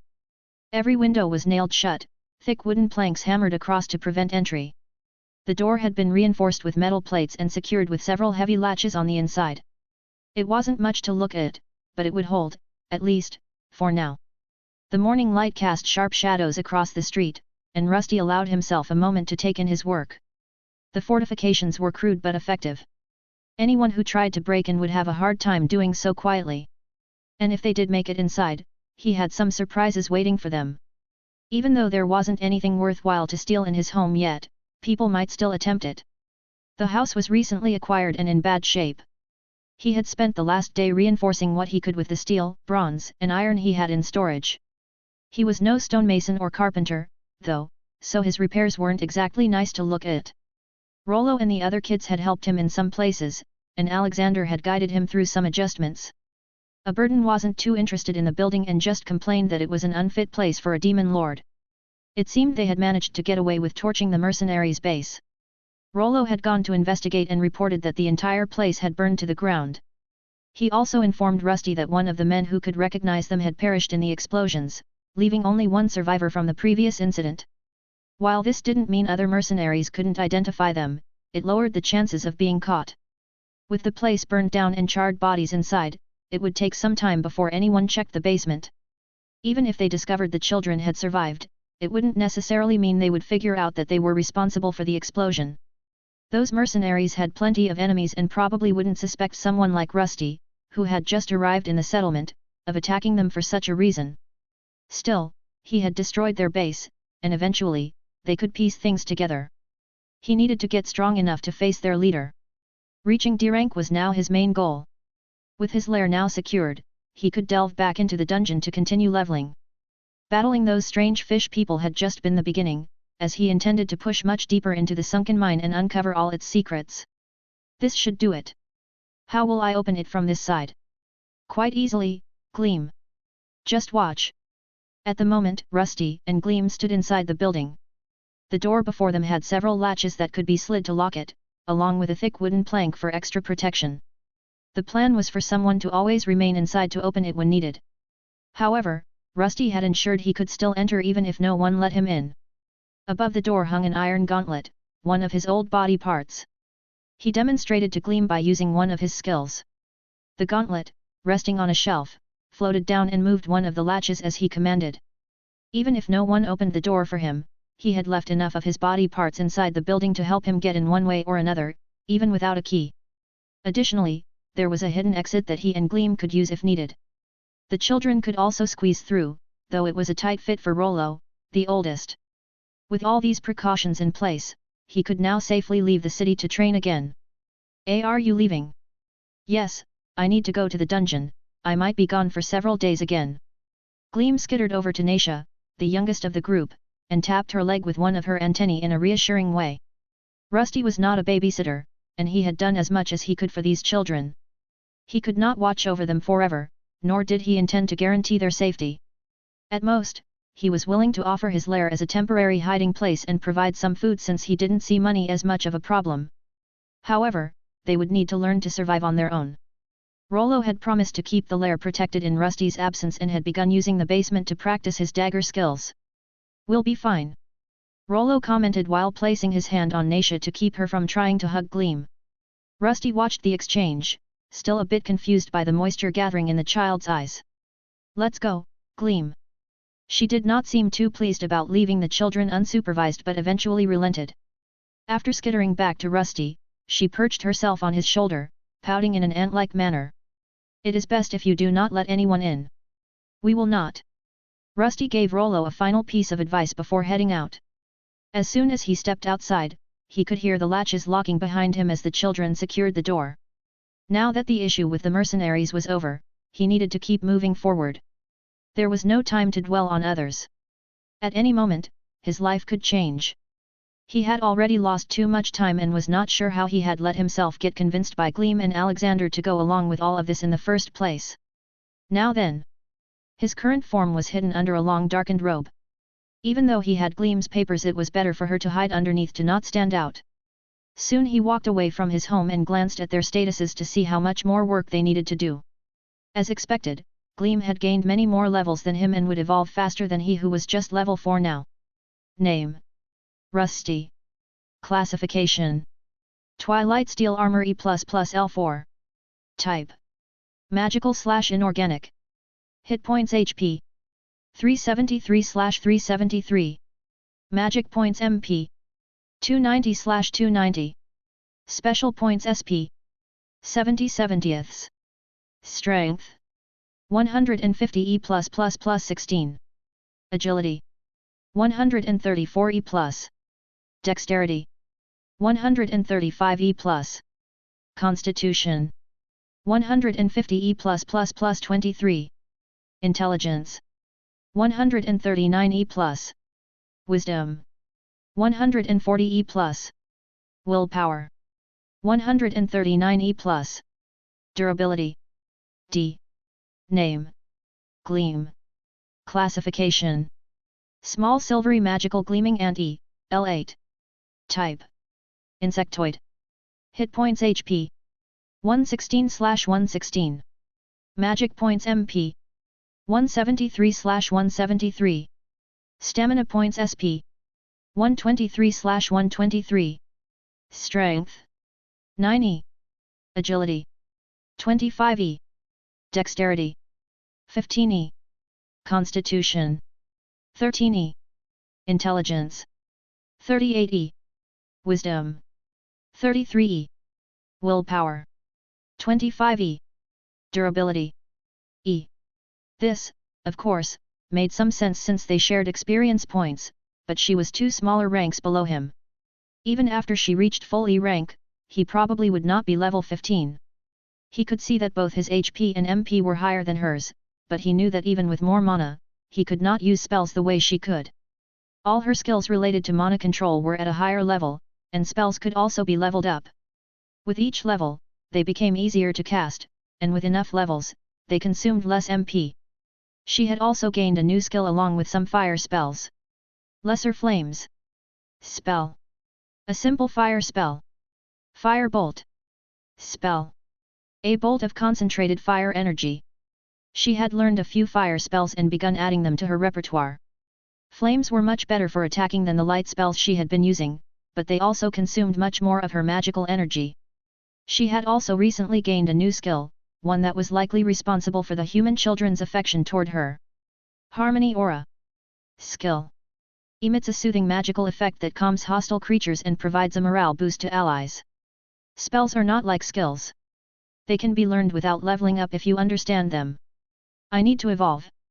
Rusty felt a twinge of jealousy knowing that he could not use his MP to generate spell effects beyond the simple one he had previously learned. Absorbing skills had its drawbacks. Even if he managed to acquire powerful abilities, it did not mean he could use them instantly. Some skills required others to function properly, and at times, his own body could become a limitation. After looking through the status, he moved through the city streets, his footsteps loudly clicking against the worn cobblestone. The slums, with their twisted alleyways and ramshackle buildings, gradually gave way to broader roads and sturdier structures. Merchants shouted their wares from makeshift stalls, and adventurers wandered the streets, boasting of recent conquests. Rusty kept his head low, his gaze drifting into the distance where charred remains of a building were standing. Ha, serves them right. Hey, be quiet. Do you want to get yourself in trouble? Rusty took a small detour through the city. While Rollo had already given him a report, he still wanted to see the wreckage of the mercenary base for himself.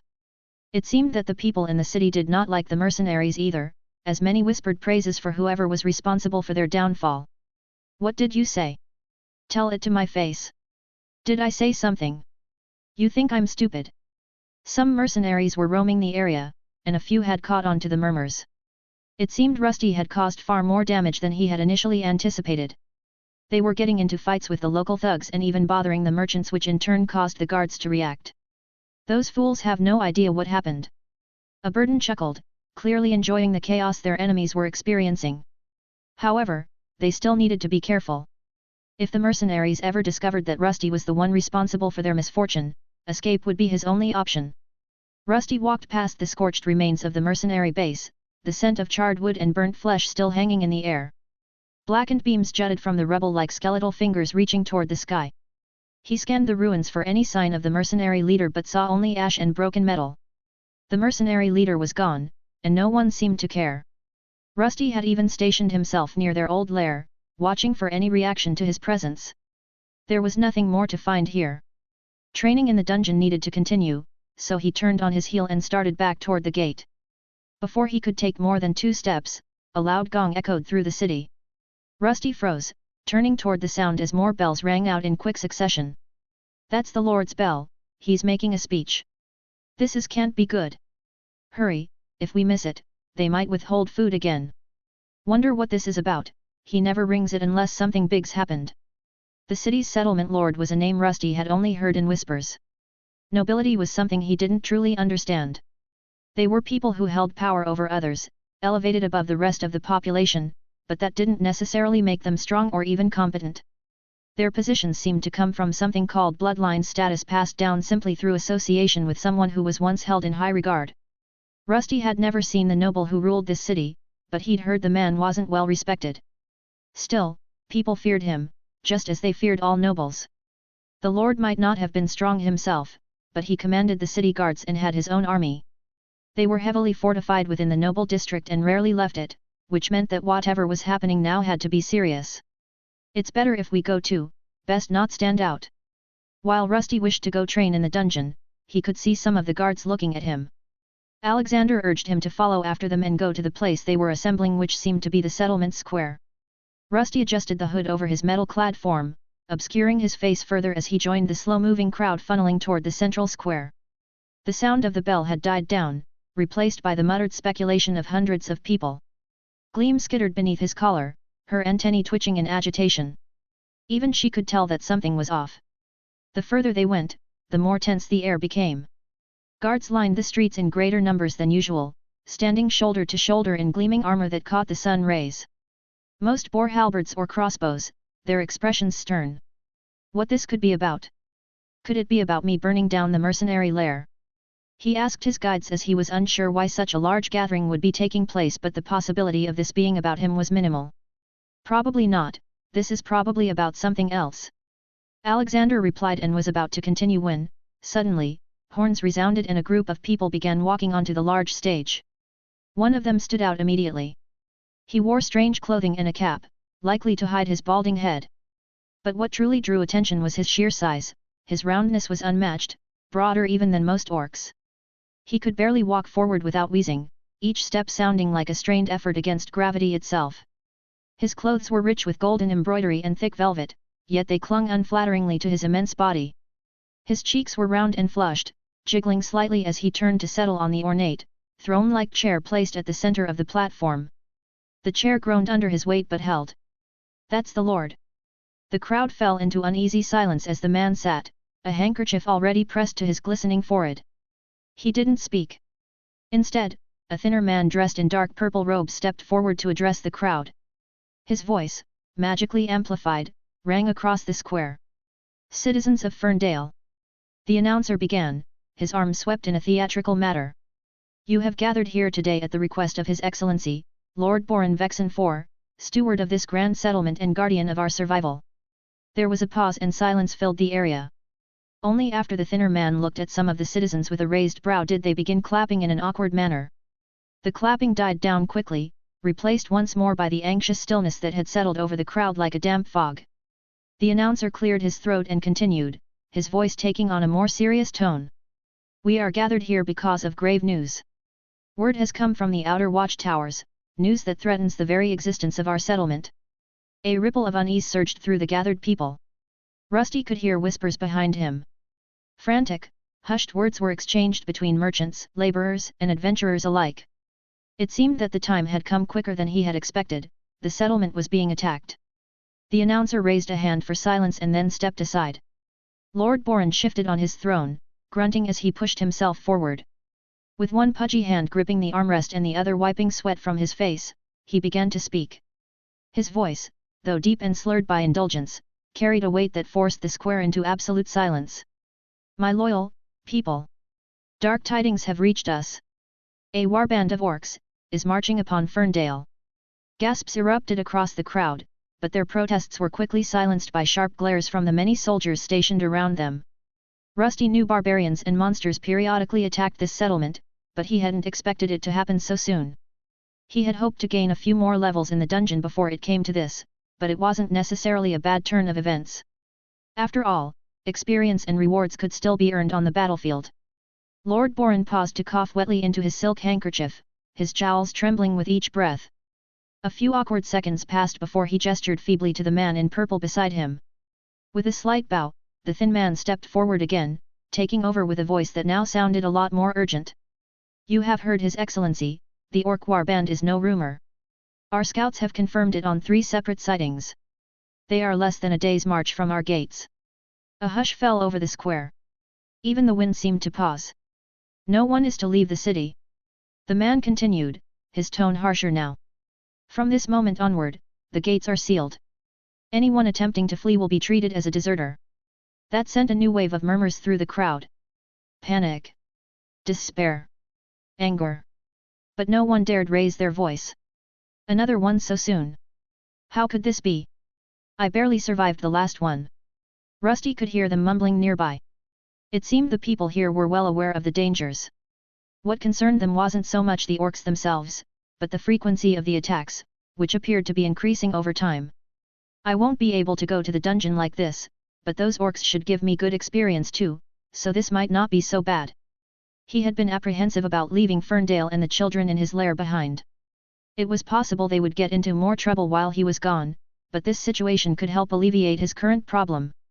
All he needed to do was slay the orcs as they attacked the city. The only drawback was that others would be watching, which meant he couldn't fully use his skills. Using his elemental attacks would be risky, especially after he had already revealed his darkness while attacking the mercenary base. Soon the thin man's voice turned colder as he continued and made sure that everyone understood the gravity of this situation. Every able body will take up arms. If you can hold a weapon, you will be given one. You will fight. Cowards, deserters, or anyone who refuses will be considered traitors to Ferndale, no to the entire empire. And traitors are dealt with swiftly. He let those words settle. Silence reigned, broken only by the uneasy shuffling of feet. Rusty tensed, but not from fear. This was confirmation. A battle was coming. An opportunity. The announcer turned slightly, glancing back at the guards near the stage. One of them held up a scroll and began reading. Those with prior combat registration will be deployed to the southern wall. New conscripts will report to the central barracks for immediate assignment. All citizens are expected to report by nightfall. Rusty tilted his head slightly as he continued to listen. It seemed there were several types of conscripts. The first group consisted of adventurers. Since he had registered as one, he would be placed in that unit. The second group was made up of mercenaries who were not officially registered but still had combat classes. Rollo probably fell into that category. The third group consisted of people without battle classes, including women. They would be given support roles and some basic weaponry for self-defense. Their main responsibility was to evacuate the injured from the battlefield and help them recover more quickly. You are dismissed for now, but remember, any attempt to leave the city will be punished. The people grumbled quietly, but it seemed they had already come to terms with how they were being treated. Rusty remained there for a moment, observing the soldiers and other adventurers. They did not appear particularly worried, which made him think they were at least confident in their chances of victory. The ones who looked truly afraid were the regular citizens without combat classes, and the younger ones. Who do these scoundrels think we are?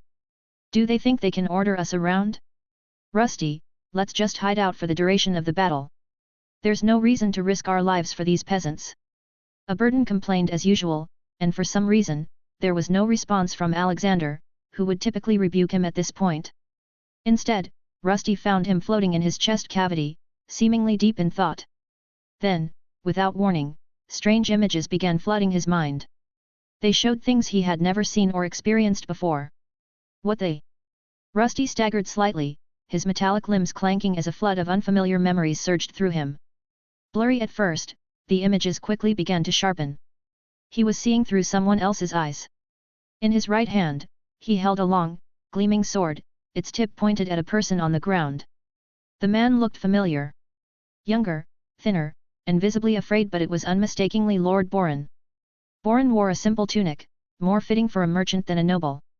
This was clearly a memory from Alexander's past life, and for some reason, he was confronting the ruler of Ferndale. Several others stood around him, though most of their faces were blurred, as if the memory was being intentionally obscured. They held various weapons and appeared to have taken part in the battle that had left many bodies scattered across the ground. No, please, have mercy. You want mercy from me? After everything you've done. The bodies of armored men lay motionless on the floor. They were likely the ones who had been guarding Boren.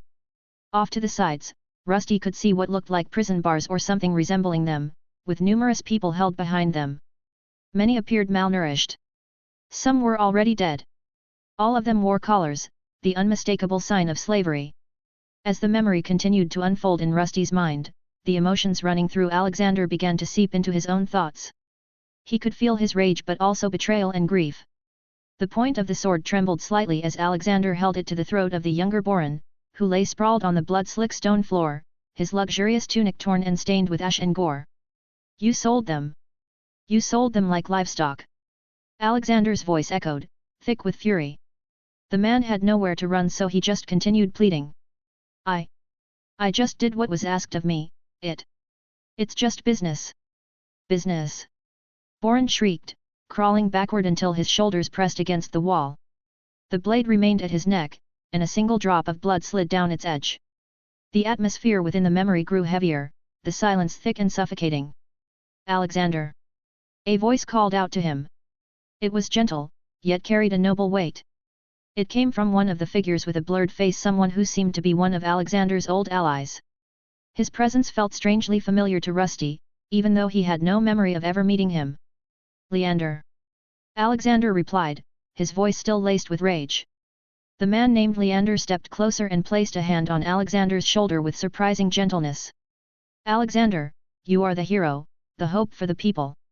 You shouldn't trouble yourself with these lowlifes. He is unworthy of your sword.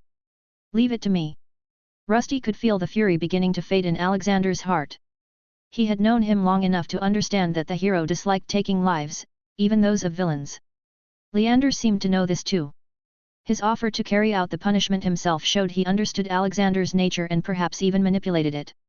The man before them had clearly been involved in slavery, and Leander was more than willing to deliver justice. Thank you.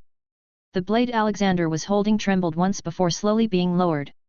His grip relaxed, and with a deep, shuddering breath, he stepped back, his eyes never leaving Boren's pitiful, crumpled form. He's yours. Leander gave a faint nod and stepped forward, his blurred face unreadable. The memory began to flicker, unstable now that the moment of climax had passed. The final thing Rusty saw before it dissolved completely was Leander kneeling beside Boren, speaking to him in low tones that the memory didn't bother preserving. Then, everything went dark. What was that? Are you two finally back with me? It's better not to dilly-dally, the soldiers will get suspicious. Rusty snapped out of the forced memory at the sound of a burden's voice. The speech had ended, and the noble was already gone. He had been standing there motionless for several minutes, and now people were starting to stare. After lowering his head quickly, he slipped into a nearby alley. The last thing he wanted was to draw attention to himself. Gleam, who was clinging to his body, tapped him with her forelimbs in concern. It seemed she had been trying to get a reaction from him for a while now, clearly worried. I'm fine, Gleam, but what was that? I remember now. Alexander finally snapped out of it and quickly became agitated. How is that man still alive? Leander, that bastard lied to me. Some of Alexander's fragmented memories had resurfaced. HOH, mind telling me what this is about? A burden didn't like being left out of the conversation, so Rusty started explaining. Boren had apparently been a slave trader in the past and had somehow ended up before Alexander. He was supposed to have been dealt with by someone named Leander, but for some reason, he was still alive and well. To make matters worse, he had become a minor noble in this settlement, and now they had to answer to him. That noble family name must be made up, or stolen from someone else. This bastard is no noble. He was just a crook, selling people like livestock. Why would he be here? Alexander was clearly confused. Why was a petty villain he had encountered during his rise to power now hiding out as a noble? But the demon lord had heard enough and quickly pieced things together. How lovely! This Leander person must be behind it. Perhaps he was one of Boren's clients? Or maybe something more. Maybe he even used him to sell slaves himself. What? That can't be true. It can't? Didn't those friends of yours betray you? Do you think they were paragons of virtue? Alexander couldn't deny it. The whole thing was suspicious. His memories were still fragmented, but he knew that if Leander was involved, something like a low noble title was entirely possible. He was still unaware of where his old companions were or how much time had passed since his death. Boren's appearance had changed drastically, and his age was hard to decipher, but probably at least 10 years had passed. In that time, a lot could have happened. But why here, why now? His guide was confused about the situation and so was Rusty, but now was not the time for this. Does knowing this change anything? Not like I trusted that fat humanoid. As his two guides engaged in a heated conversation, Rusty called out to them. He wasn't particularly interested in the noble's true identity or his past actions. Unlike Alexander, he had no reason to be hunted for any association with him. What mattered more was how the memory had been triggered and whether it held any deeper meaning. One thing was certain. The rotund man could not be trusted. So true, Rusty. Let us focus on the problem at hand. I propose we hide somewhere and wait until the orcs ravage this place.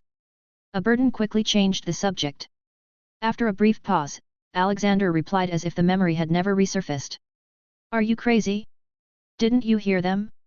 If one of those soldiers reports that we weren't here, we will be killed for deserting, and what about the women and children? We need to protect them. Protect women and children? Ha, we can barely protect ourselves. It seemed a burden wanted him to either hide out or start going through the homes while monsters ran amok. Alexander regained his senses and wanted him to go out there and protect the populace. Rusty, on the other hand, was just calculating how many monsters he needed to defeat to gain enough levels to evolve further. Nevertheless, for the time being, he returned to his lair to inform the children about what would soon happen. He wasn't sure how they had survived previously, but at the moment, it would probably be unwise for them to show themselves. It would be best for them to remain within the reinforced building and wait it out. When asked, Rollo informed him that, the last time, he had stayed in one of the other districts with the other kids. Usually, people his age weren't forced to outright fight, even when they had battle classes. They were, in a sense, reserves and would only be called upon if the city was overrun. However, the slums they lived in now were much more dangerous and closer to the entrance gate. After informing the children about the coming siege and telling them to either bunker up in the basement with the weapons or use the hidden escape, he returned to the city. Inside, he could hear windows being locked and doors being bolted down. The streets that had once been filled with people were now empty, replaced by makeshift barricades. He had known this would happen when he reached the city, but he hadn't expected it to be so soon. However, fear was not something he felt. Instead, he was excited. This would be a great opportunity to see how the humanoids fought in large-scale battles and also to learn how to handle larger swarms of enemies. Only a few hours remained before nightfall, and he could barely contain himself. He was still a monster and battling was in his mettle. The sun dipped low in the sky as nightfall approached, and the atmosphere in Ferndale grew tenser. Rusty made his way through the barricaded streets, his metallic limbs clinking with each step. The air was filled with fear, a mix of hastily gathered supplies, and the unmistakable scent of sweat. The quiet was only broken by the occasional shout of soldiers giving commands or the distant rumble of hammering as civilians fortified their homes. He found himself near the slums, at one of the least fortified locations. Other adventurers were stationed with him here, seemingly abandoned by the city lord and his soldiers, who had fortified more advantageous positions. He did not know anyone here, but the men made their annoyance clear as they started complaining about their treatment. Who do they think we are? Their personal meat shields. They could at least pay us well. A few of the adventurers were being loud. Rusty didn't say anything, he simply took a spot close to the wall and leaned against it. Soon, however, he heard the cackle of his guide Aberdan, who couldn't stop himself from commenting. That's exactly what they are. Fodder, disposable, utterly replaceable. That's all adventurers are, and that's why we should get out of here. At first, Aberdan's voice echoed with grim amusement, but it soon turned more serious. He clearly understood they were in a disadvantageous position and would likely be used as shields for the main army. Still, these were the rules of the settlement. If Rusty ran away or refused any orders, he would be marked as a deserter. At that point, he would be forced to flee the city. While he could always try to find a new head and identity, it would set him back many days or even months. He would need to purchase a new lair and gather enough money to do so. Hey, you there! Are you just going to stand around like a pole? Grab one of the sacks and get to work. As Rusty leaned against the wall, waiting for the orcs to arrive, one of the few stationed soldiers approached him. Most of the people here were adventurers, but they weren't the ones giving orders. It was clear the nobles didn't trust this group. What Aberdan said next made a lot of sense. They stationed soldiers behind us. If we try to retreat, they'll attack us. Reminds me of my old tactics. Are these humans my fans? What are you waiting for? Move! The soldier shouted again, and Rusty finally turned his head slowly in the man's direction. The soldier flinched slightly at the sight of his eyes through the visor. Rusty had chosen the head of a dead adventurer, and the eyes had a certain intensity to them. The soldier hesitated but didn't back down. I said grab a sack.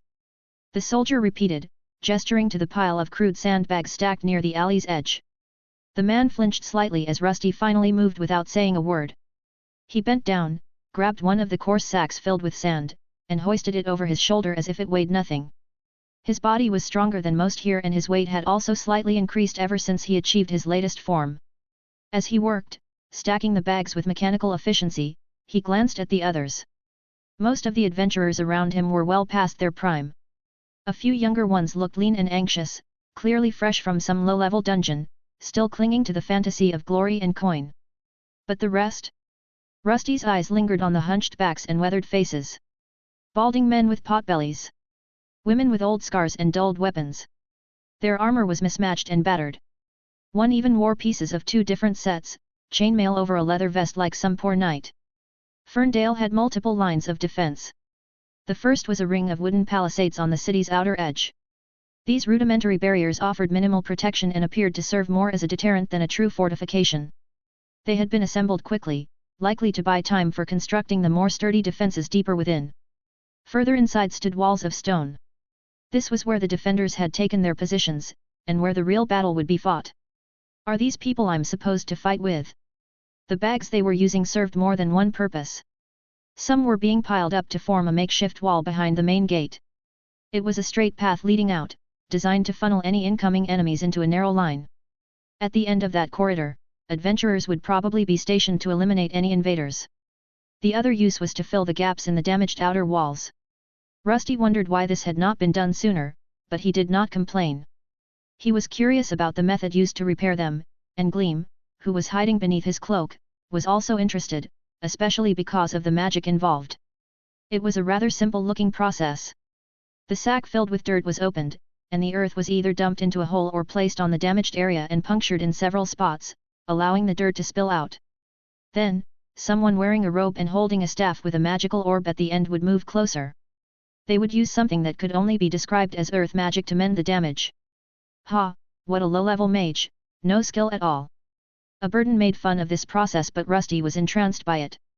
The earth from the sacks would ripple and shift as the mage chanted under their breath, the glowing orb amplifying their power. Slowly, the dirt would fuse with the surrounding stone, forming a crude but functional seal. It wasn't elegant, but it was efficient. Rusty tried to recognize the structure of the spell, but even with his skills in perceiving and manipulating mana, it was still too difficult for him to fully mimic it. Gleam, who was much more skilled in spell casting, fared better. From the way she was chirping, it seemed she was managing to learn the new spell of earth manipulation. It was a lesser form of magic and not meant for attacking, but perhaps, just like the walls here, they could use it to mend their lair, which still had not been fully restored. Soon he was looking around at the people there. After placing one of the sacks down, he returned to the cart that held most of them. There, he grabbed 2 sacks in one hand and slung them over his shoulders to be more efficient. But as he turned around, someone bumped into him and fell to the ground. Ack! The one who had bumped into Rusty hit the ground with a clatter. She was small, barely past her teenage years, and clearly new to the life of adventuring. Her armor consisted of dented leather plates held together with frayed straps, and her dagger was little more than a glorified kitchen knife. Wide green eyes blinked up at him from under a crooked helmet, and her cheeks flushed red with embarrassment. Sorry. I wasn't looking. Rusty tilted his head down, his fake eyes studying her silently. Gleam peeked out from beneath his cloak and chirped inquisitively. The girl blinked at the little creature, then laughed nervously. Hey, is that an ant? You don't look like a tamer. I mean, sir. I didn't mean to. The girl was stuttering non-stop. His armored appearance and lifeless eyes were clearly intimidating to someone like her who was seemingly an F-rank adventurer. Gleam, still in hiding, decided to use this moment to reveal herself. It was better for the adventurers to notice her now. If she suddenly appeared during the siege, they might mistake her for a wild monster and try to kill her. Gleam wriggled out from under Rusty's cloak, stretching her body in an exaggerated move that made her carapace gleam in the dimming light. Her antennae twitched as she did a little side-to-side wiggle, chirping excitedly. The effect was immediate. 2 more figures came rushing up from behind the girl, both looking equally panicked. Tally! Are you okay? We saw you fall and thought, whoa! The taller of the 2, a lanky boy with oversized boots and a rusty spear, skidded to a stop as soon as he caught sight of Rusty. The third member of their group, a girl with a low-quality bow and cat ears, froze the moment she saw the dancing silver ant on Rusty's shoulder. None of them were looking at Rusty's intimidating armored form. Instead, they were completely mesmerized by the dance, to the point that Rusty began to wonder if Gleam had somehow learned a mind-controlling skill to go along with it. Tally, still on the ground, scrambled to her feet with a sheepish grin, brushing dirt off her armor. Her green eyes, still wide with embarrassment, shifted between the other 2 and Rusty, though her attention was clearly divided. Sorry again, sir. It's fine. Rusty answered the stammering girl who was clearly embarrassed by her fall but too distracted by Gleam's antics to fully focus on the situation. The lanky boy, who had been the first to rush over, finally shook himself out of the trance. His hands were nervously gripping his rusty spear that was lowered as he finally noticed that Rusty was not angry. Are you, okay, Tally? I'm fine, I twisted my ankle slightly but it doesn't hurt. Now, the group of 3 stood before him. He glanced at them and activated his identification skill. The person who had bumped into him was named Tally, and her class was that of a hunter. The lanky boy was a fighter, and the girl with a bow was an archer. They had a basic adventurer party set up, though they could still use a healer and a mage. As Rusty studied the 3 adventurers, Tally rubbed her ankle absent-mindedly. Before he could say anything else, the lanky boy cleared his throat and stepped forward, attempting to compose himself. I'm Oliver. He said, trying to sound more confident than he looked. And this here is Rika. We're, adventurers like you. I think. His words trailed off uncertainly as he glanced at Rusty's unusual appearance. His form was fully armored while most of the people here had patchwork equipment that didn't fully protect their whole body. Rika, the archer, wiggled her cat-like ears, studying Rusty with her sharp yellow eyes. You don't look like a soldier, are you an E-rank? No, a D-rank adventurer. The girl did not seem too afraid to pry into his personal business. They were all young, so perhaps they did not realize that asking someone their rank was considered rude. However, before Rusty could respond, a gruff voice cut through the conversation. Oi! Quit standing around. We don't have all day. Move those sacks. One of the stationed guards, a burly man with a permanent scowl, stomped towards them. He looked frustrated, sweat glistening on his forehead as he gestured toward the remaining sandbags. Rusty noticed that the soldier's grip on his sword tightened slightly as if he was expecting to use it. Rusty simply nodded and moved forward while holding the 2 sacks. Oliver, Tally, and Rika exchanged quick glances before scrambling to do the same. None of them wanted to draw the guard's ire any further. They seem quite jolly, don't they? A burden's voice echoed in his head again, while Alexander remained silent. He seemed to still be processing the previous flashback. Do they? Rusty asked while moving the sand around. There wasn't much to do, so a chat with a burden would help him pass the time. Those are always the first ones to die. It's best if we use them. Before a burden could finish suggesting that Rusty use the young and inexperienced adventurers as meat shields, Alexander finally spoke up, his voice filled with rage. Shut up! Oh my! The sudden outburst from Alexander silenced a burden for a brief moment, but the demon lord merely chuckled in amusement. Oh? Touched a nerve, did I? It was getting boring without your constant complaints, hero. Now listen here, we are not going to use children who are barely adventurers as shields. Rusty ignored their squabble, focusing instead on his task. However, inwardly, he was smiling in his own way. Having only one guide talking felt strange, as if half of him was missing. Thanks to Alexander, he now had some knowledge of the city lord. The man had been a slave trader and had some connection to one of Alexander's old party members. One thing was certain: the noble could probably not be trusted, and he certainly had no moral apprehensions about using people to further his cause. Time continued to pass, and the walls of Ferndale were slowly reinforced. As the final sandbags were put in place, Rusty took a moment to observe the horizon. The sun had nearly disappeared beyond the tree line, bathing the settlement in a dim, orange glow. Soon, the moon would rise, and with it, the orcs. Tally, Oliver, and Rika stood nearby, clearly nervous.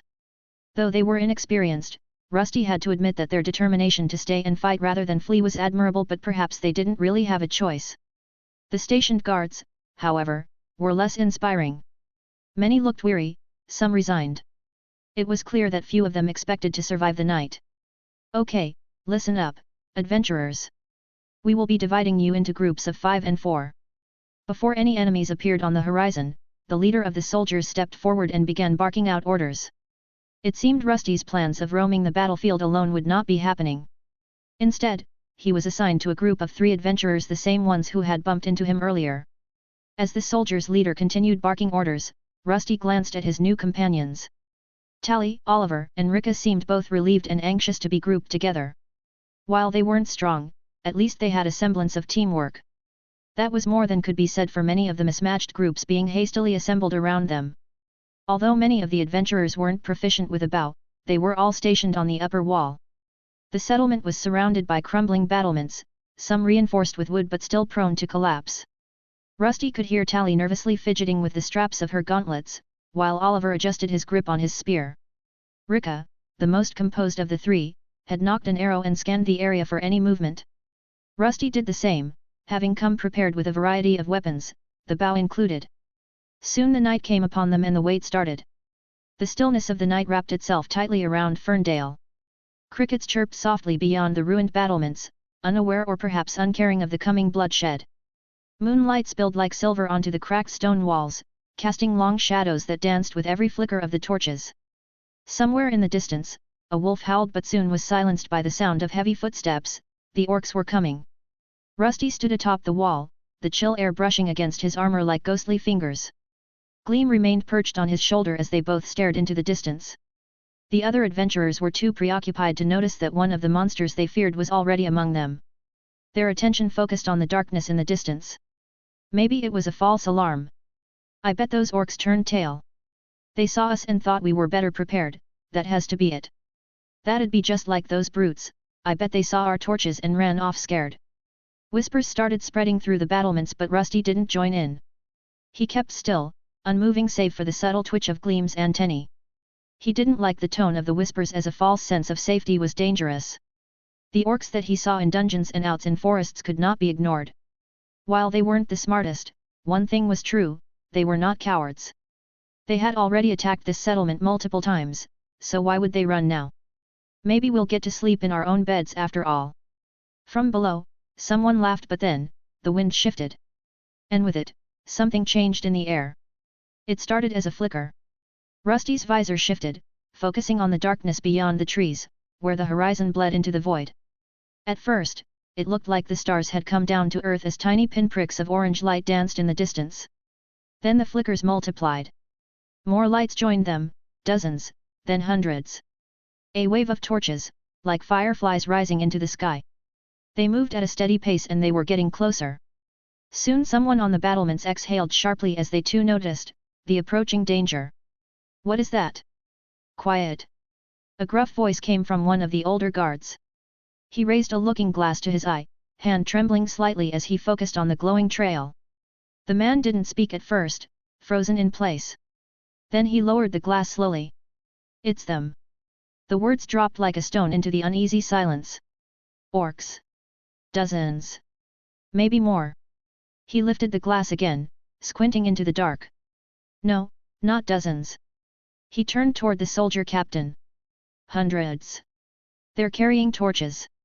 They are marching, everyone, get ready. The whispers died in an instant. As expected, they're surrounding the city. The words froze the air. Conversations ceased, and even the nervous whispers faded into an oppressive silence. Many of the humanoids trembled, but Rusty remained still. He didn't feel fear, he felt excitement. This was a first for him. He had spent his life battling monsters alone in shadowed dungeons and dark forests. He had read about grand castle sieges and their defenses, and now he wondered how the real thing would feel. A battle with hundreds fighting on both sides, chaotic, massive, alive. It was utterly fascinating. He could barely resist the urge to knock an arrow and let it fly. But he knew better. His role here was that of a foot soldier, one who had to follow the chain of command. Rusty stayed still, but he could hear Tally's breath quicken beside him. Oliver dropped his spear for a moment and scrambled to pick it back up. Rika said nothing, but her bowstring creaked from the strain of her grip.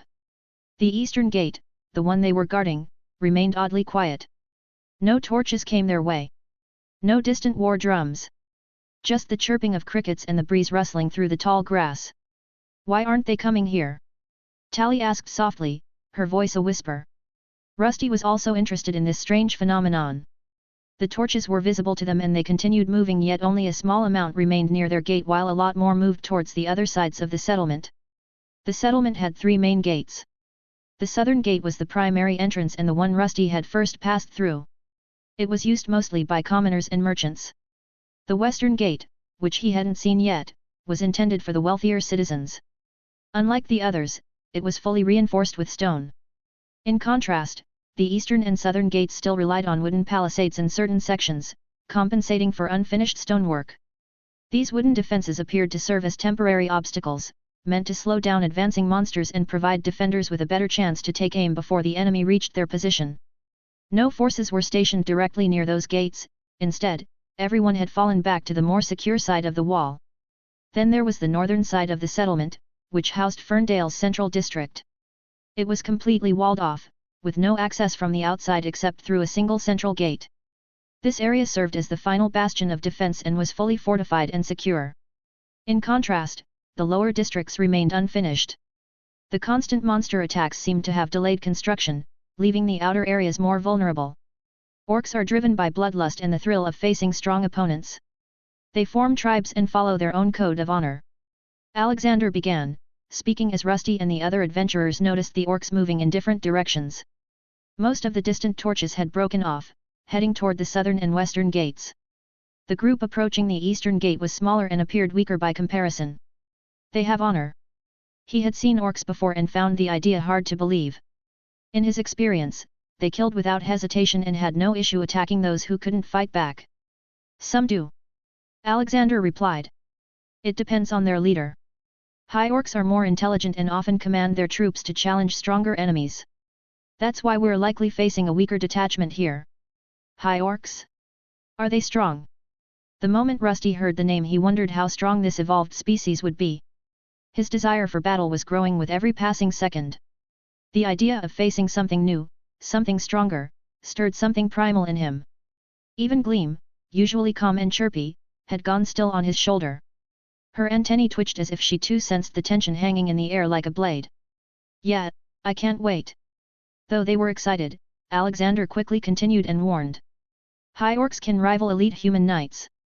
Some even possess basic forms of magic or enhanced physical abilities. If there's one commanding this horde, and we encounter one in the settlement, it would be best if we flee. Oh? Are they that strong? It depends. The strongest among them could reach A-rank levels, but even the weakest would be at least C rank. A C rank. It was a stunning revelation. He wasn't even considered a D rank monster.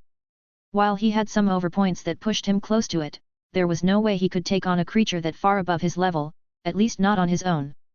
And judging by the people stationed at the eastern gate, it was clear he wouldn't be getting much support. None of them came close to the strength of that mercenary leader.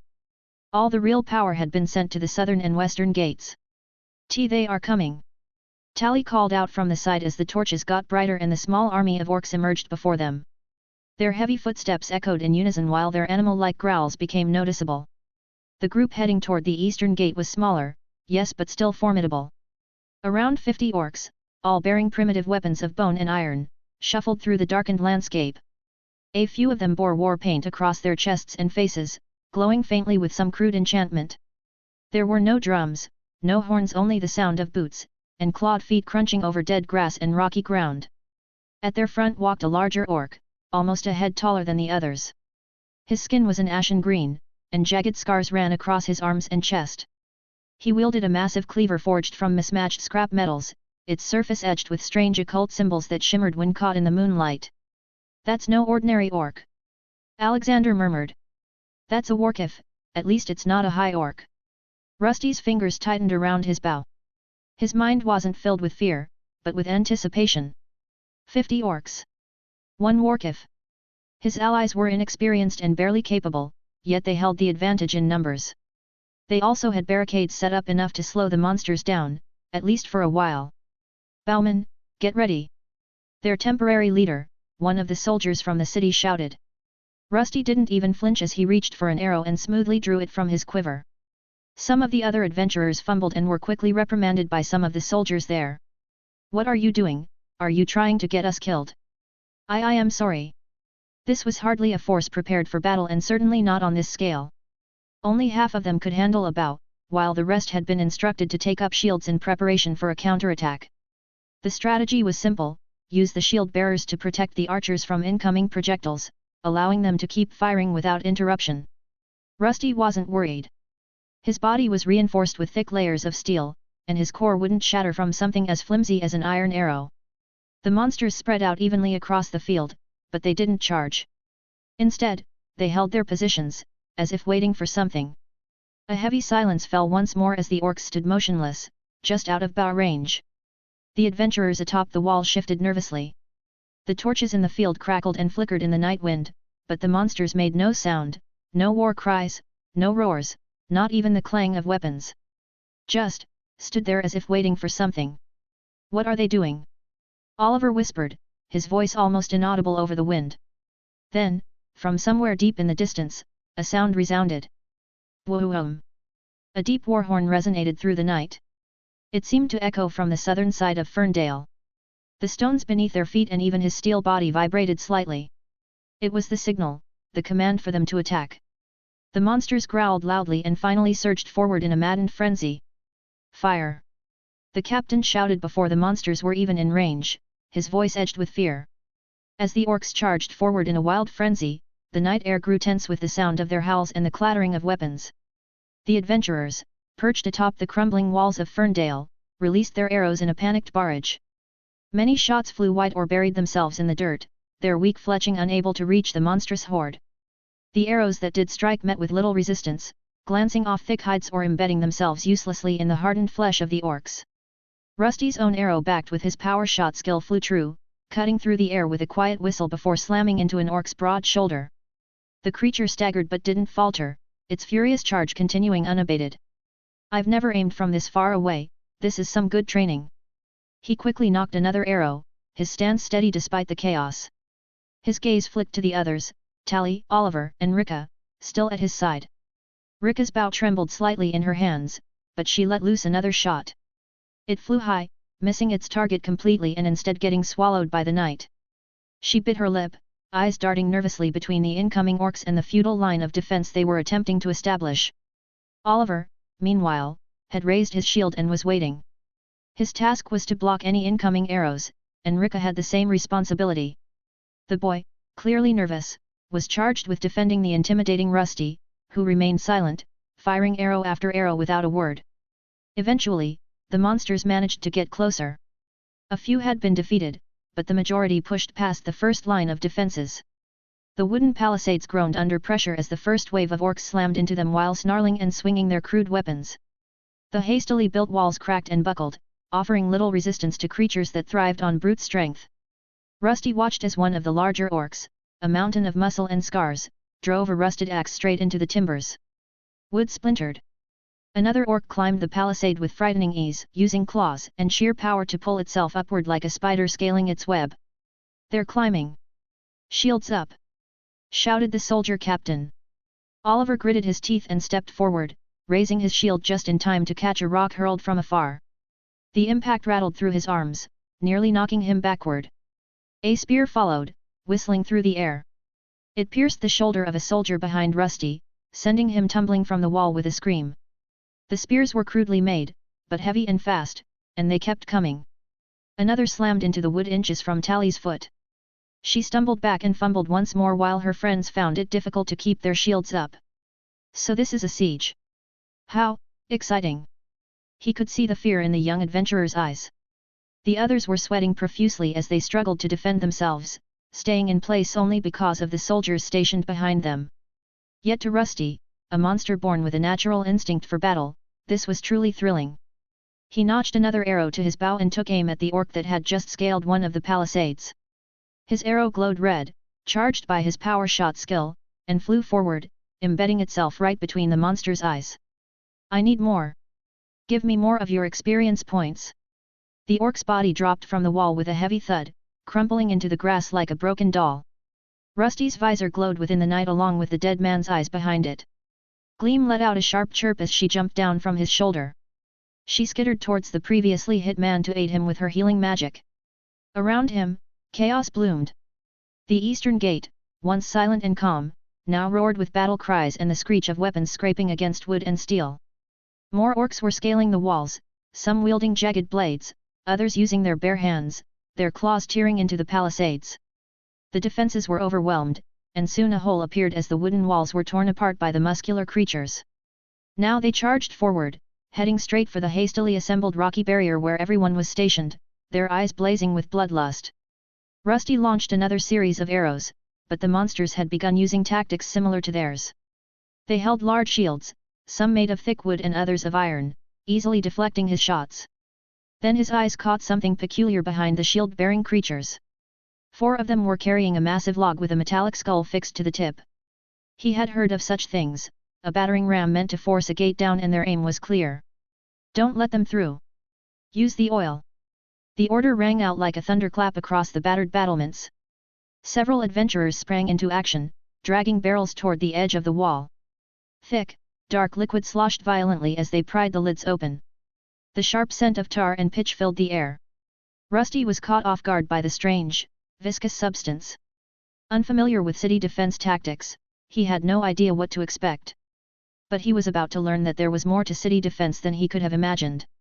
"Archers, get your flame arrows ready. On my mark." Oh! Earlier, a different set of arrows had been prepared. There weren't many, and each had been soaked in a sticky raisin-like mixture. Rusty didn't need to do anything as before he could react. The young adventurer who had been shielding him stepped forward, handed him one of the arrows, and lit its soaked tip with one of the torches that were mounted on the wall. It burst into flame almost instantly and burned close to the intensity of a lower-grade magical spell.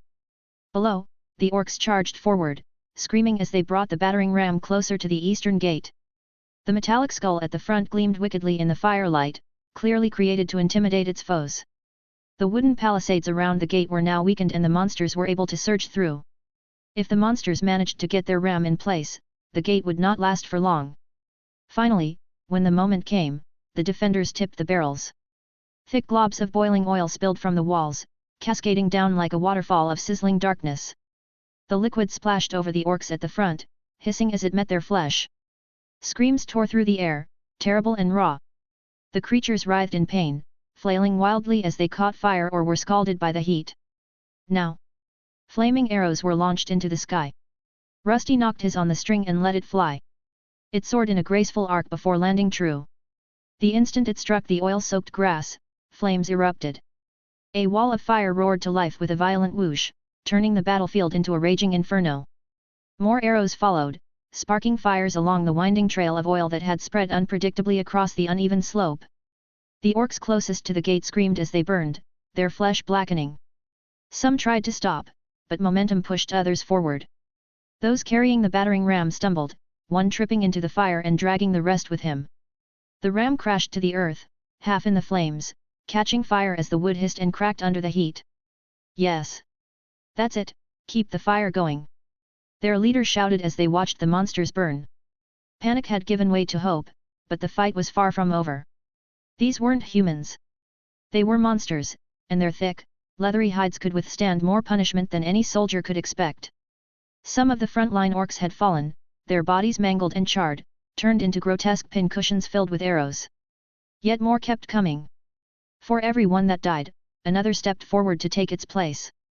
The battering log was lifted again and again, each time with renewed force, as fresh orcs surged forward to carry the assault. You have gained plus 49 experience points. You have gained plus 33 experience points. This is not that great. Rusty kept firing arrows at the oncoming orcs, but a nagging realization began to creep in. Something was off. Despite the chaos and the number of monsters falling, he wasn't gaining much experience. These were supposed to be E-rank creatures, but the experience points he received felt more like what he'd get from F ranks. It didn't take long for the reason to become clear. Too many people were attacking the same targets, and the experience had to be split among them, and with Gleam as well. This was the first time he was fighting in a large group, and this was quite a downside. He had assumed this battlefield would be a goldmine for leveling up, but now he saw the truth. If he wanted real progress, the dungeon might be a better option. Out here, unless he fought monsters alone, there wouldn't be much growth. He scanned the battlefield again. The oil firewall was holding, for now. But the orcs were adapting. The ones in the back had begun tossing charred bodies aside, creating a crude path over the flames. A few even began digging with clawed hands, trying to redirect the burning oil or smother it with dirt and debris. Their arrows were being deflected by the orcs' massive tower shields, which, even while burning, still managed to protect the shield bearers. To make matters worse, a strange-looking orc had appeared among their ranks. He wore different garb from the others and had a talisman made of small skulls. He chanted continuously while other orcs surrounded him in a tight formation. He was not the leader, but his presence was clearly important. Magic radiated from him, and with every chant, some of the flames faded while nearby orcs began to heal. He resembled the support priests used by humanoid forces. If he stayed in the fight, defeating the orcs would become much more difficult. Can I get him from here? Rusty glanced around. Everyone was focused on the front lines.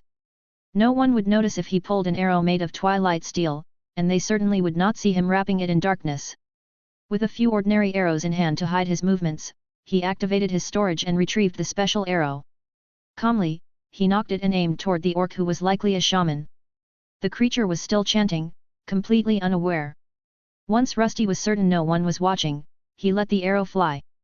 It moved silently, cloaked in a darkened aura that absorbed the torchlight and kept it hidden from view. While his darkness element did not add much raw damage to the projectile, it had other properties. One of them was the ability to inflict a weakness status effect, but more importantly, it had an interaction Rusty had recently learned about. As he had studied elemental magic with a burden, he discovered that darkness carried a secondary trait, the ability to unravel basic mana. Rusty had hoped the shaman would use a mana barrier, and sure enough, as the arrow approached, the creature raised one in defense. The arrow, shrouded in shadowy mist, collided with the barrier and tore through it with ease. The mana dissolved on contact, unable to hold its form. A moment later, the arrow embedded itself deep in the shaman's neck, hitting its mark with deadly precision. You have gained plus 1140 experience points. Ha, now that's way better. It was a lucky critical hit that pierced through the monster's neck. Rusty had aimed for its head, but the orc shifted slightly at the last moment. Fortunately, the arrow still struck true.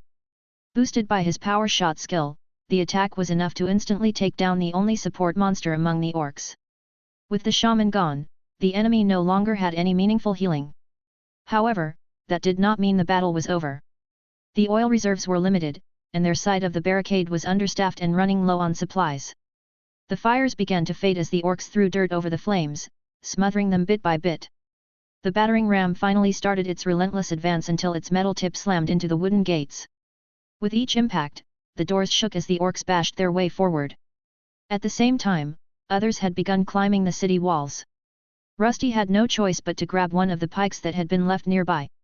Bracing himself, he moved to intercept the attackers, thrusting the weapon downward in an effort to stop them before they could climb over the edge. This isn't bad. While others around him panicked, Rusty remained focused. His only thoughts were on defeating more monsters. The climbing orcs were easy targets, and with a few well-placed thrusts, he managed to knock one off the wall with little effort. His allies, however, did not share his composure. Some failed to land decisive blows, while others fumbled entirely, losing their weapons in the chaos. One orc managed to slip past the defenses and tossed itself at the adventurers stationed there. "What are those idiots doing?" a burden commented as they watched the orc tackle one of the adventurers down. He bit his face while other people attempted to save the man from certain death. They started stabbing it with their swords and spears, yet the monster continued to bite down even while critically injured. He's dead. The monster was slain, but even after they pulled him off the man, the damage was done. Blood soaked the stones beneath them, and the adventurer's face was barely recognizable, torn and shredded beyond saving.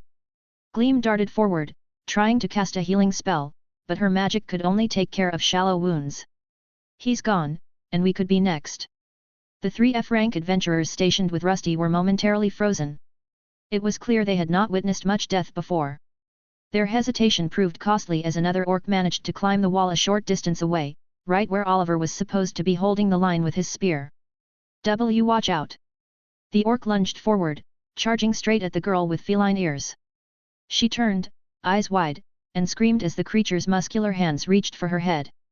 But just before it could grab her, a metallic hand intercepted the green fist. It was Rusty. The orc struggled to break free, but Rusty's strength held firm. With a powerful motion, he slammed the creature to the ground, then drew his sword.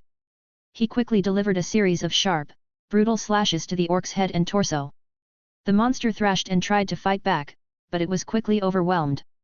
The 3 adventurers backed away, wide-eyed, as they watched Rusty slaughter the green monster in a one-sided display of brute force. Blood splattered across the stone as the creature screamed in agony, but Rusty did not stop until it lay motionless. When the fight was over, he slowly turned to face them. His gaze was sharp, his expression unreadable. He pointed toward the spot where the other adventurer had fallen and finally spoke. "You 3, go there. I can hold this position on my own." "But..." Oliver started to speak but quickly fell silent when Rusty tilted his helmet in his direction. The silent gesture was enough. The 3 adventurers exchanged glances, gave a brief nod, and turned to leave. "Take care and be careful." "Thank you," Rika said, offering a quick bow before hurrying after the others. It seemed they had misunderstood Rusty's intentions entirely. "Nice, all of them are mine for the taking." He had not saved the girl out of pity, nor out of some sense of heroism. His only goal was to secure every experience point he could. If the others had stayed, he would have been forced to share the kills. There were not many orcs left now, and he intended to slay as many as possible while he had the freedom to do so. Soon, the battle resumed. The clash of steel and the howls of monsters echoed once more across the walls. Rusty now stood alone on his section of the battlement, silently waiting for the next opponent to climb into his reach. Below, the battering ram continued its relentless assault on the gate. With each heavy impact, the wooden doors groaned and splintered, and Rusty could tell it would not be long before the monsters broke through. His sword came down in a clean arc, decapitating another orc as it climbed over the edge of the wall. Rusty briefly wondered why the walls were even built this way, as they were full of holes and uneven surfaces that the orcs could scale them with ease. Then again, it worked to his advantage. Since they needed both hands to climb, they couldn't carry weapons, making them far easier to dispatch. "Strange, these orcs feel weaker than the ones I faced in the dungeon." The experience they gave was far less than what he had earned from slaying the shaman, and about the same as the E-rank orcs he had encountered in that earlier dungeon. Something felt off. These creatures fought like they had never been in battle before. They moved clumsily, charged head-on without strategy, and barely used their limbs properly. With another swing of his sword, Rusty sent an orc's head flying. But before he could fully reset his stance, a deafening crack split the air. The eastern gate shattered. Splinters burst out like shrapnel as the Orcish battering ram finally broke through.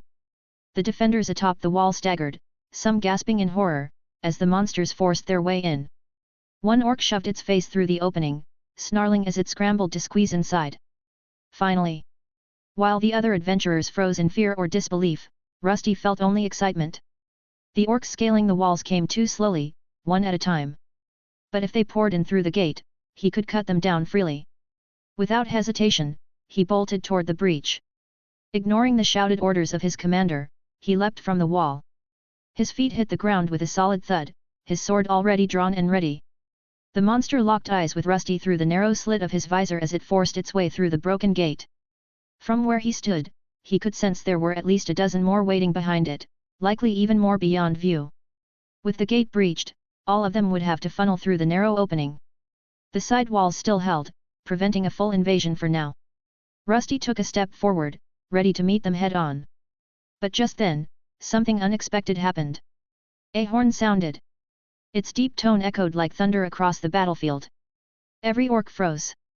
Those at the gate halted mid-charge. Even the ones halfway up the walls paused, nostrils flaring, muscles tensed as if waiting for something unseen. What's going on? To his astonishment, the orcs began to retreat. One by one, they backed away from the breach, their aggression seemingly vanishing. It was as if a dungeon core had issued a direct command to pull back. Rusty watched them go, his sword still in hand, a hint of disappointment settling over him as his bags of experience points just left, leaving him in a state of shock. Rusty stood motionless, his blade lowered while his thoughts churned. The orcs were not fleeing in fear. They were retreating with intent, turning around as one and marching away in perfect coordination. Just moments earlier, they had seemed like frenzied beasts driven only by bloodlust. Now they moved like disciplined soldiers. Why would they pull back now? Rusty wondered. It must be the horn. A burden replied. Someone is controlling them. It might be magic, a ritual, or perhaps fear itself. Although a burden appeared only as a floating orb of black light, his knowledge of monsters ran deep. His words always carried the weight of someone experienced in battle, but also of a leader who once led a demonic nation. Perhaps some kind of inborn trait, reminds me of one of the armies a general of mine bred for combat. Suddenly, the horn sounded again. This time, the orc brutes broke into a run. Rusty turned his helmet to the side just as the last of them vanished into the smoke-filled woods beyond the ravaged field. Flames still smoldered on the ground, and smoke twisted upward like a ghostly serpent reaching for the sky. Yet for many, the silence left behind was more unsettling than the chaos of battle. They don't seem to be regrouping. Now it was Alexander who commented. Though not a demon lord, he was still a seasoned hero and former adventurer whose words carried weight. This might be part of their strategy. Orcs and goblins breed quickly, and with shamans to aid them, the process can be accelerated. Alexander believed the monsters were using a war of attrition. Exhausting the defenders of this settlement would be easy if they could keep replenishing their ranks. Several human fighters had fallen today, and while the monsters had suffered heavier losses, it meant little if they could replace their warriors within months. For the humanoid races, it took years just to reach adulthood, and even longer to grow strong enough to stand against creatures like these. Whoever is managing this place is a fool. They need to cut out the root of this invasion. A burden said, his tone sharp and heavy with irritation. Perhaps they lack the manpower. This settlement is barely standing. Who would defend it once the main force leaves? That might be exactly what the monsters are counting on. We cannot afford to underestimate them just because they are orcs. Alexander replied.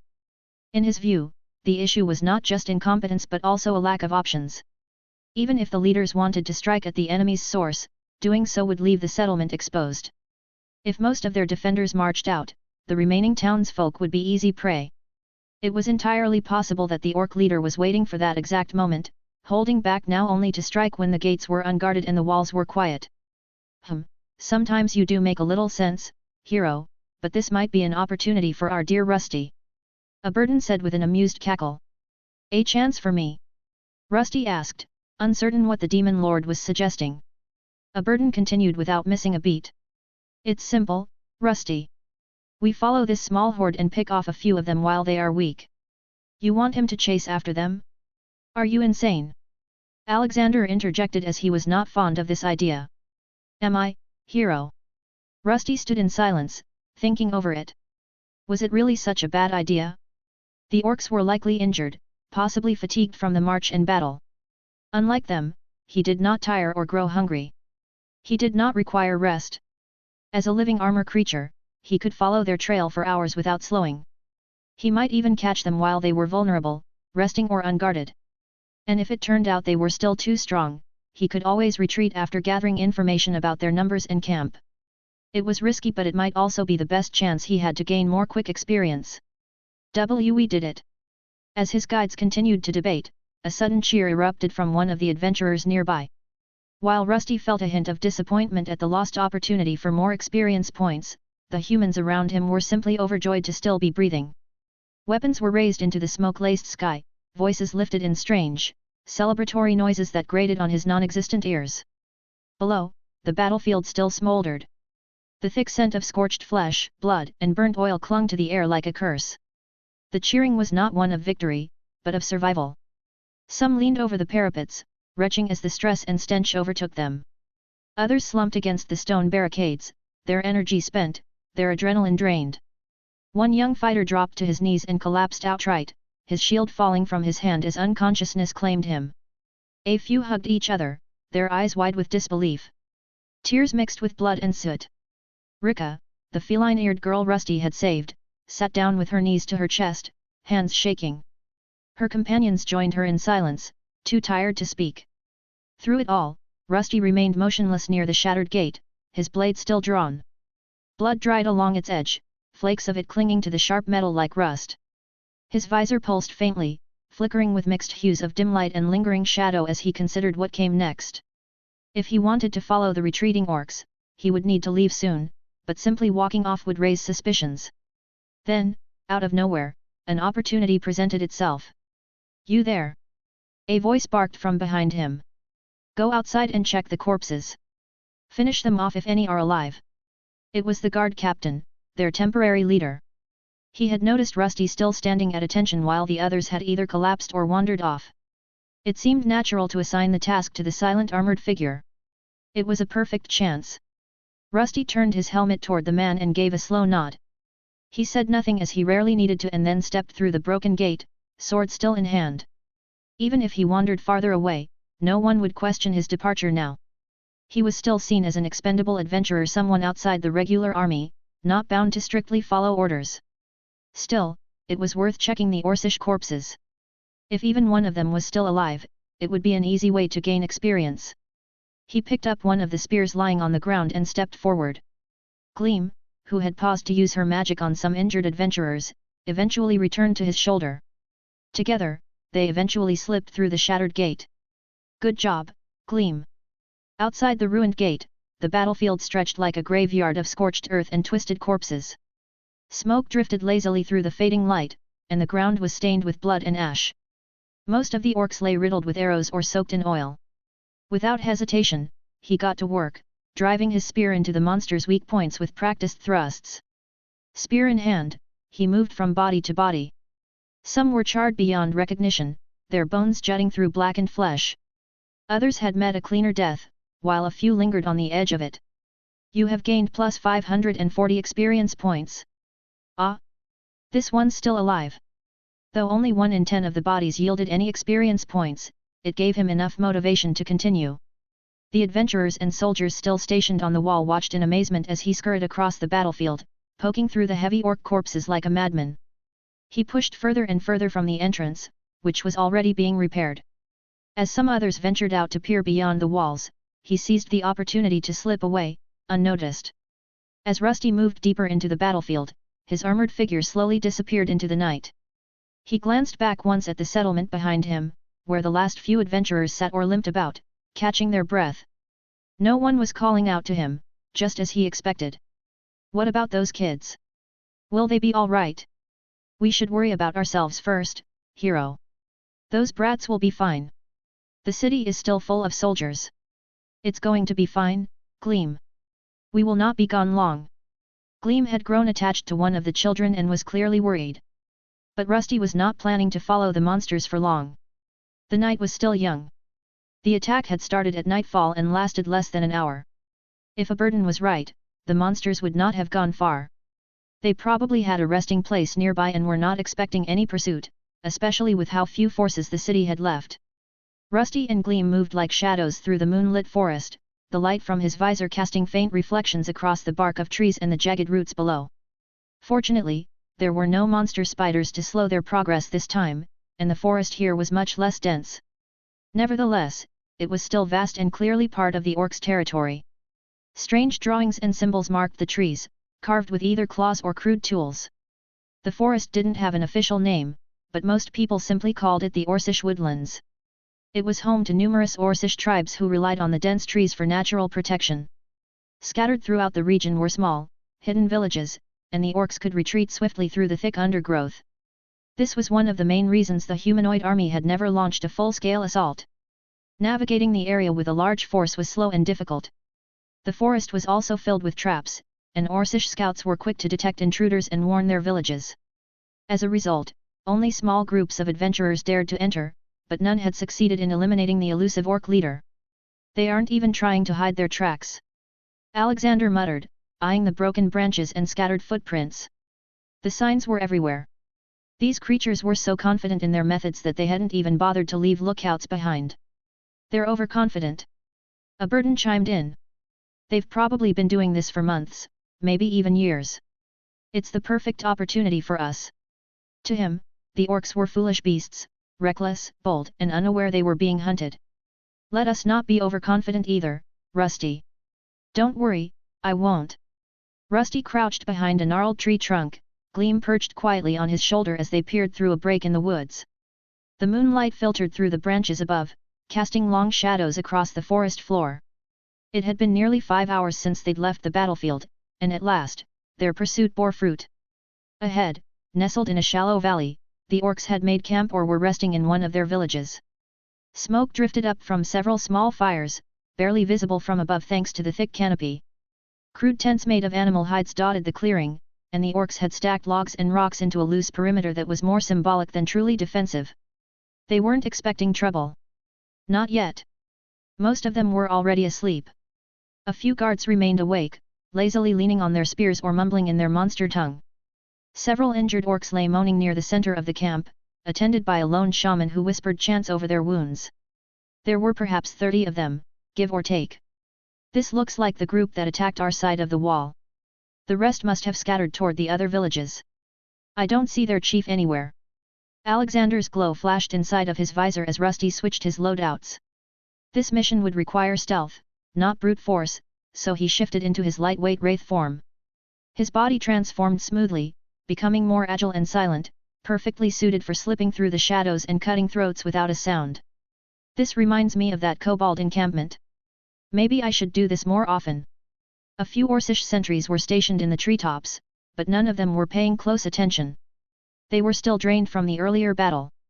While stamina points existed in this world, recovery slowed significantly after extended combat. A lingering fatigue debuff prevented full regeneration, leaving them vulnerable. It was the perfect time to strike. Rusty moved forward, ready to silence them one by one and rack up some easy experience. He crept forward like a whisper in the wind, his footsteps silent as his wraith form flickered between the trees.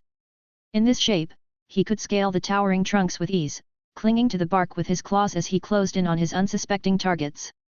Gleam had already cast her silencing spell and now remained hidden among the bushes. Her silvery white carapace shimmered faintly in the low light, still capable of catching a stray glint from a nearby torch. One wrong move and the sentries might spot her. Rusty reached the first sentry, a lanky orc half dozing in the crook of a high branch. His crude spear dangled from one hand, barely clutched.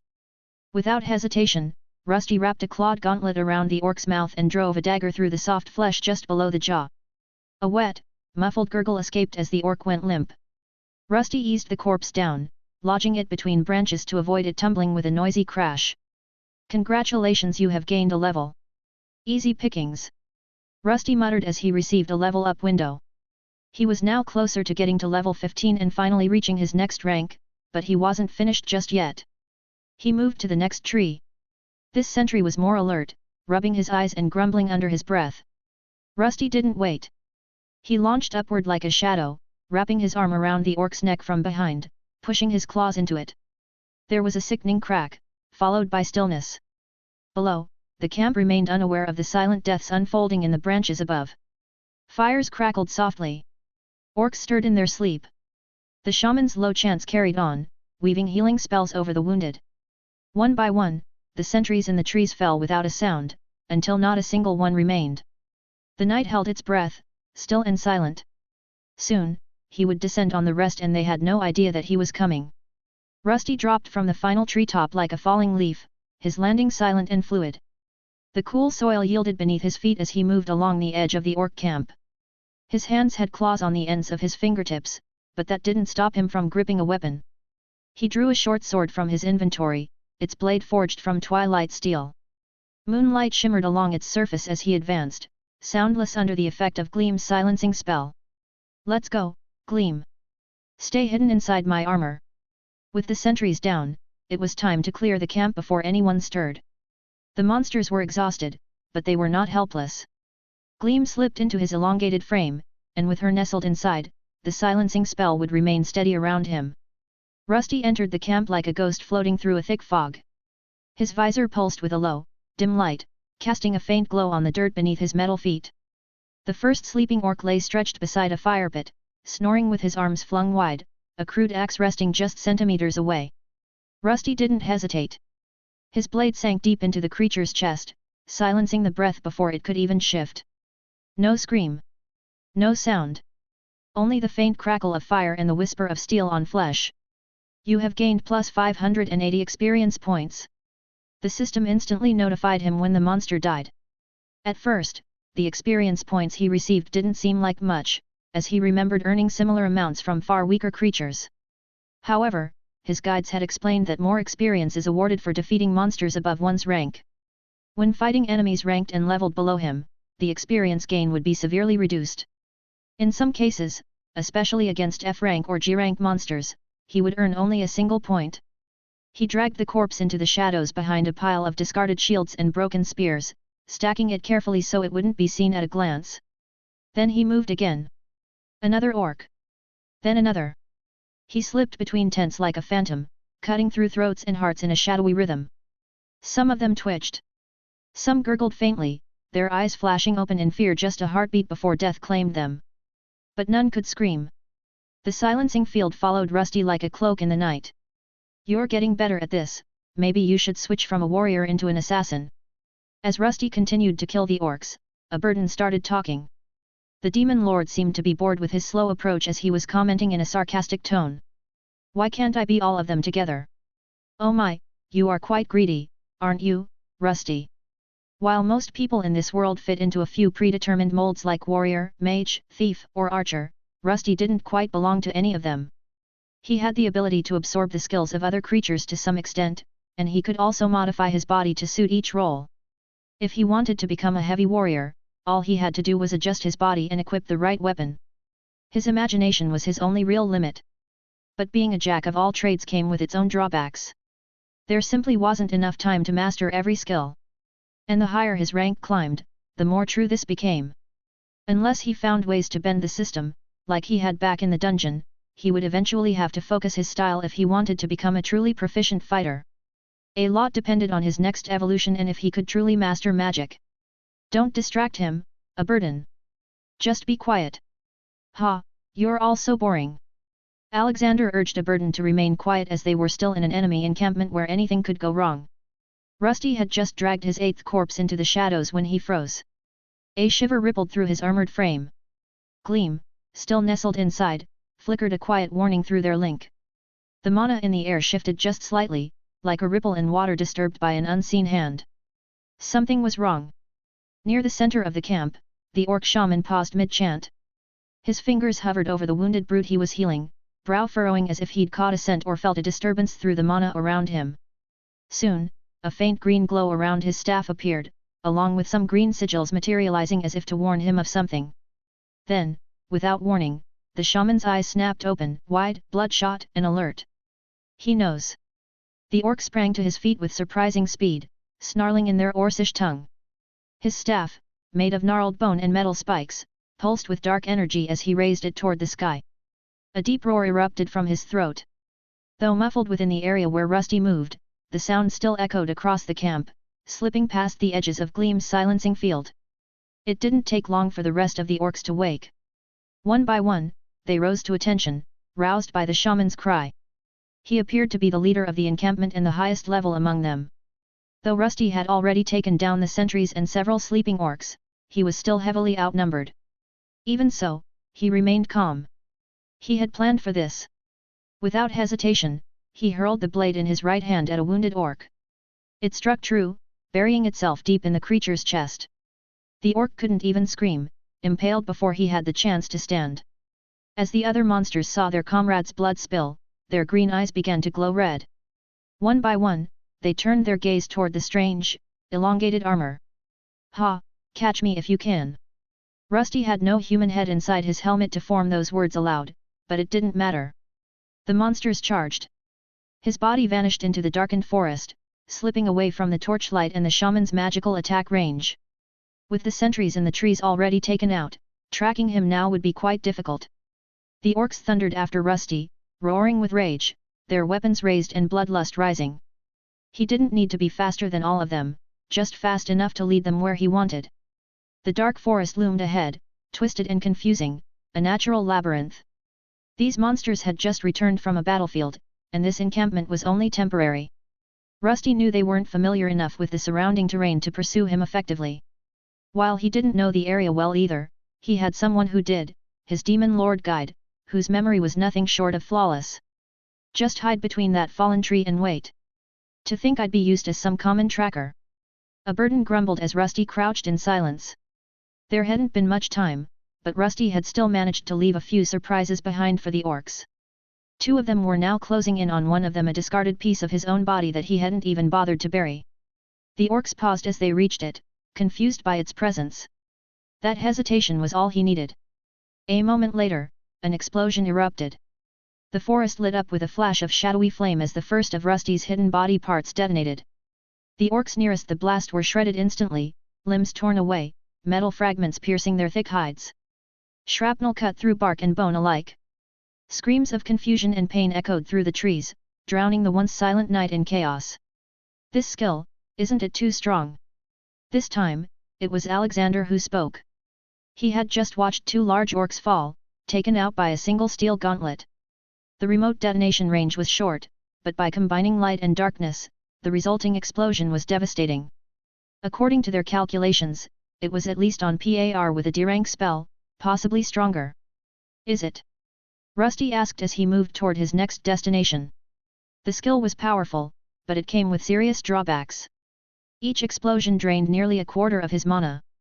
The range was limited, not just for triggering the detonation but for the blast radius as well. Even though a third orc had been nearby, it was only struck by scattered steel fragments and managed to survive. The remaining orcs pressed forward, undeterred by the explosion. If anything, it only fueled their rage. But rage wasn't enough. The deeper they pushed into the forest, the more the terrain turned against them. Trees forced them to slow their pace, and they kept stumbling over hardened roots hidden beneath the underbrush. Rusty, on the other hand, was enjoying every moment. He moved from shadow to shadow, unseen, unheard, like a predator among prey, too enraged to realize they were already dying. To make things worse for them, he was laying new traps as he moved. With the help of his storage, he scattered sharpened caltrops he had crafted in the Soul Forge. A single steel ingot could produce dozens, and against these brutes, they made the perfect stopgap. "You have gained plus 495 experience points. You have gained plus 566 experience points. Congratulations, you have gained a level." The explosions echoed through the night, and the notifications kept coming. He was getting closer to his goal of reaching level 15.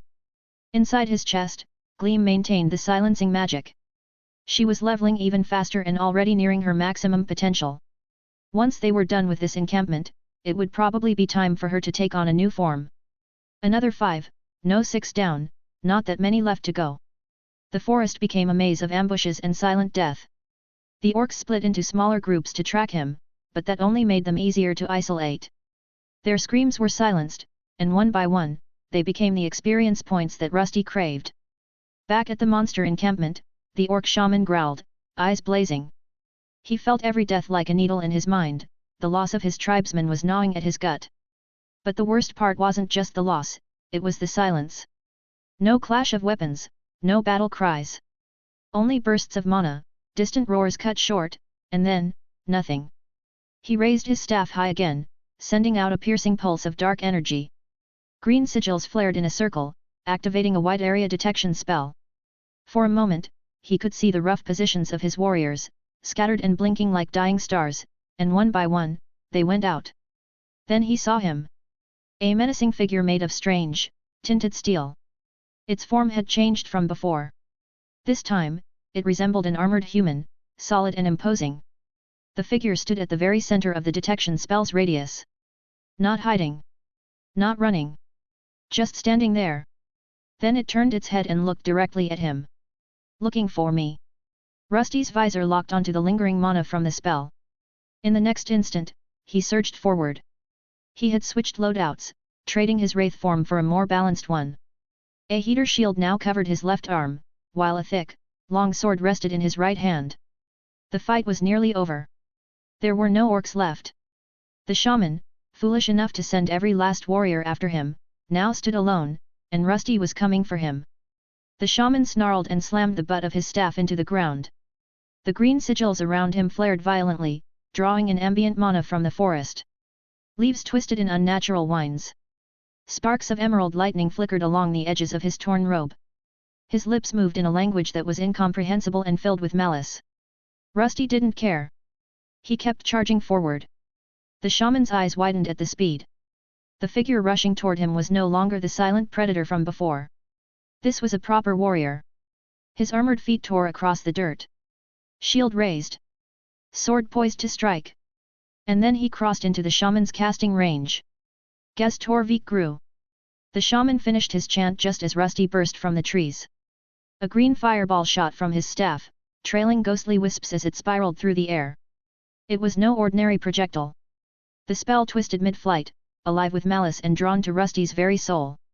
But Rusty did not slow. His shield, laced with the darkness element, absorbed part of the spell's mana. The impact hit like a hammer. A sharp boom tore through the clearing. Green sparks rained across the ground. Still, Rusty did not stop. Instead, he increased in speed and lunged forward. The orc barely had time to scream. Steel met flesh. Rusty's long sword pierced straight through his abdomen. The shaman staggered backward, coughing blood, his clawed fingers still clinging to the staff as if it could somehow save him. But Rusty was relentless. With a twist of the blade, he yanked the weapon free and spun low, his shield arm sweeping out in a brutal bash that sent the orc tumbling. The staff clattered to the ground, its emerald glow flickering violently before dimming. The sigils in the air pulsed once, twice, then shattered like glass, dispelling the lingering magic. The forest around them felt unnaturally silent once more, but the monster was not quite dead, just like Rusty had intended. Rusty stepped forward, his blade now coated in thick, dark blood. The shaman knelt before him, gasping, fury burning behind eyes that were already starting to dim. It growled something in its native tongue, but Rusty neither cared nor understood. Instead, his blade traced a swift arc, severing both of the creature's arms. "You'll still be fine for a moment without those." Gruesome as it appeared, Rusty wasn't doing this for pleasure. He needed to ensure the orc could not grab at his helmet. His goal was simple skill absorption. This shaman could offer a rare or advanced skill, something beyond what he already possessed. He had acquired mana manipulation before, but that didn't mean this one wouldn't yield something better. With the arms gone, he pressed the orc to the ground with his foot, then lowered his helmet onto his head. As the absorption process began, the familiar list of potential skills began to form in his vision. But before he could study it, a sharp noise snapped through the trees behind him. His instincts kicked in. He ripped the helmet off and leapt backward. From the shadows, more orcs stepped into view. These ones were different.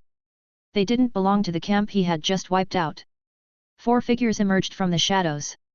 They were larger than the orcs Rusty had faced in this temporary encampment, with one standing half a head taller and far more muscular than the others. It was the Warkif he had seen during the siege he took part in, an intimidating presence. For some reason, this potentially C-rank monster was here. The Warkif stepped forward with heavy, menacing footsteps, his massive gree attacks slung over one shoulder as if it weighed nothing. His tusks gleamed under the moonlight, and his red-painted armor still bore streaks of blood from the last battlefield. The other 3 orcs fanned out beside him, in an attempt to form a loose semicircle around Rusty.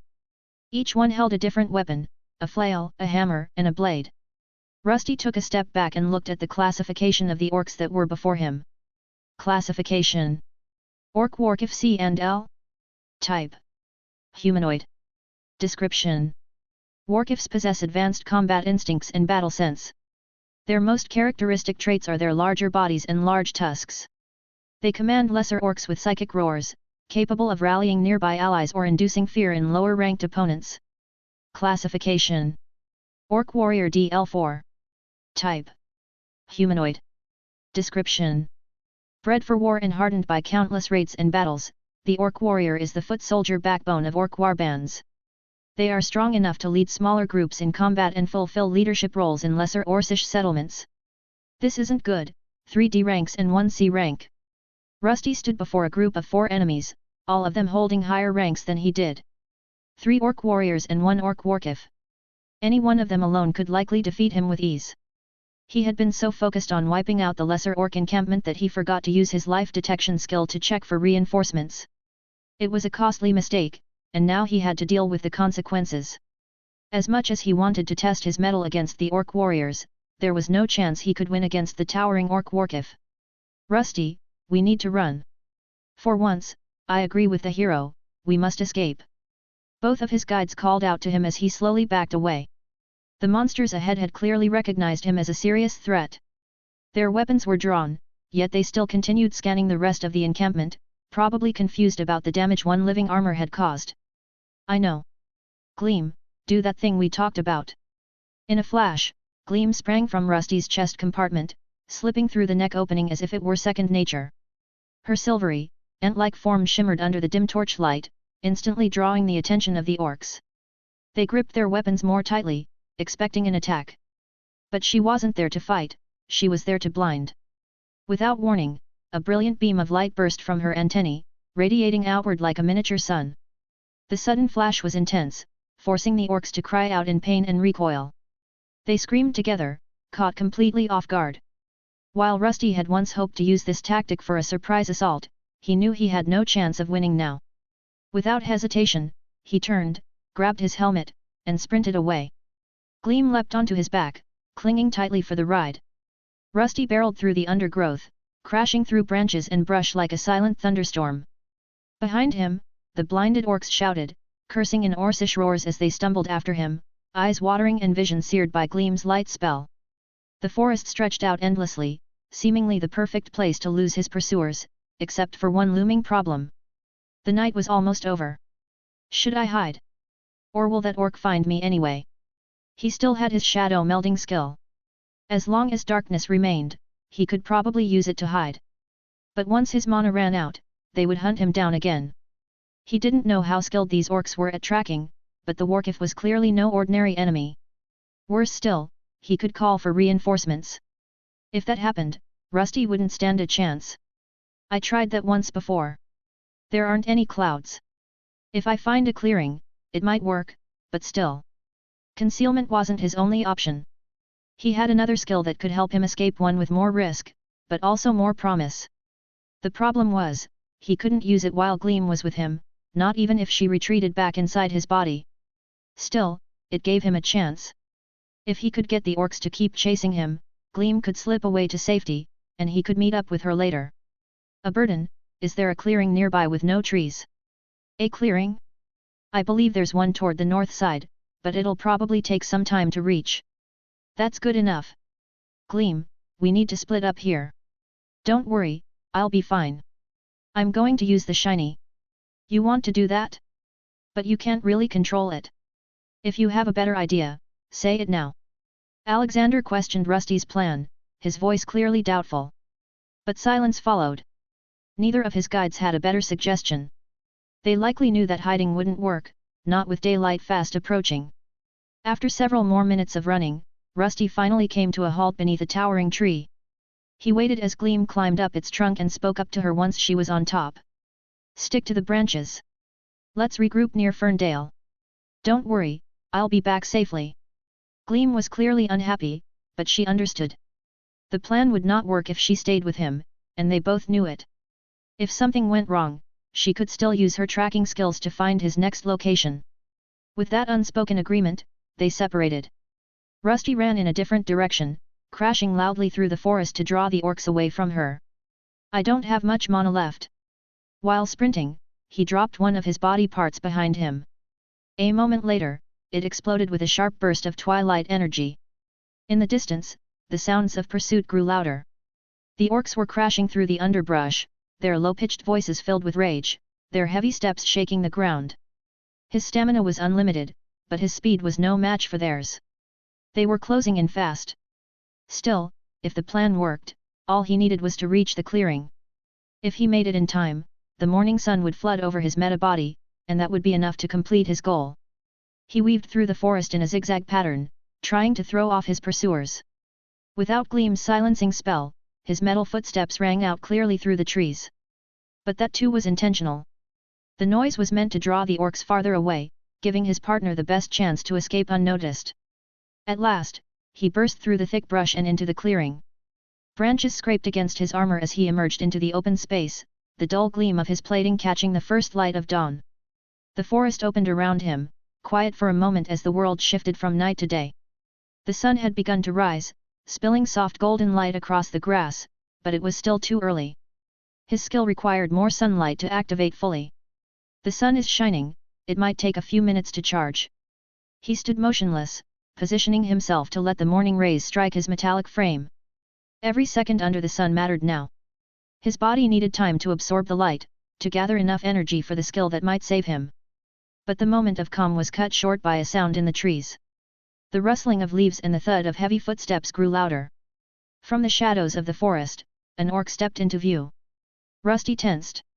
He had not expected them to catch up so quickly. The echoes through the trees should have masked his true path. But this one had followed him regardless. It was not the Warkif, at least. Just one of the warriors, and from the looks of it, he was alone as there was no sign of the others. The orc warrior stood at the edge of the clearing, squinting through the weak morning light. His broad chest rose and fell with every breath, his flail twitching in his grip, already slick with old blood. He shifted his thick neck, eyes narrowing as he spotted his target Rusty, the living armor, standing silently about 50 meters away. It might be better to retreat. We'll find a better place to do this, Rusty. Alexander urged, his voice tense, but Rusty didn't move. Instead, he shifted weapons, stowing his long sword away and pulling out a poleaxe in its place. Haha, Rusty, don't let your recent victories cloud your judgment. That's a D-rank monster. Aberdan said, his tone uncharacteristically cautious. He clearly didn't want his host to take unnecessary risks.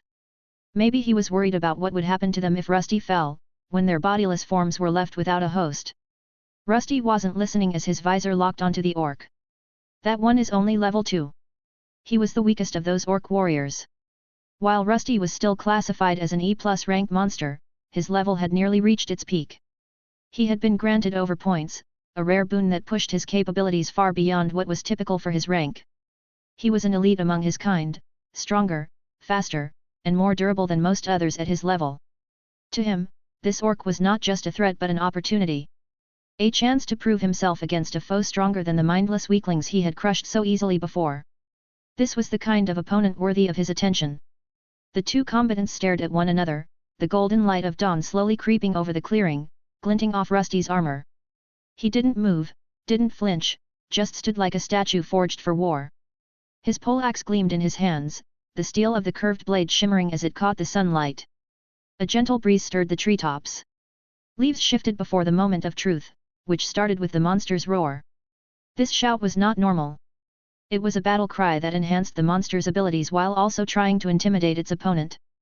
Rusty was not a being of flesh, so fear-based attacks were mostly ineffective. Still, he activated a similar skill called Basic Terror Aura in response to the charging orc. But that was not all. His body became surrounded by a haze of twilight as he also used Lesser Twilight Embrace and the Fury skill he gained from a different orc. The orc's rush was fast, far faster than anything Rusty had faced among the lower-rank monsters. It tore up grass and dirt, the heavy flail dragging through the clearing as it gained momentum. Each step thundered like a war drum, building to the inevitable crash.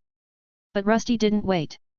He surged forward too, matching the monster's speed thanks to all the buffing effects he had activated. Twilight wrapped around him, pulsing in rhythm with his steps. The aura of terror he exuded clashed with the orc's battle cry, their effects colliding invisibly in the space between them. Though the orc's eyes blazed with bloodlust, a flicker of hesitation rippled across his face the moment Rusty entered its striking range. Rusty's poleaxe spun in a clean arc, not aimed at the orc's chest or head, but lower at his legs. The curved blade sang through the air, reinforced with twilight energy, and connected with the orc's left thigh just as the monster lifted it for a stomp. Bone cracked. Flesh split. The orc faltered mid-charge, stumbling forward with a snarl of pain. But the orc did not go down. Instead, it swung its heavy flail in a brutal counterattack. Rusty stepped back to create distance, but the weapon's reach was too great. The flail struck his shield with such force that it flew from his armored hands. Instinctively, he grabbed his poleaxe and thrust it forward, landing another hit. Yet the monsters kept coming, seemingly immune to pain. The exchange of blows between them was brutal, and time was running out.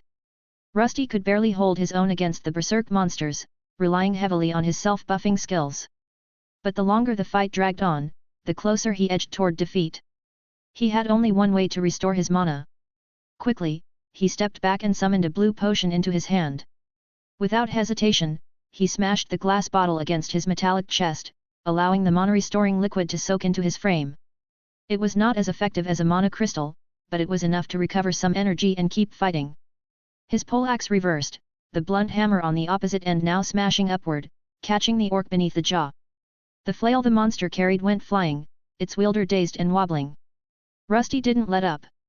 He followed with a downward chop while using the weapon with two hands. Yet the monster ducked to the side and then launched at him without his weapon in hand. Rusty suddenly found himself lifted into the air, the muscular monster gripping him tightly with both hands and squeezing with crushing force. Though his body buckled under the pressure, the Twilight Steel, rated with a durability rank of D, did not give in. Reacting quickly, he released his poleaxe and summoned two short blades into his hands. Without hesitation, he drove them into the confused monster's back. The orc warrior groaned and flung him aside, but Rusty's gauntlets and blades remained lodged in its back to seal the deal. With the last of his strength, he triggered the Twilight Mix, which exploded in a burst of energy, tearing the monster apart and leaving behind a gory mess. "Congratulations, you have gained a level." He heard the familiar words, but there was no time to celebrate. Two more orcs emerged from the forest, flanking their leader who lumbered behind them with a casual, terrifying confidence. Now was the time to flee. His body had absorbed enough sunlight, and it was time to use it. Basic Elemental Melt. He had attempted to use this skill before, but it had never worked. As it turned out, his body needed to absorb a certain amount of light for it to fully function, and today's bright sunlight was perfect. His hands quickly regenerated, and he grabbed another mana potion to replenish more of his energy.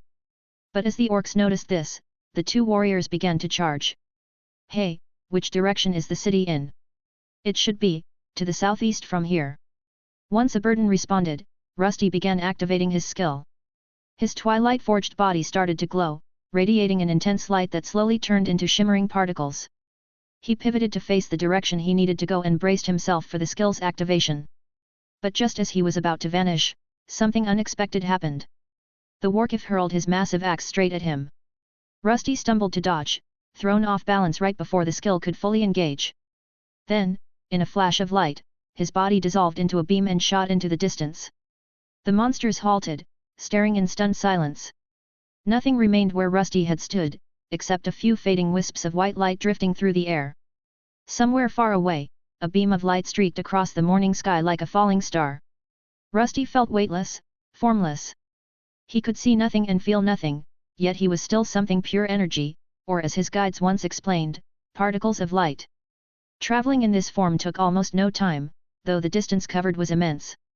It was a useful skill for quick escapes, but it came with one major drawback: he could never quite predict where he would end up. He had only used it once before, during his journey with Gleam. That time, he had landed in the branches of a tree, disoriented and unaware of his location. Fortunately, Gleam had managed to track him down, and they were able to continue their travels. The sensation of motion ended with a sudden jolt. His body reassembled like molten metal, cooling and solidifying, piece by piece. In an instant, the scattered particles of light became solid mass once more, and his steel form reappeared, still airborne and carrying leftover momentum. I'm alive, but... Rusty was still flying, but that wasn't the problem. He was slowing down, and he knew all too well that what goes up must come down. The clearing he had started from was nowhere in sight, and the landscape below looked unfamiliar. There were far fewer trees here, and he was on a direct collision course with a jagged cliffside. He had hoped for a soft landing, maybe among tree branches like before. Instead, the hard face of a rocky mountain rushed up to meet him. Have to protect my core. While still soaring through the air, Rusty pulled out another mana potion and splashed it across his metallic frame. A faint glow followed as the liquid was absorbed into his metal. He quickly lowered his helmet and curled into a tight ball, hugging it close to protect the vital core inside. To protect himself, he activated Fortify Armor, bracing his body for impact, then triggered weight control to reduce his mass. He had a rudimentary understanding of physics, knowing that the heavier he was, the harder he would hit. A loud clang rang out as he slammed into the mountainside. The collision rocked his entire frame, sending sparks and shards of metal flying into the morning light. A moment later, he ricocheted off the rock face, tumbling down the cliffside like a runaway barrel of steel, clattering and crashing over sharp stone. His metal scraped against stone. Pieces of armor chipped off, and each collision threatened to crack open his helmet to expose his core. He bounced once, twice, then broke through a patch of loose brush and crashed into a hollow depression in the mountainside. The fall finally ended in a thud, half buried among shredded leaves and broken twigs. Rusty groaned, or would have, if he had lungs. Instead, the strained sound of bending metal came from deep within his chest as he directed what steel he could spare toward repairing his damaged frame. He had escaped the orcs, but he had no idea where he had ended up. His visor flickered as the light of his guides reappeared, both struggling to make sense of their new surroundings. This doesn't look like the forest anymore, Alexander said quietly as he scanned the area. A Burden let out a sharp laugh to mock him. How brilliant of you to notice, great hero. Rusty slowly gathered himself and took a better look at where he had landed. The ground beneath him was sunken, forming a wide, shallow crater. Thick vines curled along the edges, and the stone bore deep claw marks. Bits of shredded fur and broken bones littered the ground around him. Then he saw them. At the center of the crater rested 4 massive eggs. Each one was about the size of a goblin, their glossy shells dark blue with green veins that pulsed with a faint glow. Those aren't normal eggs, Alexander said as he tried to bring attention to the gravity of the situation. Rusty, we have to leave. Right now. As the words left his glowing form, one of the eggs began to crack. A moment later, another followed. The first creature that emerged was rather small yet terrifying. Sleek scales shimmered in the morning light as it stretched out its wings. Its talons looked like blades, and its glowing yellow eyes locked onto Rusty with a predatory focus. It was a baby wyvern. The second egg burst open next, revealing a sibling. Smaller, but already hissing and fluttering its half-formed wings. The creatures turned their attention to Rusty, drawn to his movement, or perhaps the magic emanating from his core. They don't look that strong to me. Rusty wasn't quite sure why his 2 guides were panicking. The creatures before him looked fragile and unsteady. They struggled to stand, their movements clumsy and weak. He doubted they could survive even a single strike from his sword. Still, as he rose to his feet to get a better look, the first wyvern let out a piercing, high-pitched scream. A moment later, the second joined in with the same shrill cry. This doesn't look good, Rusty. It might be better to jump before. Right as Alexander was speaking, a vast shadow passed over them. It was more than a passing cloud. The sunlight dimmed, and the sky vanished behind a massive shape that descended from above. It was as if an eclipse was occurring. Warnings glared within his head. Something was coming, something far beyond his ability to handle. He raised his helmet to look, and then he saw her. The mother wyvern landed with a deafening impact just outside the crater. The ground shook as her talons gouged deep trenches into the rock. Her wings folded against her sides, thick and leathery. She was enormous, easily 4 times Rusty's size.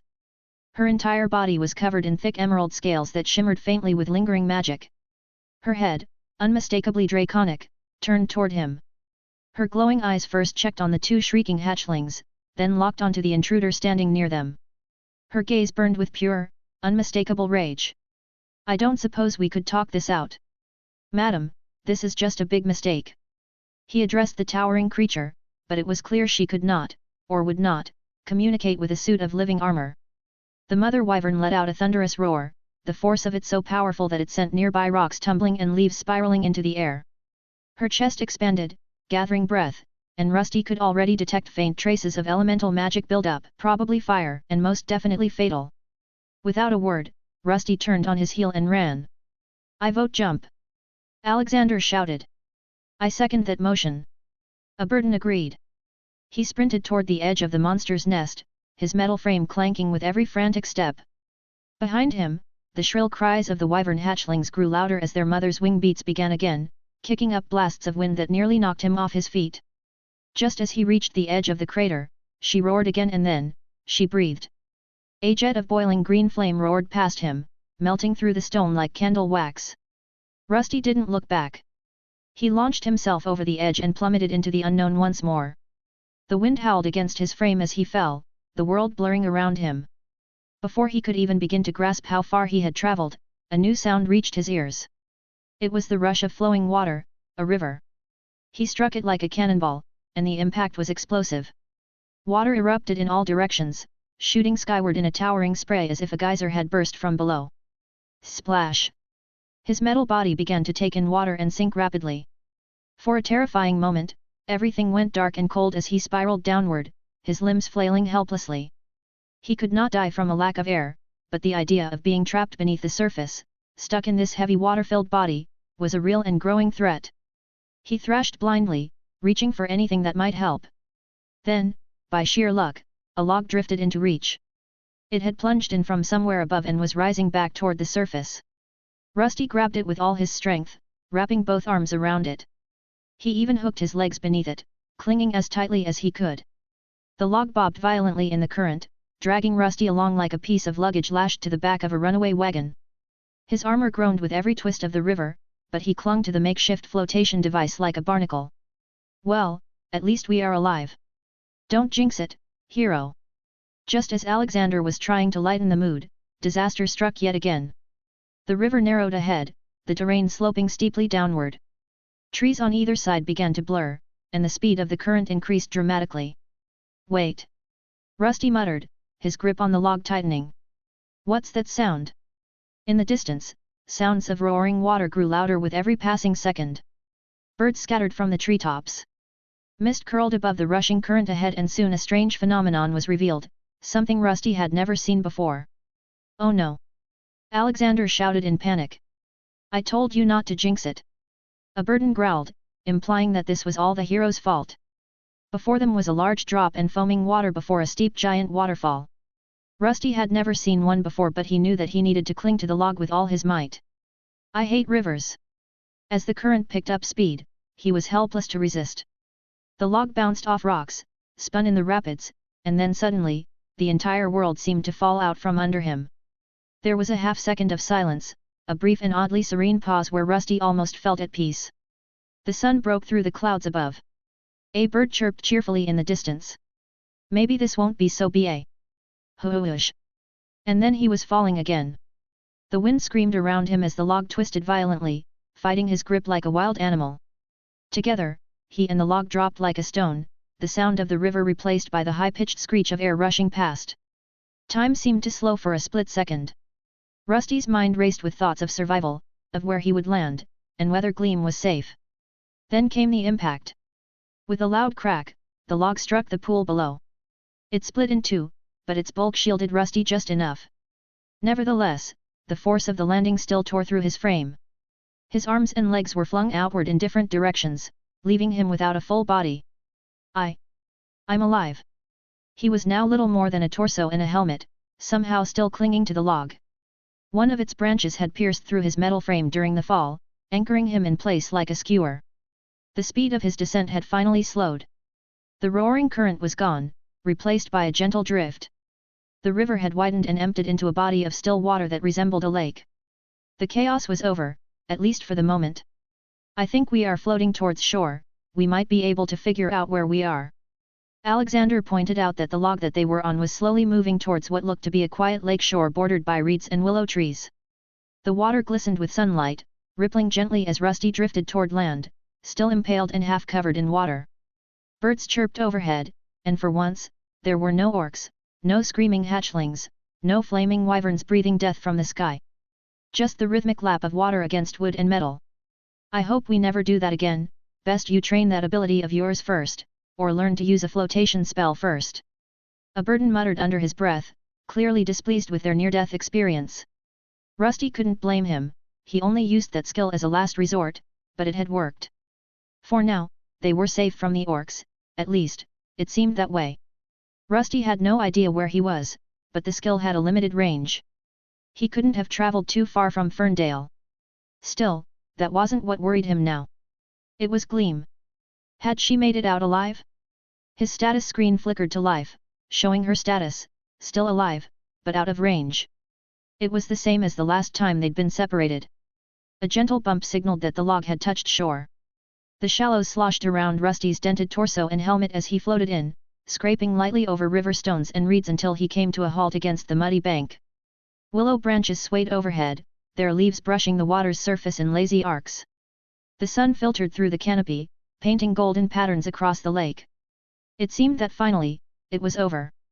Maybe next time, let us stick to the dungeon for leveling? Shall we? That might be for the best.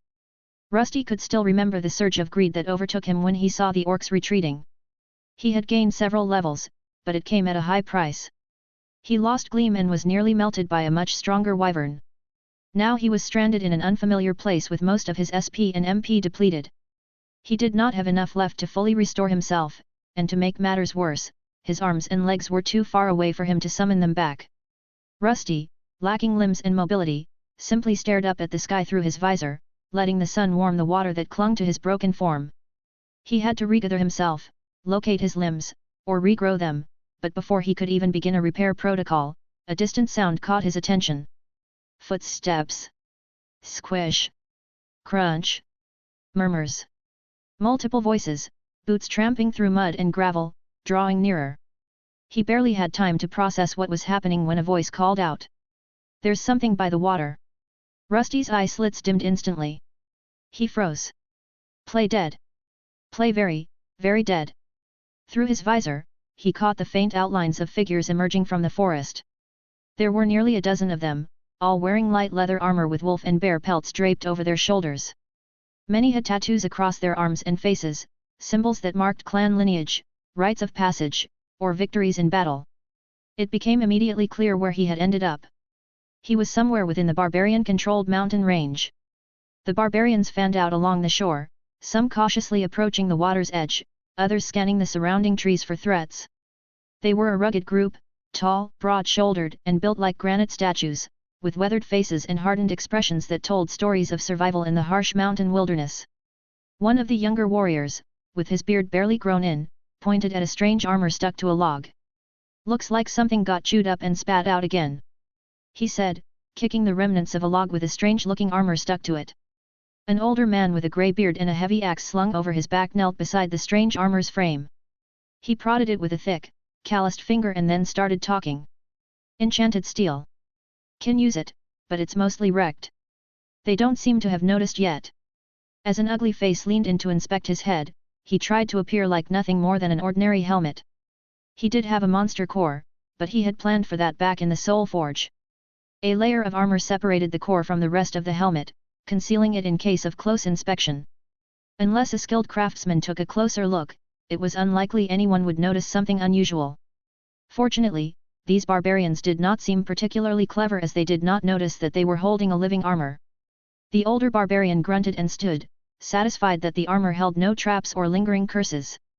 He picked up Rusty's helmet, turning it over, sniffing at the scorched metal and the faint green residue still clinging to its surface.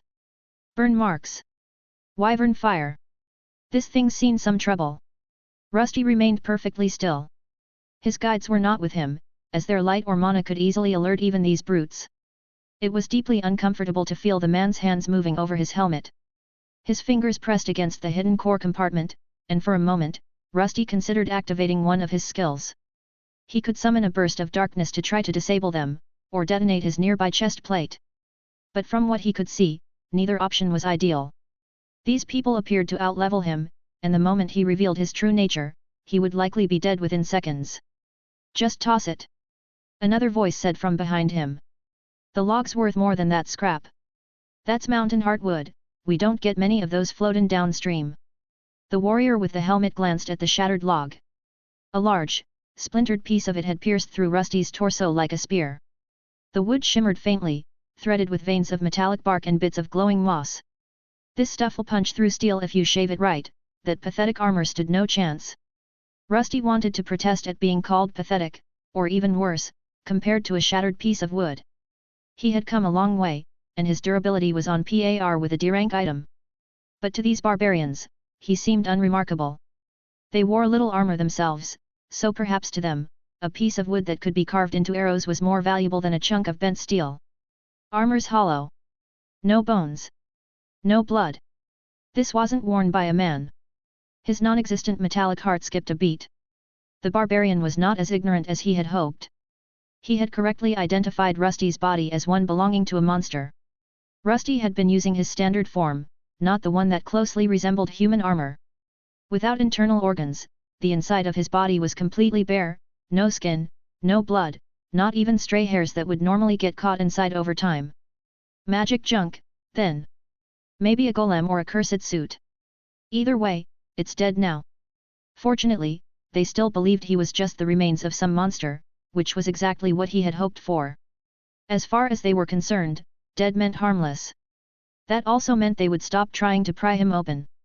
Even better, they seemed to be searching for other pieces of his body.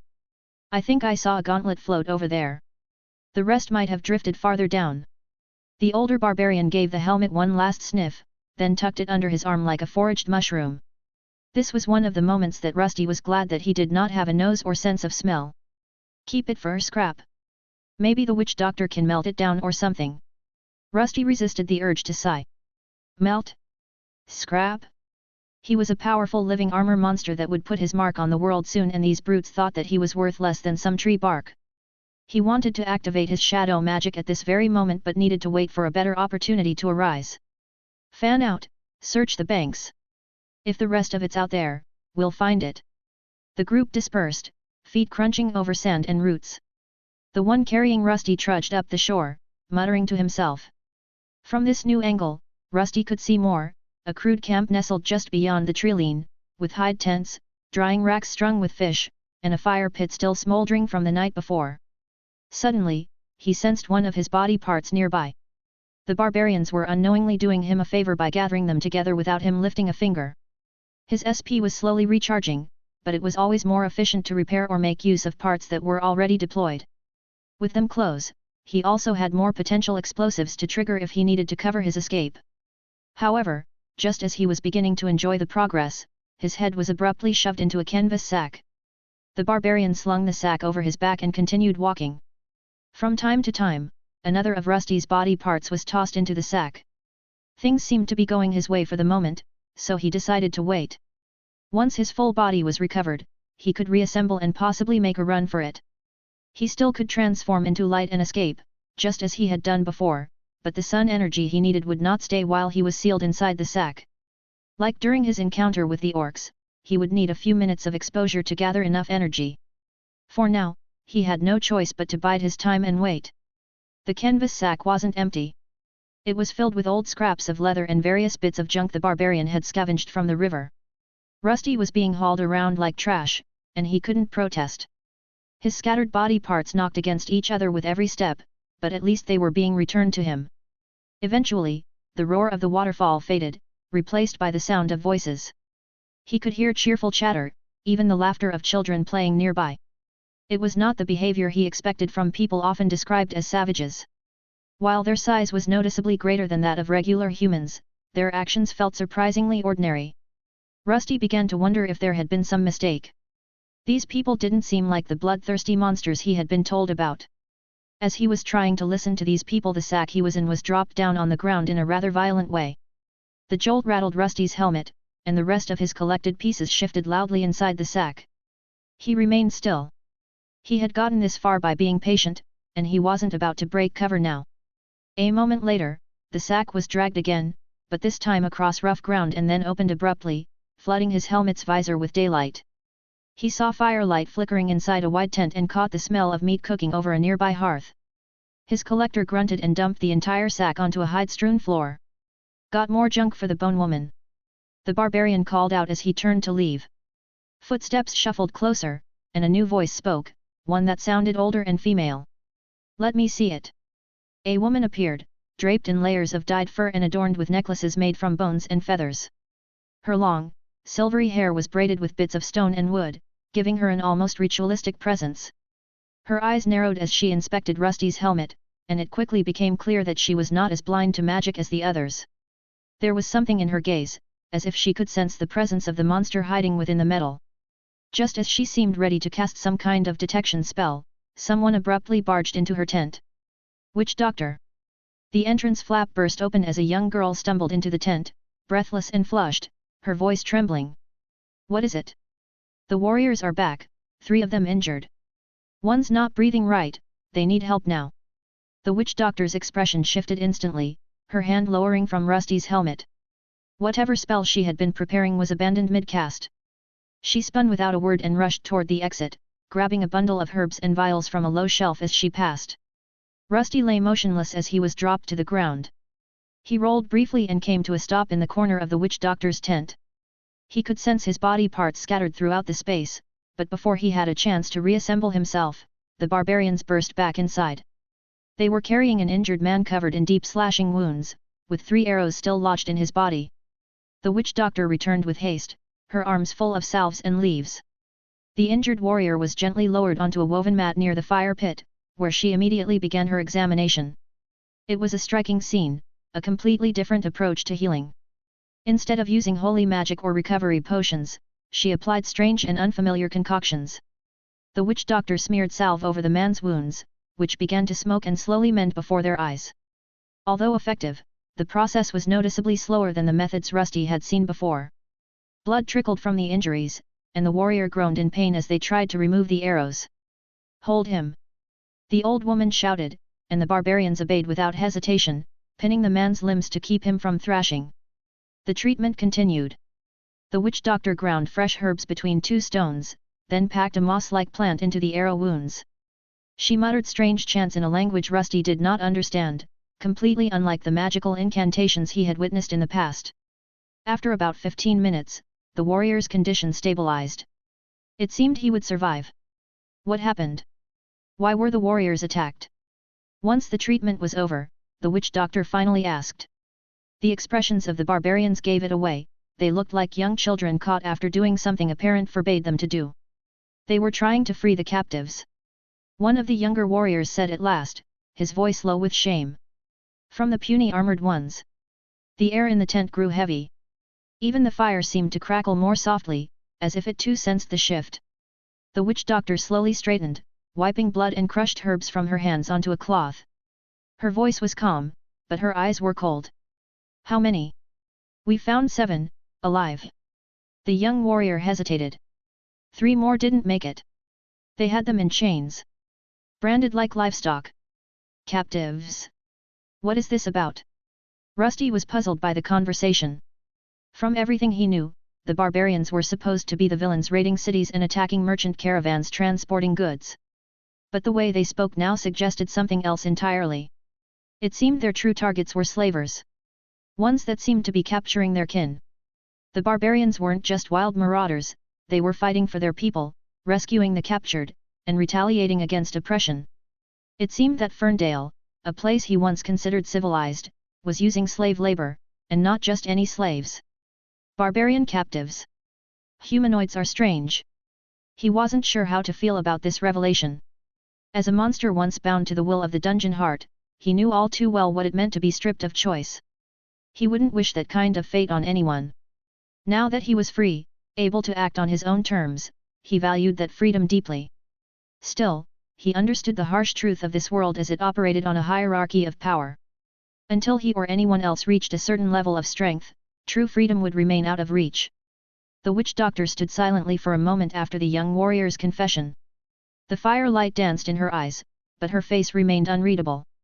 Then, without looking back, she said simply, "Take him, he will be fine now, just use the regular herbs to treat the others. Now leave. The warriors obeyed, lifting their injured comrade with surprising care before carrying him out of the tent. The flap fell shut behind them, leaving only the soft crackle of the fire and the slow drip of an herbal concoction brewing in a clay pot. Rusty lay where he had fallen, still motionless, surrounded by the dim amber glow. His plan was simple: wait for nightfall, reassemble himself, and slip away under cover of darkness. But something felt off.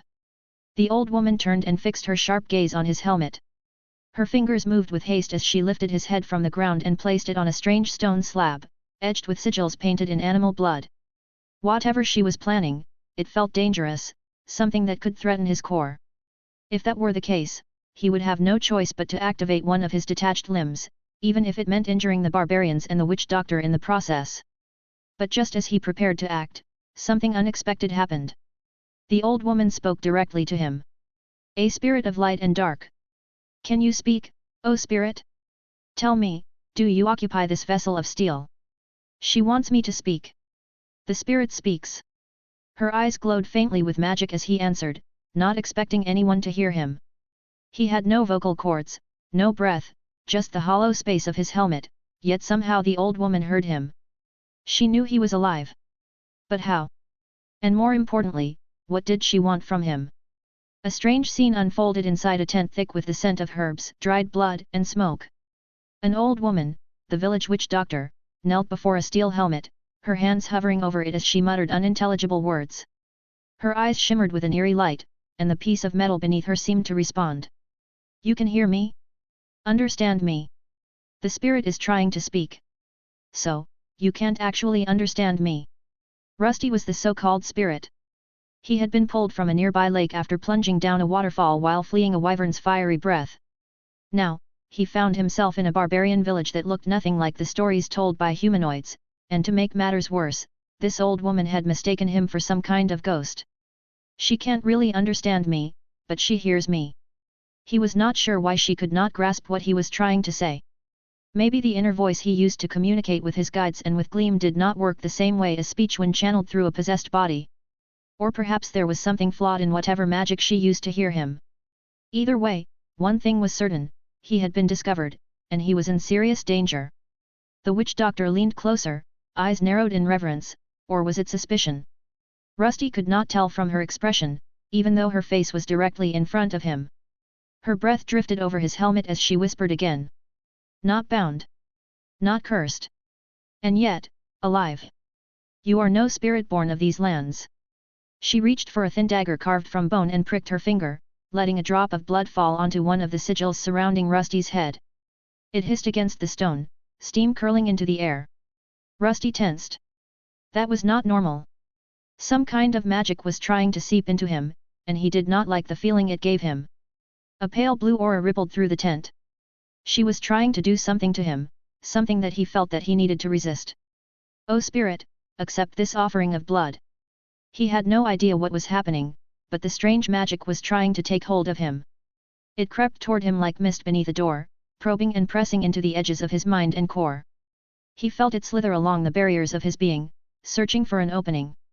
It was not forceful in the way the dungeon's domination had once been. This felt more like a request. A ritual. An attempt to bind. His helmet began to react. The symbols etched into the stone around him started to smoke as if they were pushing back against something. Then, as quickly as it had begun, the sigils flared and vanished in a puff of smoke. The witch doctor gasped and pulled her hand back, clutching it to her chest as if it had been scorched. Was the blood not enough? She whispered, her eyes wide. Her expression had shifted from curiosity to concern. Rusty had experienced something like this before. He wasn't sure, but the title of Unbound seemed to protect him from her spell. Whatever magic she had used could not take hold of him. He would not be controlled easily, not even by someone much stronger than him. And by the amount of mana she radiated, this woman was certainly more powerful than most deranked individuals he had encountered.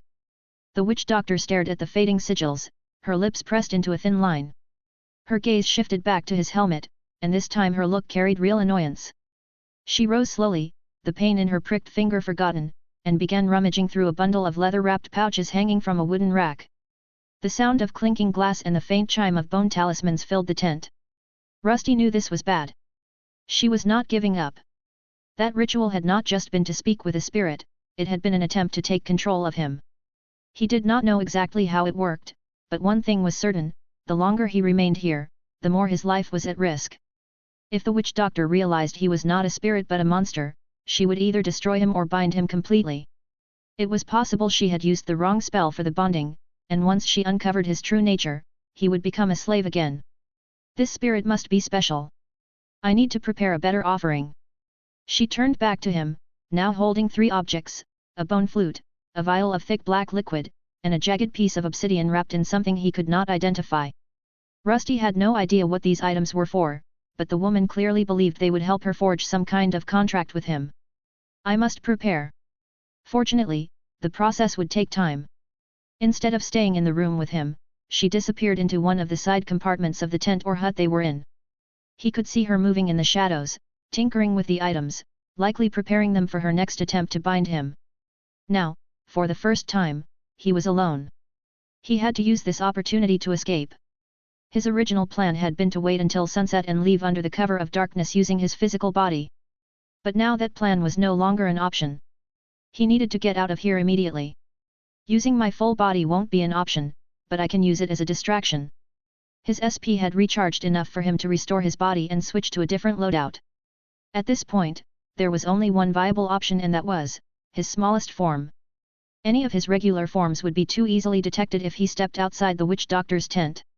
He activated the skill, and his helmet began to shrink. Some of the leftover steel in his storage was drawn out, reshaping his body from scratch. He could only hope that the magically inclined woman would not notice the transformation. Switching loadouts and repairing did not emit mana, so in his mind, it was a sound plan. That thought gave him some comfort as his new, miniaturized form took shape.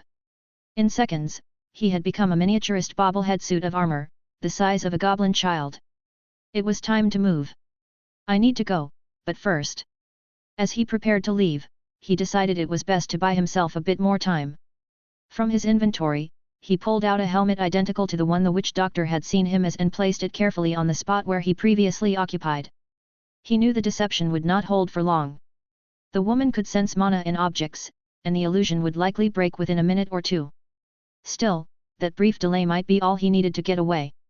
He jumped down from the strange ritual stone where he had been placed. As he landed, a soft metallic clink echoed through the tent. He froze, turning his head toward the side compartment where the witch doctor had disappeared, wondering if he would need to flee. There was silence, followed by a muffled chant. The witch doctor was still deep in her ritual, murmuring words he could not understand. She seemed unaware of what had just happened. The coast was clear, but before he made his escape, there was still something he needed to do. I need to take my body with me. Fortunately, the rest of his body was still intact, and with some of his remaining SP, he quickly stored it back into his system storage. While doing so, he set one of his gauntlets aside and began detaching the fingers, taking all 5 with him. Then, one of the fingers was placed on the ground before leaving. With everything in place, he drew a knife and pressed it against the fabric of the tent. The blade slipped through the material, cutting a narrow opening. His escape was ready to begin. He quietly slipped through the small slit he'd cut into the side of the witch doctor's tent, the canvas parting just enough for his miniature frame to squeeze through. Outside, the barbarian camp was bathed in the warm glow of sunlight. Smoke rose from fire pits, the sounds of conversation and laughter echoed in the distance, and the scent of roasted meat lingered in the air. He darted behind a stack of firewood, then slipped beneath a drying rack strung with animal hides, using the shadows to conceal his small form. The barbarians nearby seemed too preoccupied, as some were eating, others were tending to wounded warriors, and were too busy to notice anything out of place. To them, there was nothing unusual in the encampment, nothing worth investigating. As long as the old woman stayed silent, he would have a clean escape. Still, Rusty was cautious. He left himself some room to adapt by placing another detached finger behind him before moving on, crawling carefully through the gaps between tents and crates. Without Gleam there to cast a silence spell, he had to move carefully. His ability to hide within shadows was useless under the open sun, and sunlight bathed nearly every part of the camp. Still, if he could absorb enough of it, he might be able to use the same escape ability that had landed him in this situation in the first place. He wanted to reach out to his guides for help, but with a magic user nearby who was sensitive to spirits, any attempt at communication might draw her attention. Eventually, he made his way toward the center of the camp. From here, he could see it clearly. These people didn't seem too concerned about potential attacks from orcs or other humanoids. The entire camp appeared temporary tents that could be taken down quickly, fire pits built from loose stones gathered nearby. Despite the crude and minimal setup, the people here looked content. Happier, even, than the residents of the more advanced settlement he was living in. And he wasn't sure why. Humanoids are strange. There were no merchants here to barter with. No guards patrolled with polished weapons or crested armor. Just people. Some were scarred and weathered by battle. Others were young and laughing freely, living in this mountain wilderness on their own terms. Rusty paused and watched a child toss a stick to a shaggy dog. Both were unaware of the tension simmering just beyond the tents. The moment was peaceful, almost serene, yet the air carried a quiet weight. Beneath the surface, danger lingered. A little farther off, he noticed the covered bodies of several barbarians laid out in a silent corner of the camp. Not all had survived. Some of the dead looked like malnourished slaves, their bodies thin and frail, stripped of strength and dignity. This place seemed peaceful, but Rusty knew the truth. Without real power, there could be no true peace. The orc raids were a constant threat, but if they ended, he was certain the corrupt noble he had encountered would quickly bring ruin to these people. His journey through the encampment was nearly complete. Only a few tents stood between him and the pine trees beyond the camp's borders. Once he reached the forest, he could vanish into the wilderness and decide his next move. But, as usual, his luck was about to run out. Just as he was about to duck behind one of the tents and wait for a clear chance to run, the witch doctor burst out of her tent. The spirit escaped. Find it. Her voice cracked through the air like a whip. In an instant, the entire camp reacted. Children froze in place. The warriors dropped their meals. Weapons clattered as barbarians jumped to their feet. Rusty didn't wait for them to organize. He triggered his backup plan without hesitation. With a silent command, he activated the hidden fingers. One of the hidden fingers detonated inside the witch doctor's tent. The blast rippled outward, knocking the old woman off her feet and sending her crashing face first onto his helmet replica she had been holding. A second explosion erupted where Rusty had previously hidden, stirring more confusion. Then a third blast ignited near a group of tethered horses. The startled animals reared up and bolted, snapping their reins and galloping through the camp. Several warriors were forced to break off and chase after them. Amid the chaos, Rusty slipped away in the opposite direction, unseen and unhindered. He sprinted, his tiny metal feet tapping lightly across the ground as panicked warriors rushed toward the source of the explosions. Soon, he made it beyond the edge of the camp and continued running, hoping to disappear into the wilderness unnoticed. But then, a shout rang out. There! Something small, like a goblin. They had spotted him. His hope of gaining enough ground before being discovered was dashed. With his small form, he could have buried himself somewhere and waited them out, but now it was too late. Switching to a larger, faster body was pointless. With this many enemies behind him, he would be overwhelmed quickly. And to make matters worse, the witch doctor was among them, leading the pursuit with fury in her eyes, still maddened by the explosion inside of her residence. Are there any cliffs I can throw myself off? He scanned the area, but there was no steep terrain in sight. Worse yet, he had not absorbed enough sunlight to trigger his escape skill. Things were beginning to look grim. However, out of nowhere, something appeared on his system screen. A name that had previously been grayed out flickered to life. Hey!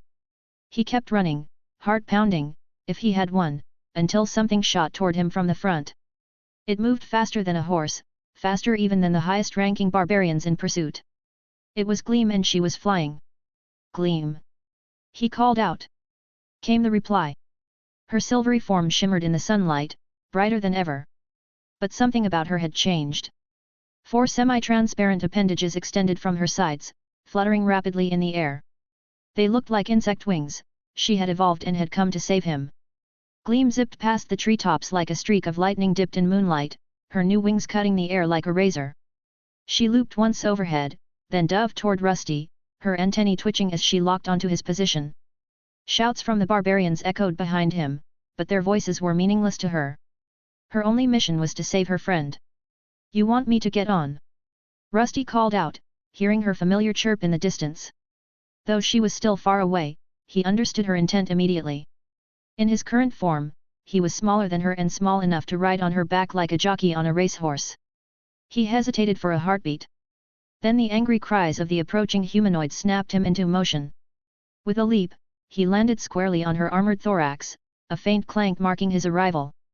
Gleam's silvery exoskeleton flexed to absorb his weight, and with a powerful surge of her wings, they lifted off just as a volley of arrows hissed through the space where he'd stood moments before. What kind of creature? The witch doctor froze, her eyes white as sunlight reflected off Gleam's silver body. The other barbarians didn't stop. They threw spears, axes, and anything else they could grab, but nothing came close. Gleam moved with impossible grace, twisting and dipping through the air. Her wings carried her in sharp, fluid arcs that seemed to ignore the laws of gravity. She climbed higher, weaving through the flurry of weapons, then soared beyond their reach. Rusty clung to her back as the wind howled past him. Below, the warriors' angry shouts faded, their figures shrinking into the green of the mountain forest. Yes, we did it. I think we're out of their range. Not even arrows can reach us now. Rusty clung tightly to Gleam's back, his miniature form nestled securely between her wings. The wind rushed past as the world below dropped away. Mountains stretched out in front of them like a painted tapestry. He watched the barbarian camp disappear into the distance, the once terrifying mob now reduced to tiny specks. It all looks so small. His moment of awe was cut short by Gleam's soft sigh. Suddenly, they began descending, and fast. Gleam, what's wrong? You've used up all your magic and stamina to get here. Their escape, it seemed, would not last. Though Gleam had evolved and gained the ability to fly, it clearly had its limits. Her wings stopped beating, and the air around them turned silent. With no energy left to keep them aloft, they began to drop like a stone. They plummeted from the sky, and the trees below grew sparse. Rusty knew his metal body could withstand the impact, but he wasn't sure what would happen to his partner if he did nothing. Without hesitation, his tiny form expanded in an instant. Plates of armor snapped into place, his limbs thickened, and his core flared with power as he shifted into his largest and heaviest form. This frame was built not for speed or stealth but for pure defense. While still in freefall, he twisted his body, making sure his back would take the brunt of the impact against the few trees waiting below. He wrapped his arms around Gleam, lifting her carefully to shield her from the descent. Branches struck like whips as they fell, snapping and splintering against his armored frame. Bark scraped along his plating with an awful screech, but he held firm. The wood here was nothing special, and his twilight steel did its job. By adjusting his arms and positioning as they dropped, he absorbed the worst of the impact, slowing their fall as much as possible and keeping Gleam protected in his grasp. They crashed through the final layer of branches with a thunderous crack. Rusty's armored back hit the ground hard, leaving a shallow dent in his plating. One of his large arms remained outstretched, cradling Gleam protectively. She was alive, and so was he. A cloud of leaves and dust swirled around them as they came to a stop, half buried in a crater carved into the floor. For a long moment, everything was still. Then, with a low metallic groan, Rusty shifted. He pushed himself up slowly and gently placed Gleam on the ground. Underscore. Gleam's antennae twitched faintly as she looked up at him. She was dazed but unharmed. He, on the other hand, was covered in dirt and broken branches. His frame was scratched and dented, but his core remained intact. That was all that mattered. I'm fine. Just a little beat up. Rusty glanced at Gleam and noticed something different about her. On her back, a pair of wings had fully retracted into her body, disappearing beneath smooth plates of silver chitin. The process was strange and mesmerizing, and with a single look, he understood she had evolved. Name: Gleam. Classification: Small flying silvery magical gleaming ant EL1. Type: Insectoid. Hit points HP: 140/150. Magic points MP: 14/260. Stamina points SP: 11/160. Strength: 41E. Agility: 69E. Dexterity: 58E. Constitution: 49E. Intelligence: 85E. Wisdom: 80E. Willpower: 65E. Durability: E. Her name had likely become even more complicated, as was typical after a monster's evolution, but the important part was clear. Gleam had reached the next stage and become an E-rank monster. Back when he had been fighting the orcs and clearing out their camp, she had already hit level 15, the cap for her previous form. They hadn't had time to focus on her growth then. The Warkif's sudden arrival had forced them to flee before they could process the situation. You did great, Gleam. I would have never made it out in one piece without you. He could tell by her MP and SP levels that she was completely drained. Thankfully, her health hadn't dropped much, which was the most important thing. They were also fortunate to have landed in a patch of forest that still had some trees. If they had flown any farther, they would have crashed into a barren stretch of flat grass and dry soil, with nothing to soften the impact. Silvery Ant Insectoid Wings. Passive skill. Grants the insectoid the ability to fly using a set of natural, retractable wings. These appendages function without the need for active mana use. Mana Flight Boost. Active skill. By channeling mana into its wings, the insectoid can drastically increase flight speed. The more mana expended, the greater the acceleration and maneuverability. Oh, that happened. As Rusty examined some of the new skills Gleam had gained, he felt her light frame settle on his shoulder. He shifted out of his heavy armored form and returned to one of his smaller variants, the one that resembled a human adventurer. Now that they were out of the orc-infested woods and past the barbarian-held mountains, they were getting closer to Ferndale. With regular humans likely to appear soon, it was safer to avoid using his full monster form. You climbed into a big tree and decided to evolve in it. That was too dangerous, Gleam. While talking, he discovered what had transpired after they got separated. She had run fast. The moment they were split during the orc ambush, Gleam didn't hesitate. Her small, ground-bound body darted between roots and branches, ducking low to avoid attention. But the orcs didn't follow. Their attention had been solely on Rusty and the chaos he'd caused in their ranks. Eventually, Gleam came upon a massive, hollow tree deep within the forest. Its bark was scorched and split by lightning, and its age showed in the thick, twisted roots and the wide trunk. The opening at the base was narrow but led into a deep interior, far larger than a typical burrow. Inside, the scent of damp earth and sap filled the space, perfect for masking her presence if anyone came looking. She had found an abandoned shelter, one with no signs of a current inhabitant. At first, she had planned to return to the city, just like Rusty had told her.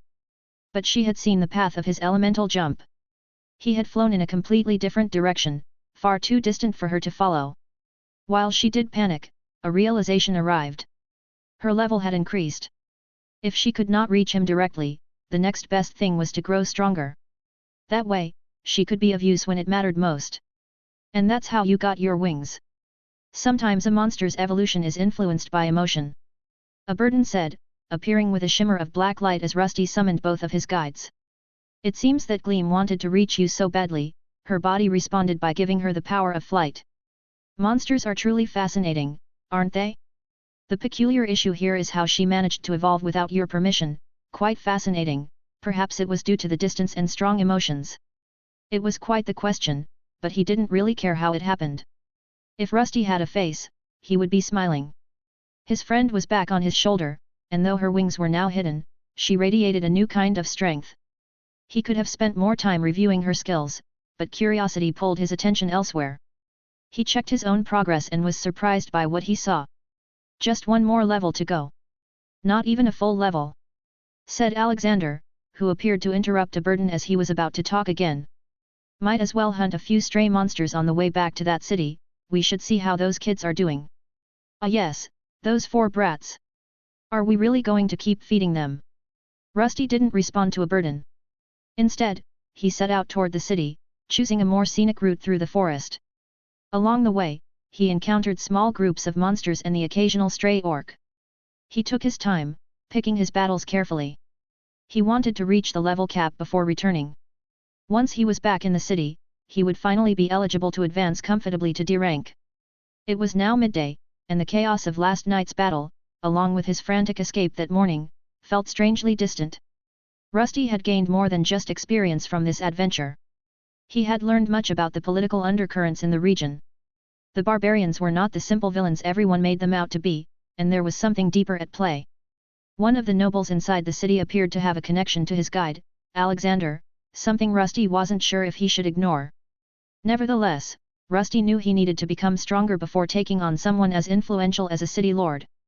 Individuals like that mercenary leader were still out there and could cause problems if they discovered he was responsible for the destruction of their headquarters. He continued his journey toward the city. The return was not as intense as the battles with the orcs or the escape from the barbarian settlement.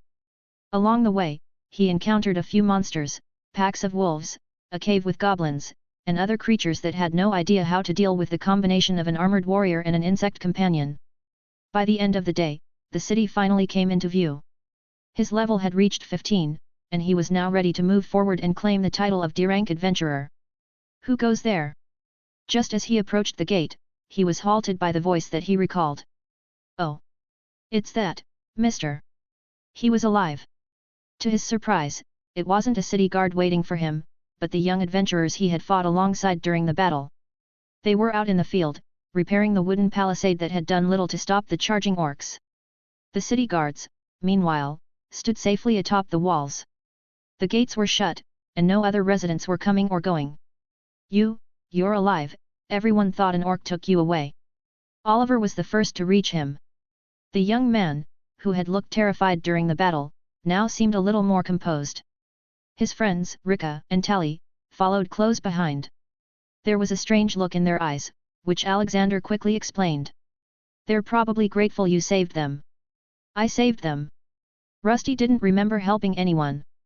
All he had done was tell the young adventurers to stay out of his way so he could earn more experience points.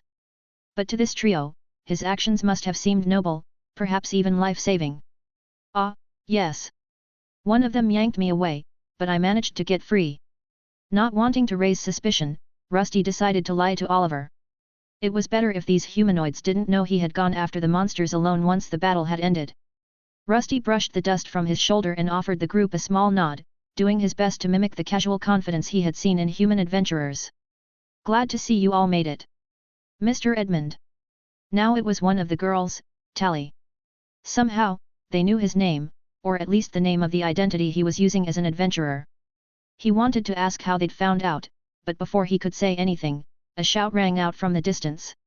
You there, Adventurer Edmund. It was a city guard, the same one who had served as their commanding officer during the siege. He had finally noticed Rusty's sudden reappearance and clearly wanted to know where he had come from. The city still appeared to be under lockdown, with perhaps only some scouts venturing outside. They probably think you've got information about the orcs, Rusty. Best stick with that excuse. All right. Rusty responded to Alexander, though after his encounter with the witch doctor, he was no longer certain their conversations were as private as he had once believed. Still, this was a convenient excuse to distance himself from the three young adventurers. With a brief nod, he excused himself and headed toward the approaching guard. He had no desire to linger longer than necessary but was willing to share the truth about the orcs. Once back at his home, he would finally attempt his new evolution. He wondered what kind of metal his body would take on next and hoped that, this time, he might finally gain the ability to cast spells. You're Edmund, right? A guard asked, his voice thick with suspicion as he eyed the armored adventurer.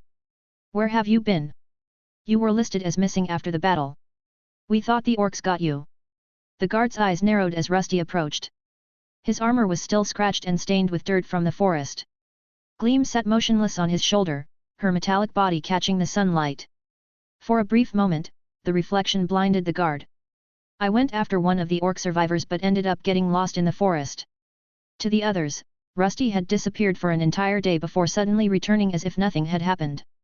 He and his guides had agreed it was best to downplay what had really occurred. If he told them he had wiped out an orc camp and escaped from monsters far above his level, they would start asking questions. You got lost in the forest. The guard's tone was skeptical. He probably thought Rusty had disobeyed orders just to avoid cleanup duty after the battle. How far did you follow that orc? Not that far. For an hour or so, then I lost it. He needed to keep the story believable. It would be suspicious if he claimed to get lost without having tracked the creature for a while.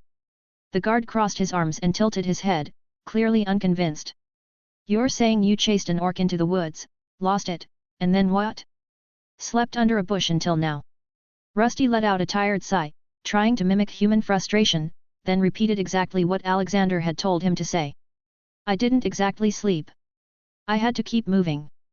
There were still monsters in the area, like orc scouts and stragglers. I had a few small skirmishes. It took time to get my bearings and find a way back without attracting more attention. I haven't slept at all. The battle's over, right?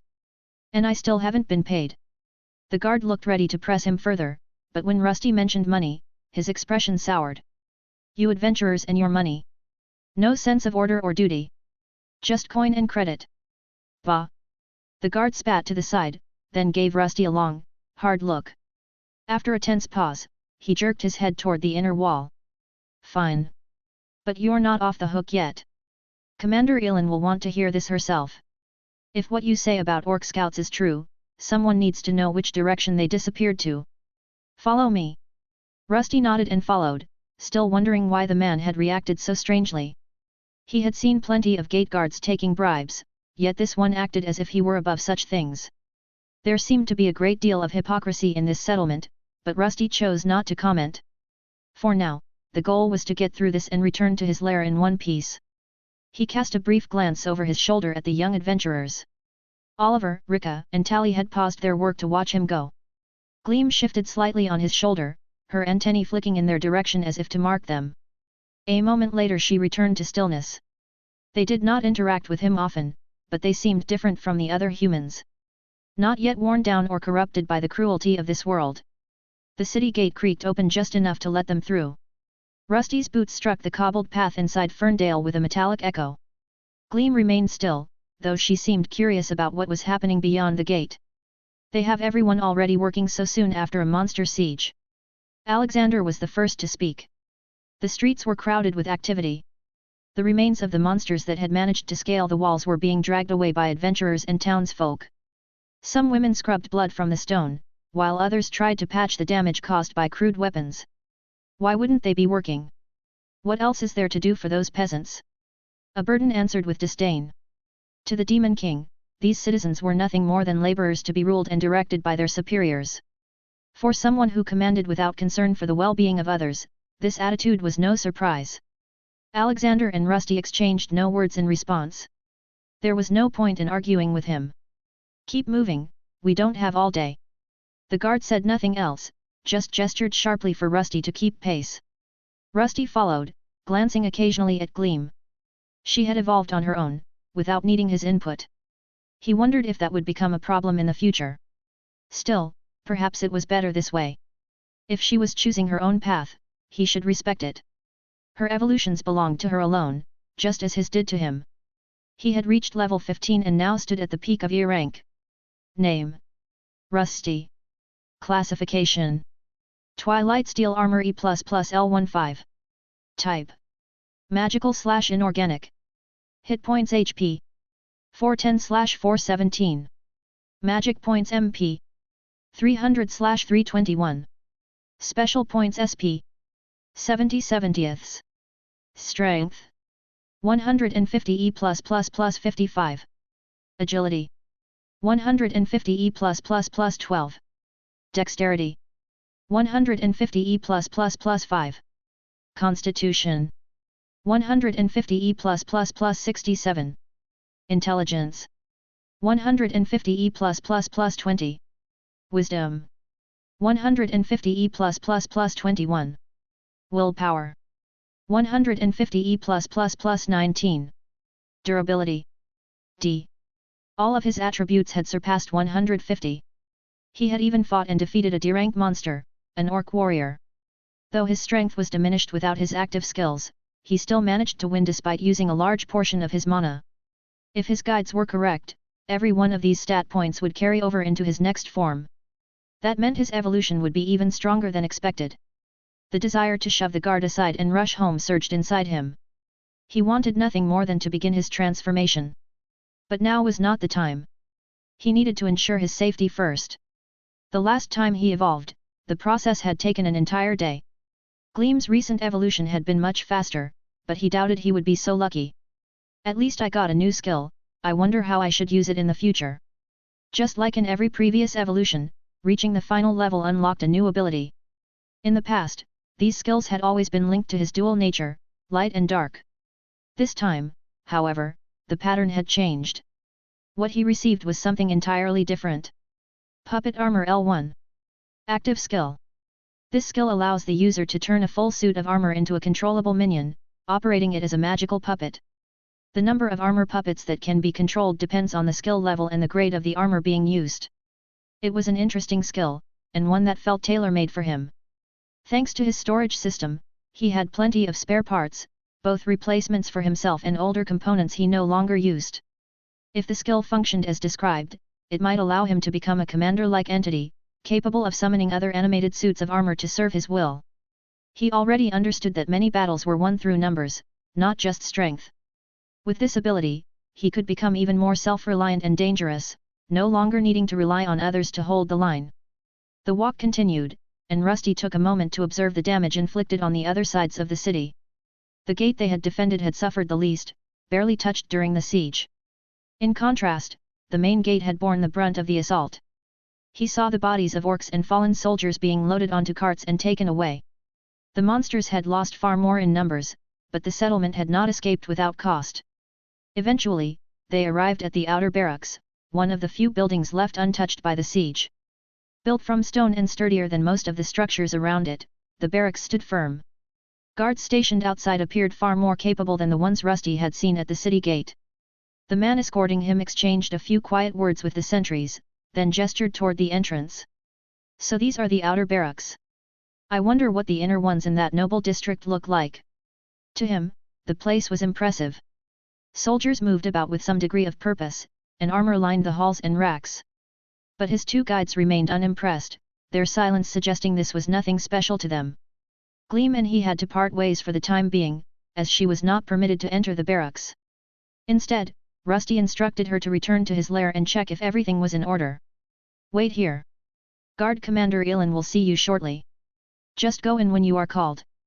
Rusty nodded, and the guard who had brought him disappeared after briefly explaining the situation to the stationed soldiers. Along the walls, a few wooden benches were available, and it became clear that he would be waiting here for a while. A guard commander? Is that above a guard captain? While seated, he turned to Alexander for information. As always, the voice in his helmet responded without hesitation. In this city's structure, yes. The guard commander is responsible for all watch operations in the outer districts. Guard captains usually lead smaller units or handle specific duties, such as patrols or internal investigations. If you are meeting the commander, it likely means they are either short on personnel or very interested in what you have to say. I see.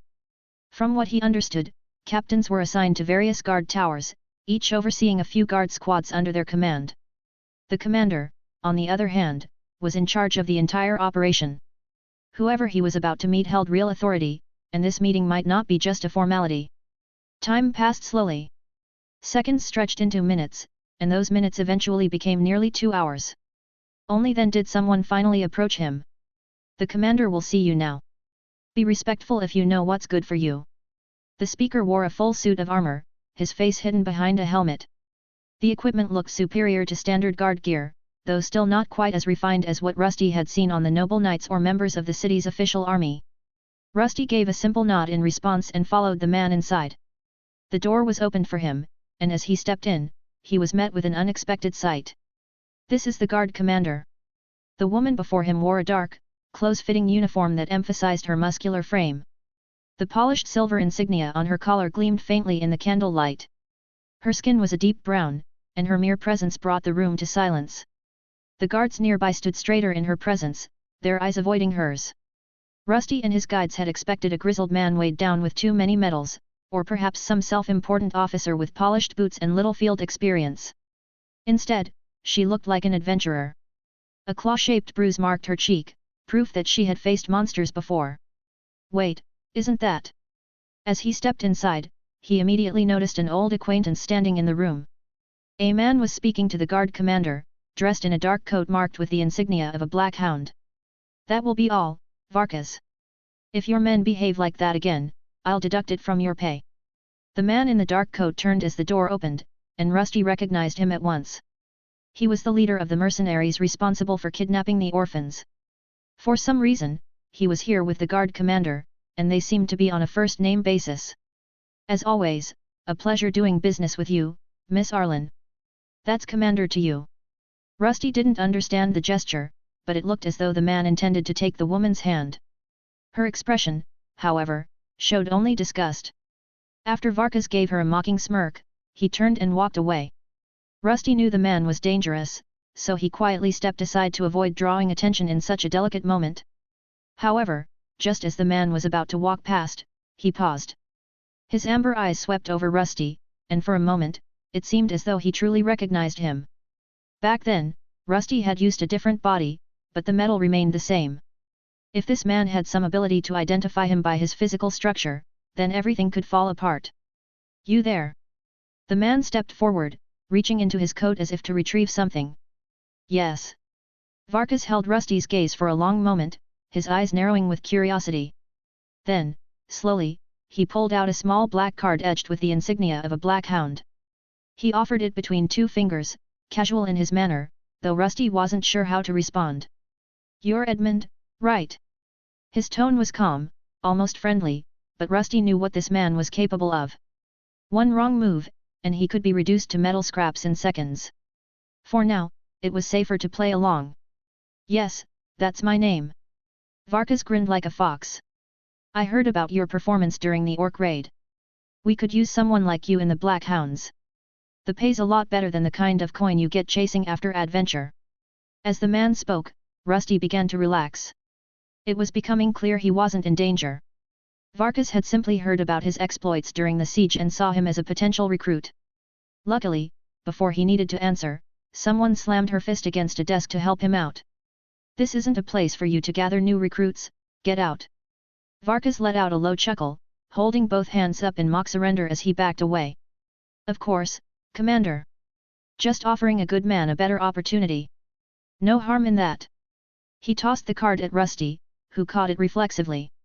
With one last smirk, Varkas turned and exited through the heavy door, his footsteps fading quickly down the stone corridor. The guards visibly relaxed, as if a storm had passed. Rusty glanced down at the card but then simply stuck it into his satchel, which was attached to his belt. Now that he was gone, the only thing he needed to contend with was this guard commander.